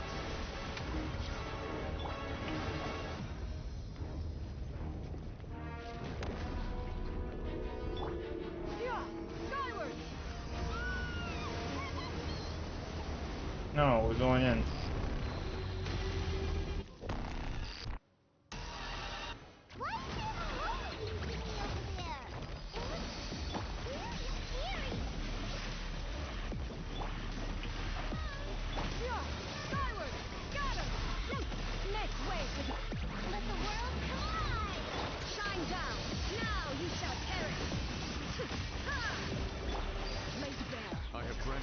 Protection. Do not fear. Seize the moment and use my power to suppress its root from within. Wanted my full attention, did you? Witness my lie. Overruled. Illusion shattered. Skyward!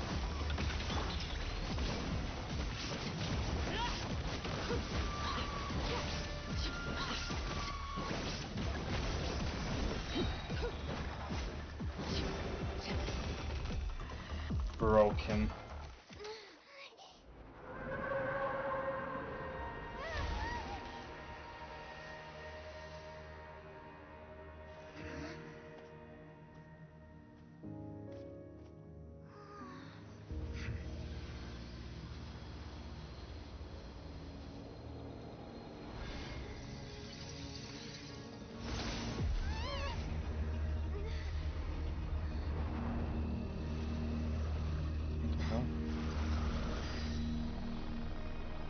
Hey, it's the quantum thing from Star Rail.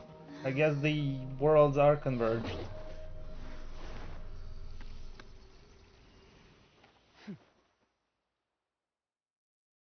Yep. So HSR and Thanks Genshin for are the helping same. with the cleanup. Oh, she looks Should have really been my cool. job, but oh well. It Really was just cool. supposed to be a short private training session for me. I didn't think that my disciple and my master's pet would start brawling in the meantime. Well, actually, I had a feeling that it would happen at some point, but they bumped into one another earlier than I thought. What a blunder. I suppose I'll have to swing my sword 3 million times as penance. Huh. That power. Who are you exactly? Paimon has an idea. From what she said earlier, she must be Child's master. Skirk, right? It's just that he gave us the impression that she was a less talkative person. I simply did not have anything to say to the weak. But you, on the other hand, managed to defeat the all-devouring narwhal without using power from beyond this world. So you may speak to me as equals. I have to agree. It's a strange use of a planet's primordial waters just to raise an all-devouring narwhal. That kind of power is wasted on it. It's not cooperative. It eats too much. And I have more important things to do with my time than pet sitting. The only thing that creature has going for it is its looks. All in all, it fails as a pet. Miss Skirk? I think you might have missed the point. The point being? Well, being that this pet almost destroyed an entire nation. So what sort of person is your master? Well, Child's master's master. Wait, is that right? Oh, right.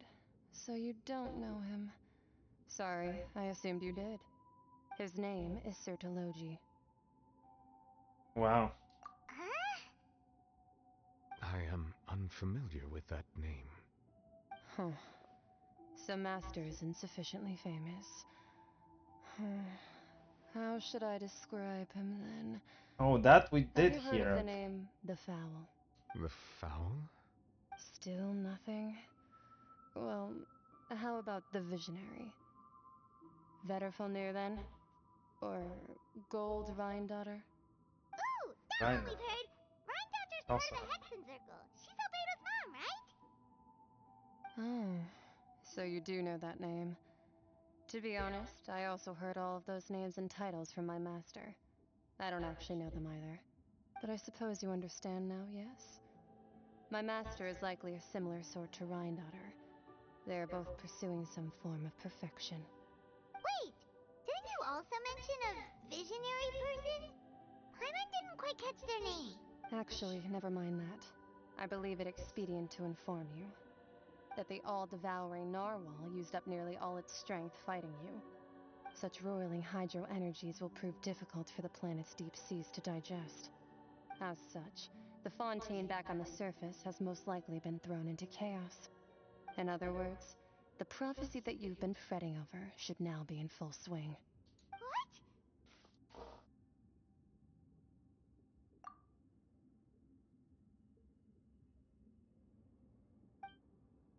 Not to worry. Focalor has already managed to deceive the heavenly principles. Ah, yes. In the end, the people will all be dissolved into the waters, and only Farina will remain, weeping on her throne.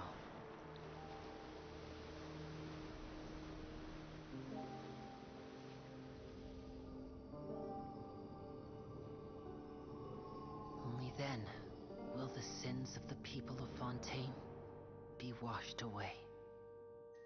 Hmm.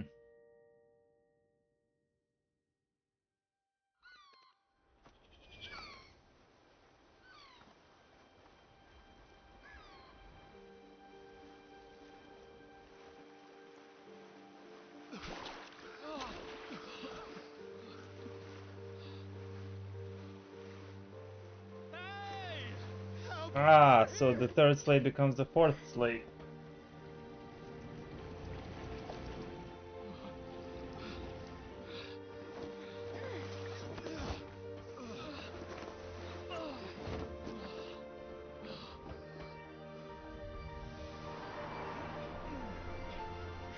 Wow, all these people.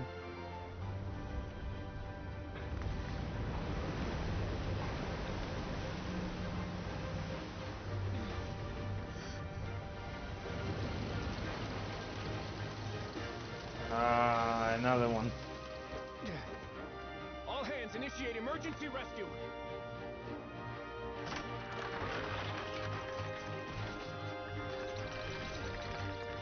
That thing can fly? Hurry! Incredible.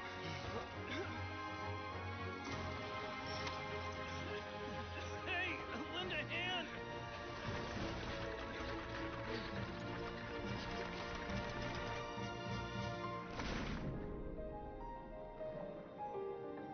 Wow, it would be really cool if this was the new state of the land, everything underwater entirely, except one giant ship city. How cool would that be?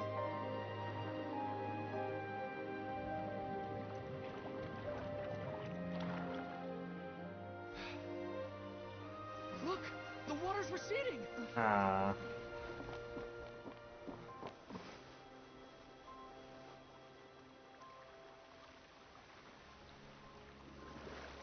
That is ocean water though, there's a lot of damage done. The mold they're gonna have to deal with, Jesus. The prophecy was wrong.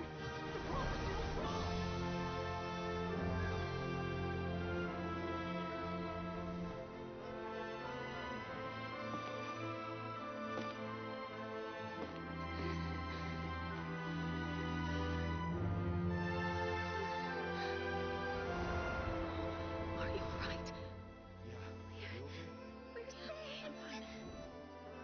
The prophecy was wrong. Wasn't wrong, it was overridden by the one who controls the original power. Fine. Semantics.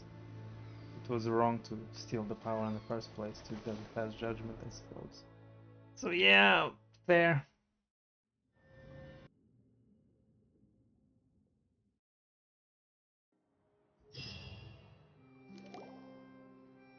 The Solo News.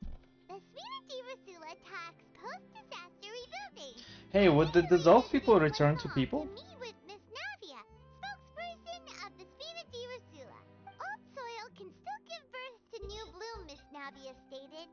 Hope is like seeing a small cookie when you're starving late at night. Skyship Winglet, lunar brain of the Fontaine Research Institute.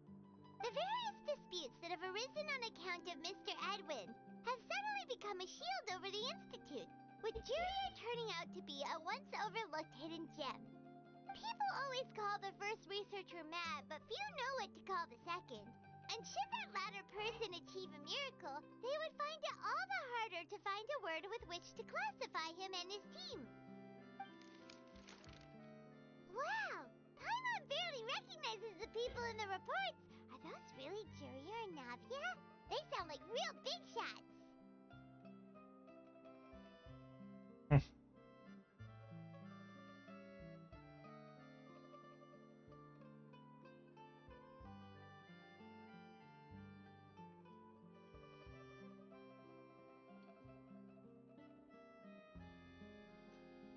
What do you think? Pretty enthralling, huh? The Steambird's idea was pretty simple. With the disaster just having passed, we would print a free edition packed to the margins with good news to calm people down. The value for these big scoops lies in their inevitable follow-ups. We'll publish further reports and go into the stories behind those people. Edwin's assistant, Jurier, created a true flying ship, while Navia is leading people in the reconstruction of their home. I'm sure that these stories could draw even your well-traveled eye. Paimon's curious too! Wait a minute. Didn't we watch everything happen from start to finish? What's there to be curious about? And that's exactly why I'd like you to come conduct interviews with me.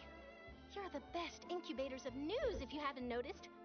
And also, with you around, I'm sure I'll get to see that Duke. Are you sure? Hasn't he turned you down several times already? Oh, this time will be different. Come on, let's head to Poisson first, and then make a trip to the fortress. There are some things you'll only know when you get there.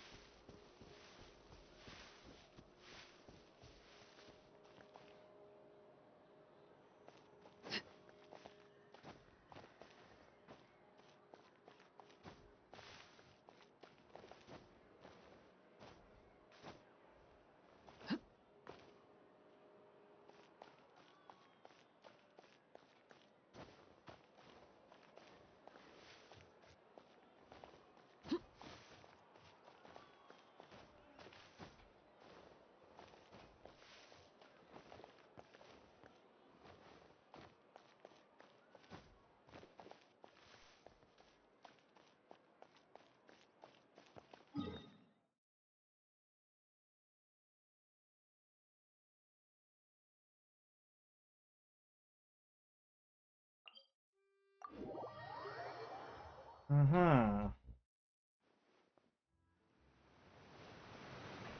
Yeah! Skyward! Got him!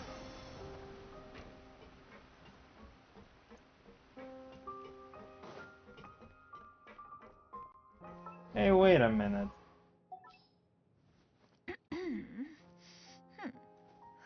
Ah, there is the standard 5-star Electro. Mm-hmm. Maybe I could build her. Maybe.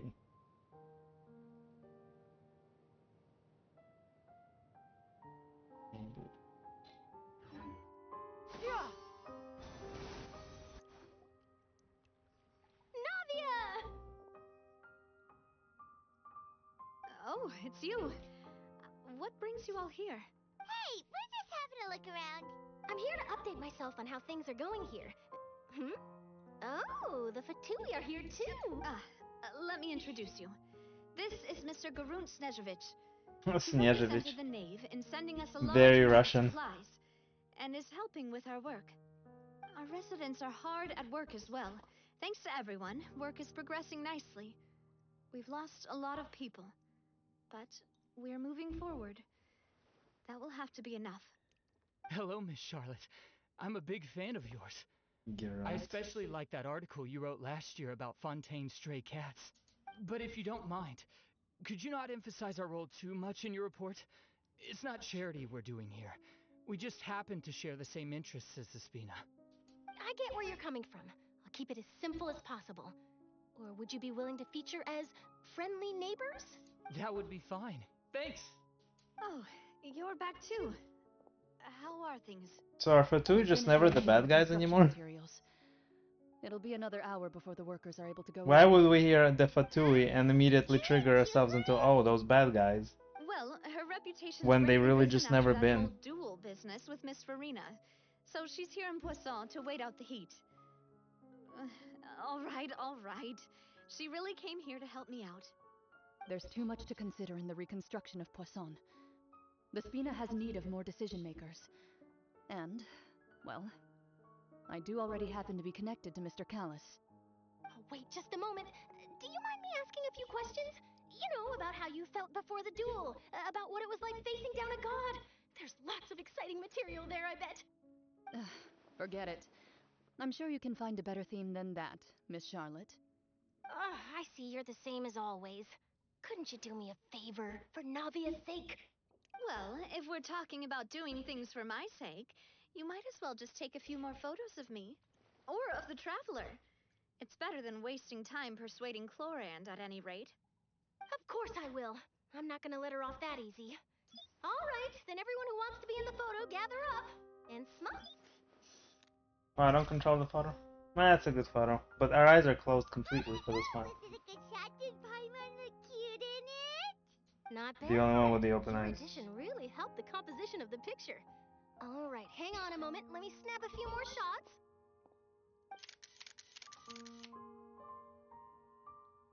All right, that should do it. I'll be back here later anyway, so let's call it a day. You're very quick. Speed is of the essence when it comes to the news, and freshness is the key. Also, not to brag, but I'm pretty good at building connections. Who knows? I might eventually get that interview with you after all, Miss Chlorand. Wow, you really do have that never say die spirit. I'm impressed. I'll hazard a guess that this is how you got that interview at the Fortress of Meripede. Whoa, you're well informed. Let me make a guess too. I asked Sijuin, who told Monsieur Nervilette, and he told you, right? That's a very complete information chain. In truth, all Monsieur Neuvillette asked me was, when did the fortress become so friendly towards the media? I told him that it was best not to speak too soon. There's no guarantee that Wriothesley will make a personal appearance. You're right. I've got to treasure every moment I have with them. In which case, I'll be making a move first.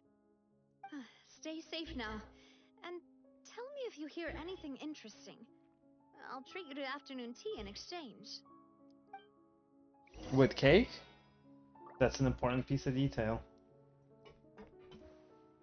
Sweets that she can bake herself also works. Finale?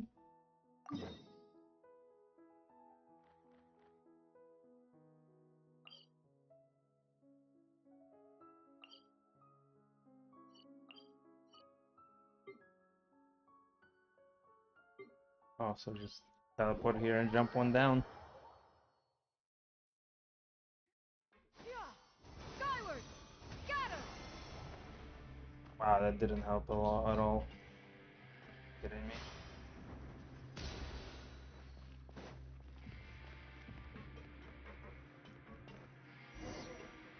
Like what? Where am I going? Wow, guess we're here again, huh? There's a real nostalgic feeling to this place. Looks like you've been missing us.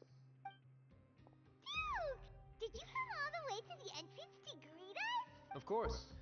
I'm here to welcome you and our dear Miss Charlotte, whom our good head nurse recommended to me. It's an honor to finally meet the much-rumored Duke.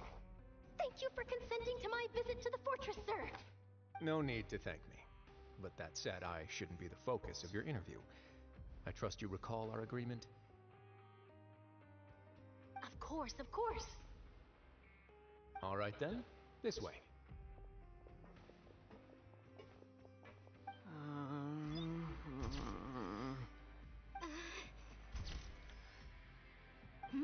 Hey, no need to be so nervous. I've already taken all the photos we need. Miss Charlotte, do these pictures really need to be published on the cover of the Steambird? It would seem that Miss Lorvine doesn't want her face to appear beside that of Mr. Jurier, Sir, please don't say things like that. But it looks like dear Mr. Jurier denies it. Might this interview be very important to you then? No, I just... This is my first time being interviewed, and I'm very thankful to the Steambird for... Now, I might not look it, but I actually did meet Mr. Edwin once. And I'll be honest, I enjoyed chatting with you more. You've definitely got more of that genius vibe going on. The boat that brought about a miracle, the ark that saved the people. Why, you recreated a myth back there, like an emissary of legend. Still, if I might ask, where's that flying ship now? Huh! Looks like Charlotte's trying to get herself another exclusive scoop. I have to apologize, but that ship is presently in the bowels of our factory. I'm afraid it won't be easy for you to get a shot of it. Really? Well, then in that case, could I have an interview with you to make up for that loss? You already know my answer, I'm afraid. Best you interview our head nurse instead. Or perhaps you'd like to take another photo of this couple of researchers? Did you really have to use the word couple? Well, then, 2 solo photos will do. Is my hair messed up? Please, someone help me have a look. Things sure are getting pretty lively here. We've seen this kind of thing before. Oh, seems like everyone's here. Would any of you like to try this new drink I came up with? Ah, Siegeween. Hey, Miss Charlotte. Why don't you, take some pretty photos of our head nurse? Sure. Come on, Miss Siegeween. Over this way. Let's find a brighter spot. Huh? Sure. Do you Museum want shots, to smile? let's go. So, how have things been at the fortress? Same old, as you can see. Fontaine's undergone some changes, but this place is still more or less the same. Other than that flying ship, it got a tad too much attention, I think. That's why I decided to let the interview go through. We should direct more public opinions toward the behind-the-scenes heroes. Am I right, Mr. Jurier? Miss Lorvine? You're too kind, sir. I believe that you too should have your day in the sun. Not that you would want that, which is a pity. I'll just leave the spotlight to you two.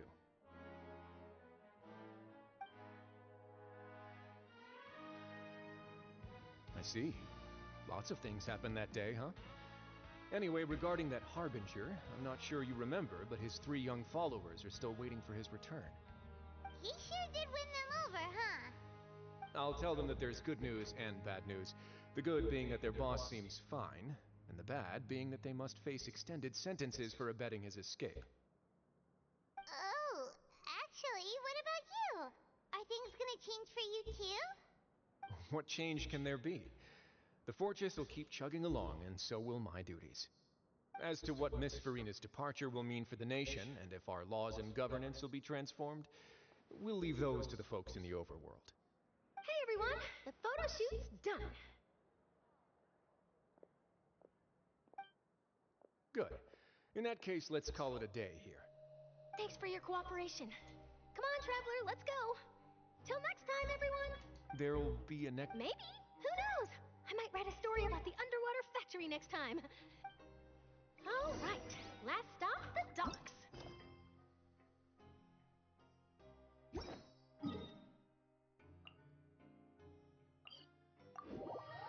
Ah, where it all started. With Linny and Linetti and Fetty. How do I get down? Man, we ain't doing that. Oh. Skyward! Got her!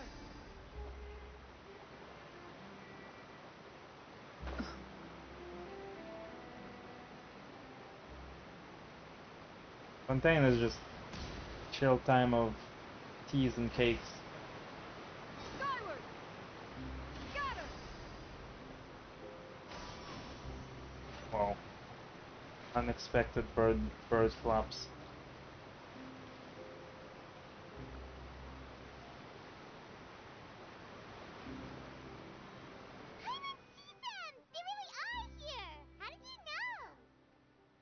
Navia mentioned that she stayed in touch with Linny and the others after working together. Apparently, they've been at the docks distributing these strange pockets the whole time since. Traveler, Paimon. Ah, and Miss Charlotte, too. And full circle. Almost. Have Would a you like a newcomer. magic pocket? What sort of gadget is it? It's a wondrous bag that can be used to carry many things. The water level has returned to normal, but if you see any of your things floating around, you can use this to carry them. Or you could trick a friend into doing it for you. Trick a friend? I wonder which of my friends would fall for that.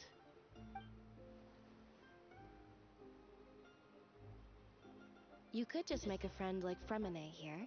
Isn't that right, Fremine? Is this what you meant by, I'll help you make some more friends? To be honest, that sounds pretty sweet. Could I have your contact, please? Sure. Please, write down my address.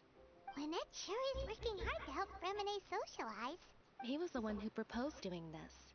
He even wants to assist in our magic shows. Yes, I was planning to first introduce Per as an assistant, and later Fremine himself. In the future, I think we can leave underwater escape magic to him too. That said, would anyone want to see a diver escape underwater? Oh, it'll work out. Every journey begins with the first step. He'll become a part of our show eventually. Lynette, could you come over? Miss Charlotte says she wants to take a picture of us. Got it. My, that Charlotte is rather perceptive. She got rid of everyone the moment she realized I had something to say to you. So, how have things been, Traveler? Father says that you did a great deal during the latest events. She's very grateful for your contributions to Fontaine. Barely did any. I mean, we did fight the whale, I suppose. What's she doing now? Oh, I guess you haven't heard. Well, after Lady Farina left, Father and Monsieur Neuvillette opened negotiations, during which he gave Fontaine's gnosis to her as a diplomatic gift. A diplomatic gift? A gnosis? Yes, I was quite surprised at first myself. But when I thought it over, there were actually a number of things going for it. It could have been done as an apology for the incident with Lord Child, or as thanks for his help in tying the all-devouring narwhal down. Furthermore, Father did also lend significant aid to Fontaine and Poisson. Well, that's true, but this is a gnosis we're talking about. Doesn't this seem a bit irresponsible? I mean, they already have all the I would noises agree, anyway. but I've also Which heard that means... it seems that Monsieur Neuvillette has had a significant change of heart regarding the matter. some reason for this that only Nervalet knows about?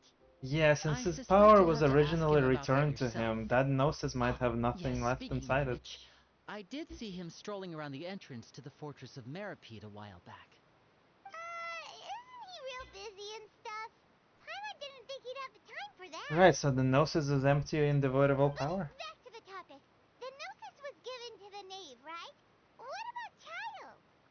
They say that he's returned to Snezhnaya to recover from his wounds. I hear that the recent disaster really did a number on his health. Did he ever pick up his water thing? True. When you think about it, we've had loads of run-ins with the Fatui. To think we'd be allied with them this time. So shocked by such a simple switching of sides? The knave.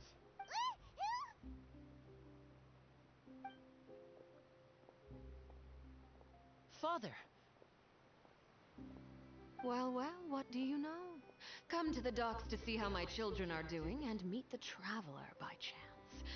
Please do not pay my accomplishments in Fontaine So Snezhnaya is going to be the last land, right? Because of all the noises that have to get collected first. Take the Gnosis back to Snezhnaya? That is our duty as harbingers, yes. Don't be too preoccupied with sides. The goal of the Fatui concerns not a single there are place 7 or person, nations but the and 7 entire noises. world. With such a grand goal in mind, it is inevitable that we must wear Anemo is 1. Switching my masks Geo is is 2. something I've always done. Electro is 3 from Inazuma. Sumeru is 4.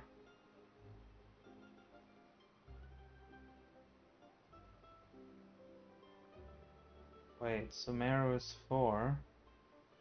Fontaine is 5. Natlan is 6. And Snezhnaya itself is its own 7th. Which means there's only 2 more nations left for the map to be completed. Natlan and Snezhnaya. And Snezhnaya is gonna have all the best, most interesting characters. Except for the Archon of Natlan. That's probably gonna be the second or most period interesting character because it's going to be a Flame Archon. Which probably means its weapon is going to be a catalyst rather than a spear or a sword or whatever. Or a bow. Snezhnaya will resurrect La Signora perhaps, and then she'll be a playable character on top of that. Well, that depends on many things. No one truly knows what the future holds. What good is honesty if you can't rely on it forever? What? As for you, You can, I it's very honesty. much It's look forever. forward to If our it's next true honesty forever, it's always reliable, right? That's the point of truth. That's the most reliable info. What are you smoking? I will slap you right now.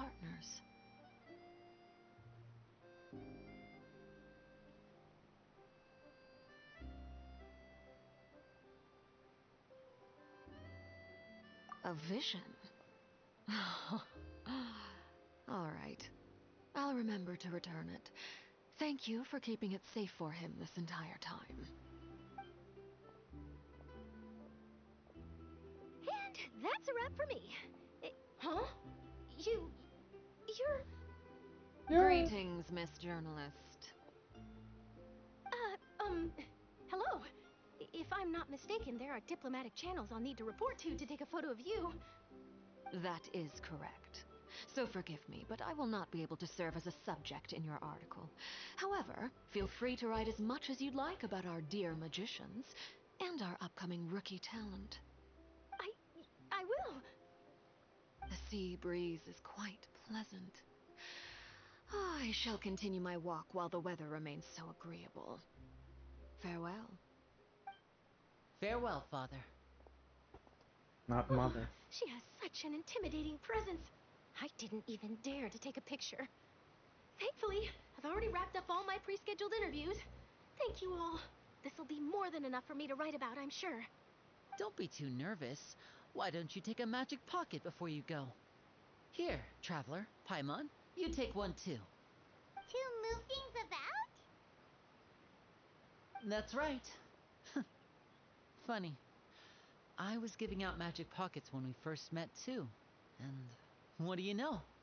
I'm doing the exact same thing right now. So many things have happened, but the pockets are still the pockets.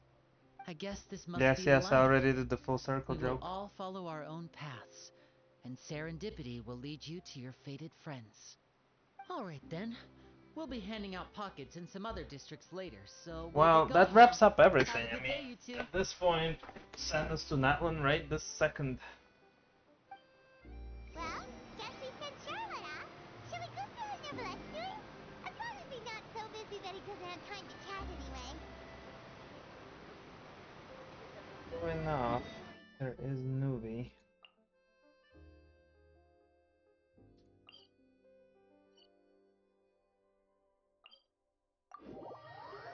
There is the Newbie. It's a long ass run. Let us. It's time to pull the trigger.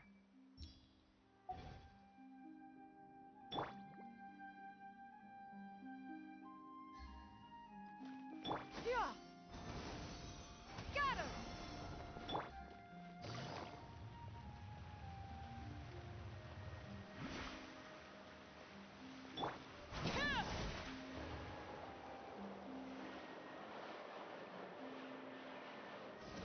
Yeah.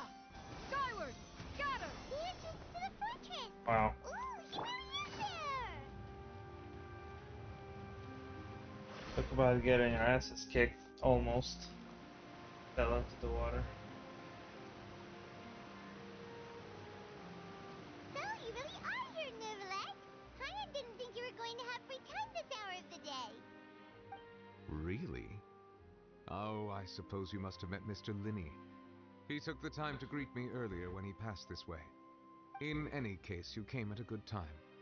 I was just considering reaching out to you to set up a meeting, so I may explain some things that I haven't had the time to before. Aw, Paimon's glad that you remembered. Thank you for keeping us on your mind, what with you being busy and all. True. Alright, let's have it then. How was Fontaine actually saved? The whole business is still quite the mystery to us. It is strange how words can often leave a bitter taste in the mouth when it finally comes time to say them out loud.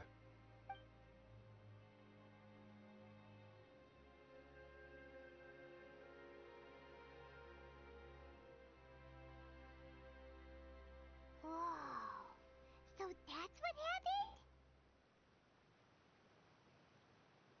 Focalord destroyed the divine throne of the Hydro Archon and restored your power to you, transforming you into a fully fledged elemental dragon sovereign. But Paimon still doesn't quite get what you did to save the Fontanians from dissolving. For me, the authority of the ancient dragons refers to absolute control over the hydro element.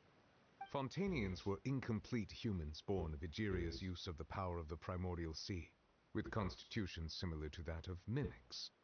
But so long as those primordial energies remain within them, I could use the ancient dragon's authority to grant them true blood, after the fashion in which life was first brought into being on this planet. In other words, when I gave my verdict, Fontanians became true humans, and thus would naturally no longer be dissolved by water from the primordial sea. Focalord must have counted on you to make that decision as well. Your verdict was the key to making the prophecy appear to have come true while saving everyone.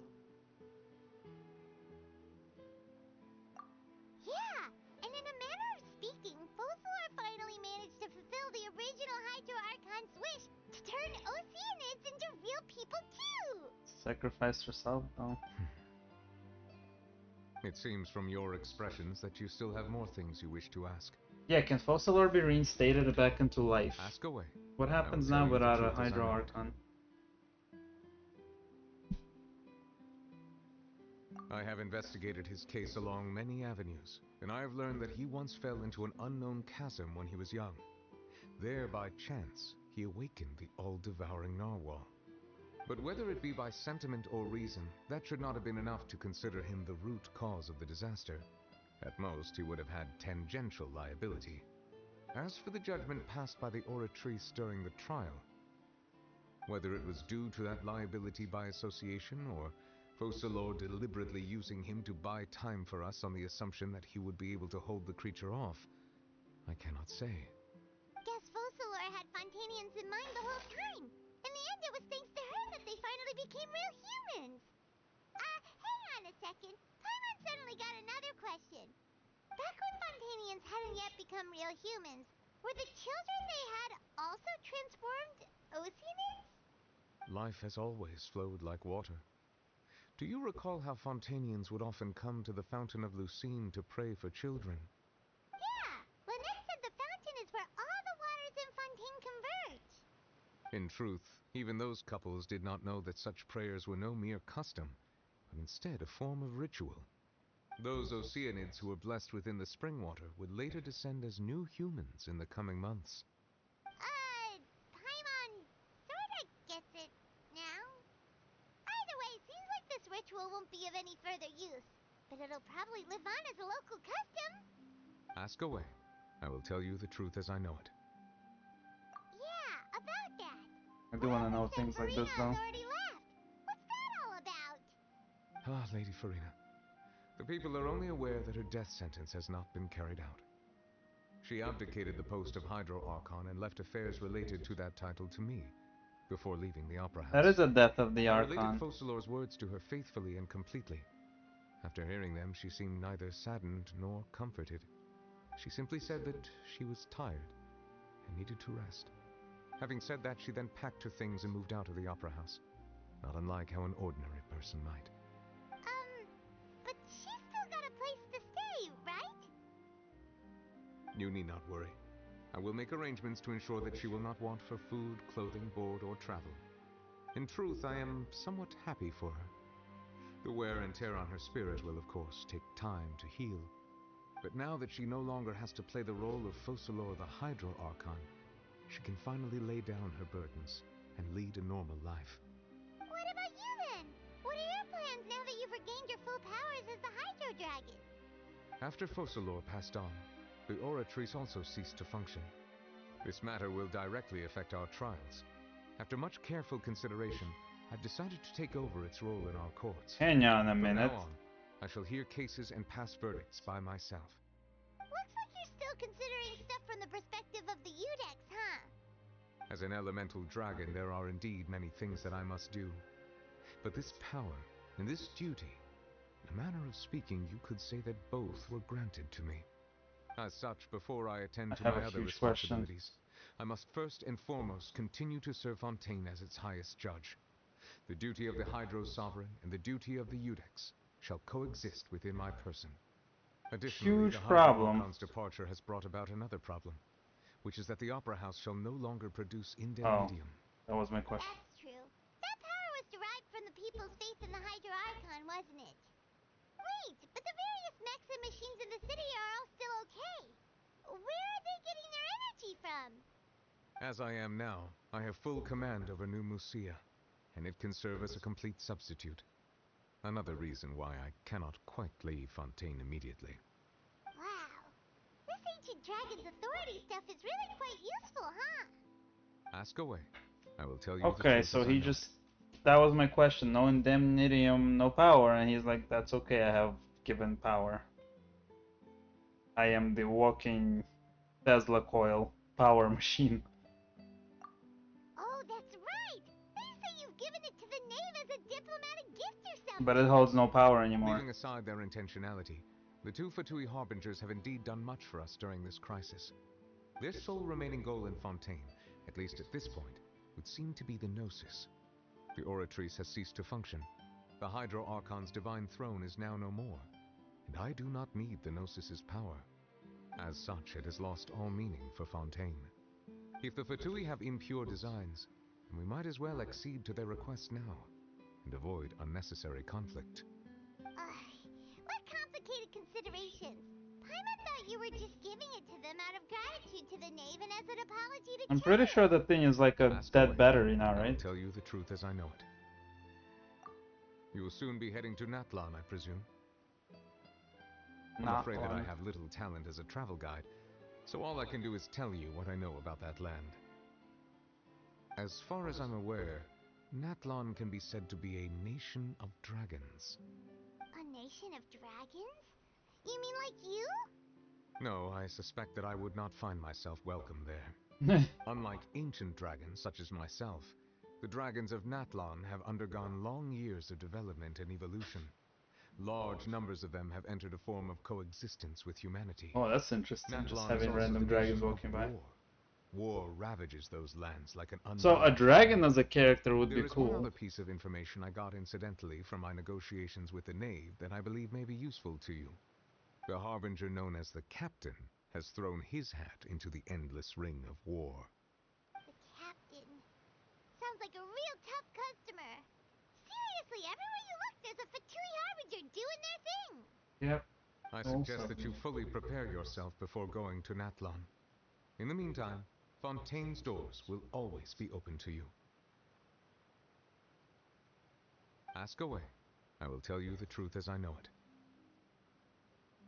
Hang on a sec. Paimon's still got a question about the Gnosis. When we spoke to Linny earlier, he mentioned that your attitude towards giving away the Gnosis had clearly changed. We guessed that there might be some reason for it that only you were aware of. It's a dead battery. No wonder the House of the Hearth is the Fatui's intelligence division. They are certainly sharp. So regarding this specific issue, I was just getting ready to share something with you. What is it? In truth, I exchanged some further words with that lady named Skirk after sending you two back to the surface. It went something like this.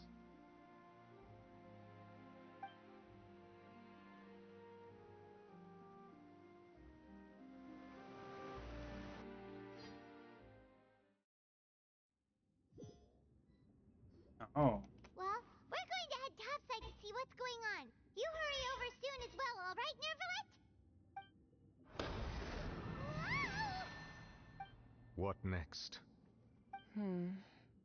The all-devouring narwhal isn't here, so I'm no longer getting any interference. I can finally catch the scent of your power, what it's made of. It is the authority of the planet's primordial dragons, but with something very similar to a god's curse mixed in. It's quite a novel blend. I'm sure I've encountered something like this before. What was it again? I do not know what you speak of. Ah, of course. How could I forget? You should have the remains of the third descender on your person, yes? Remains? I've never heard of any such thing. Huh. According to your parlance, I believe it may be called a gnosis. Well, that much is true. After Focalor's divinity faded, she handed her gnosis to me. But I fear I have never heard of it described in the manner that you just did. I've been training with my master, the Foul, ever since I was young, and I have never returned to the surface since. So most of the information I possess, I got from him. It is only natural for those who are greater than humanity to possess a different sort of common sense, which is why there are so many problems in our attempts to communicate with humans. Regardless, you should probably get rid of objects of misfortune to prevent any disasters from befalling you. To live in itself is a blessing. But once a person dies, the bonds he once had with this world shall all turn to curses. What do you mean by that? No need to fret. These are just my personal thoughts, and my reason for no longer wishing to return to the surface. This third She would make a cool descender character. you refer to, who are they? And when did they die? Master never mentioned them to me. Perhaps it just wasn't that important for me to know. If you're interested, though, I could ask him. I'll be sure to She's pass the probably answer using to the you next new time. element too. Next time. This weird You believe we will primordial meet again? crystal energy looking thing. I do. It's cosmic force. Wait. I have a disciple of my own, don't I? He can be the messenger then.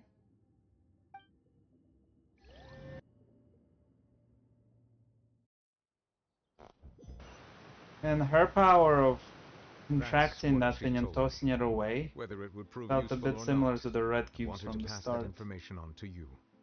The remains of the third descender? So that's what the no-sees actually are. Paimon just thought they looked like chess pieces. How could they be a person's remains? All the same, assuming that there was no misunderstanding or special metaphor at play, that is what she meant to say. And she said that it would bring misfortune and that you should check it, which is why you gave it to the Fatui. If she speaks the truth, then I would simply be putting Fontaine at unnecessary risk by keeping it here. There's no reason to think she's lying. Not in that circumstance.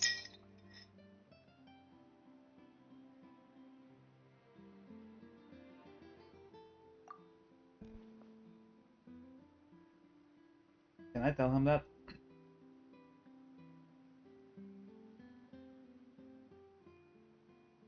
I had guessed that you might already be familiar with this concept, but I did not expect you to be one of them. That means that the no-sees, which are exceedingly element-compatible and can even enhance elemental abilities, do indeed come from the third descender. I wonder, does your body also possess similar properties? Like being able to use elemental powers without a vision. That does sort of count as special compatibility, right? No, let's not think about this stuff right now. It just feels creepy. No, I want to discuss. This is the important stuff. The dead third descender and all.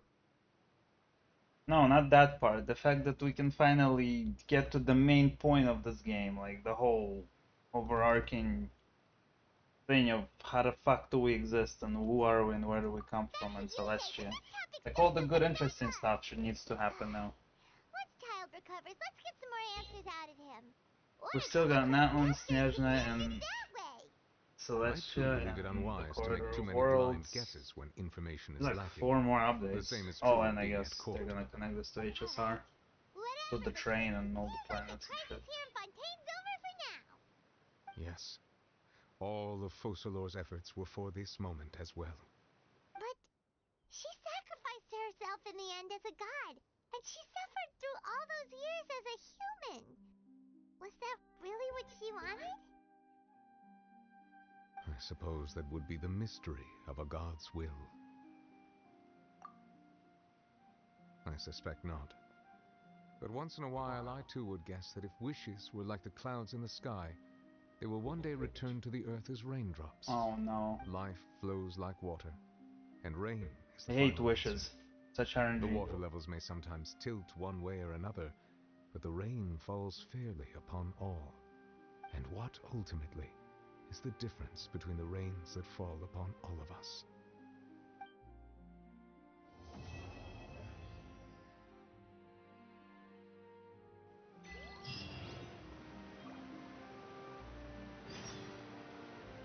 Yeah.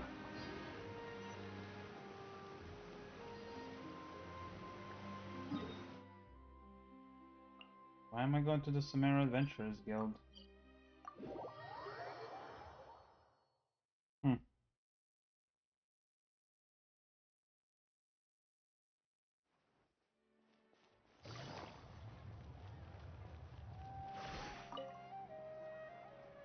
Perfect. It's you two. I have a commission here that has your names written all over it. In fact, I'd even go so far as to say you're the only ones for the job. The only ones for the job? Huh. If our help is really that important, it's probably some Archon-class commission, right? The Adventurers Guild doesn't employ that kind of classification system. In fact, this commission is also probably not nearly as intimidating as what you're expecting. All it asks us to do is to find a missing person. Huh? Then why did you say we were the only ones for the job? I came across this commission while reviewing our backlog not too long ago. It seems simple, but our records indicate that over a dozen successive efforts to complete it have all ended in failure, despite attempts by several accomplished and renowned adventurers. With the reputation of the Adventurers Guild and the performance of the Sumeru branch at stake, it's in our best interest to assign this commission to the adventurer with the highest completion rate over the past few years. Well, that's us for sure.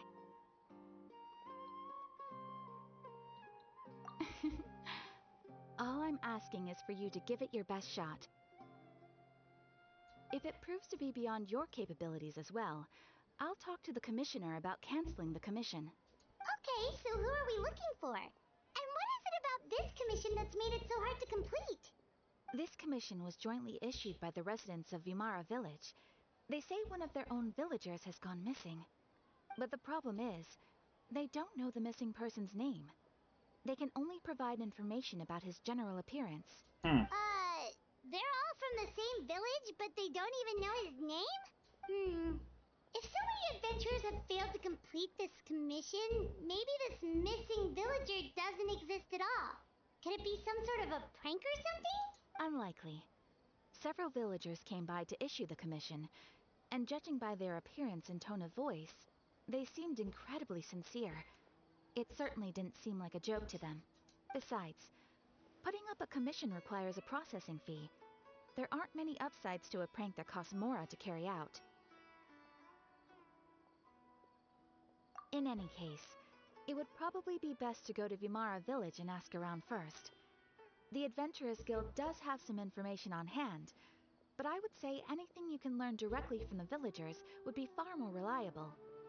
The best way to avoid misdirection is to go to the source. Alright then, let's go! Paimon's starting to get really curious about this whole thing.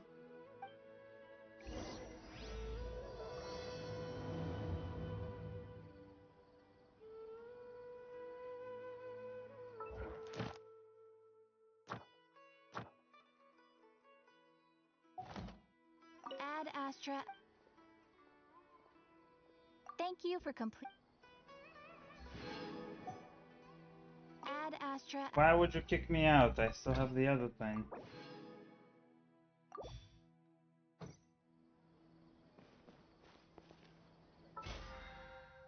Sure.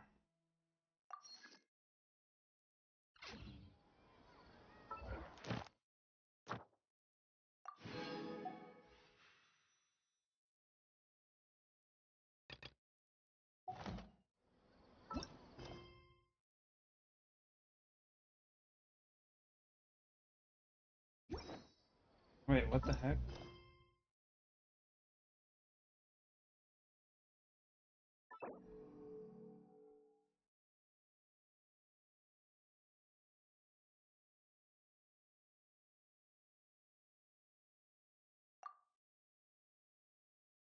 What's the difference? There just won't be any conflicts?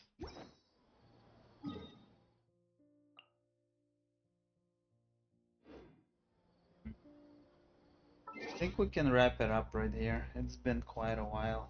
See y'all.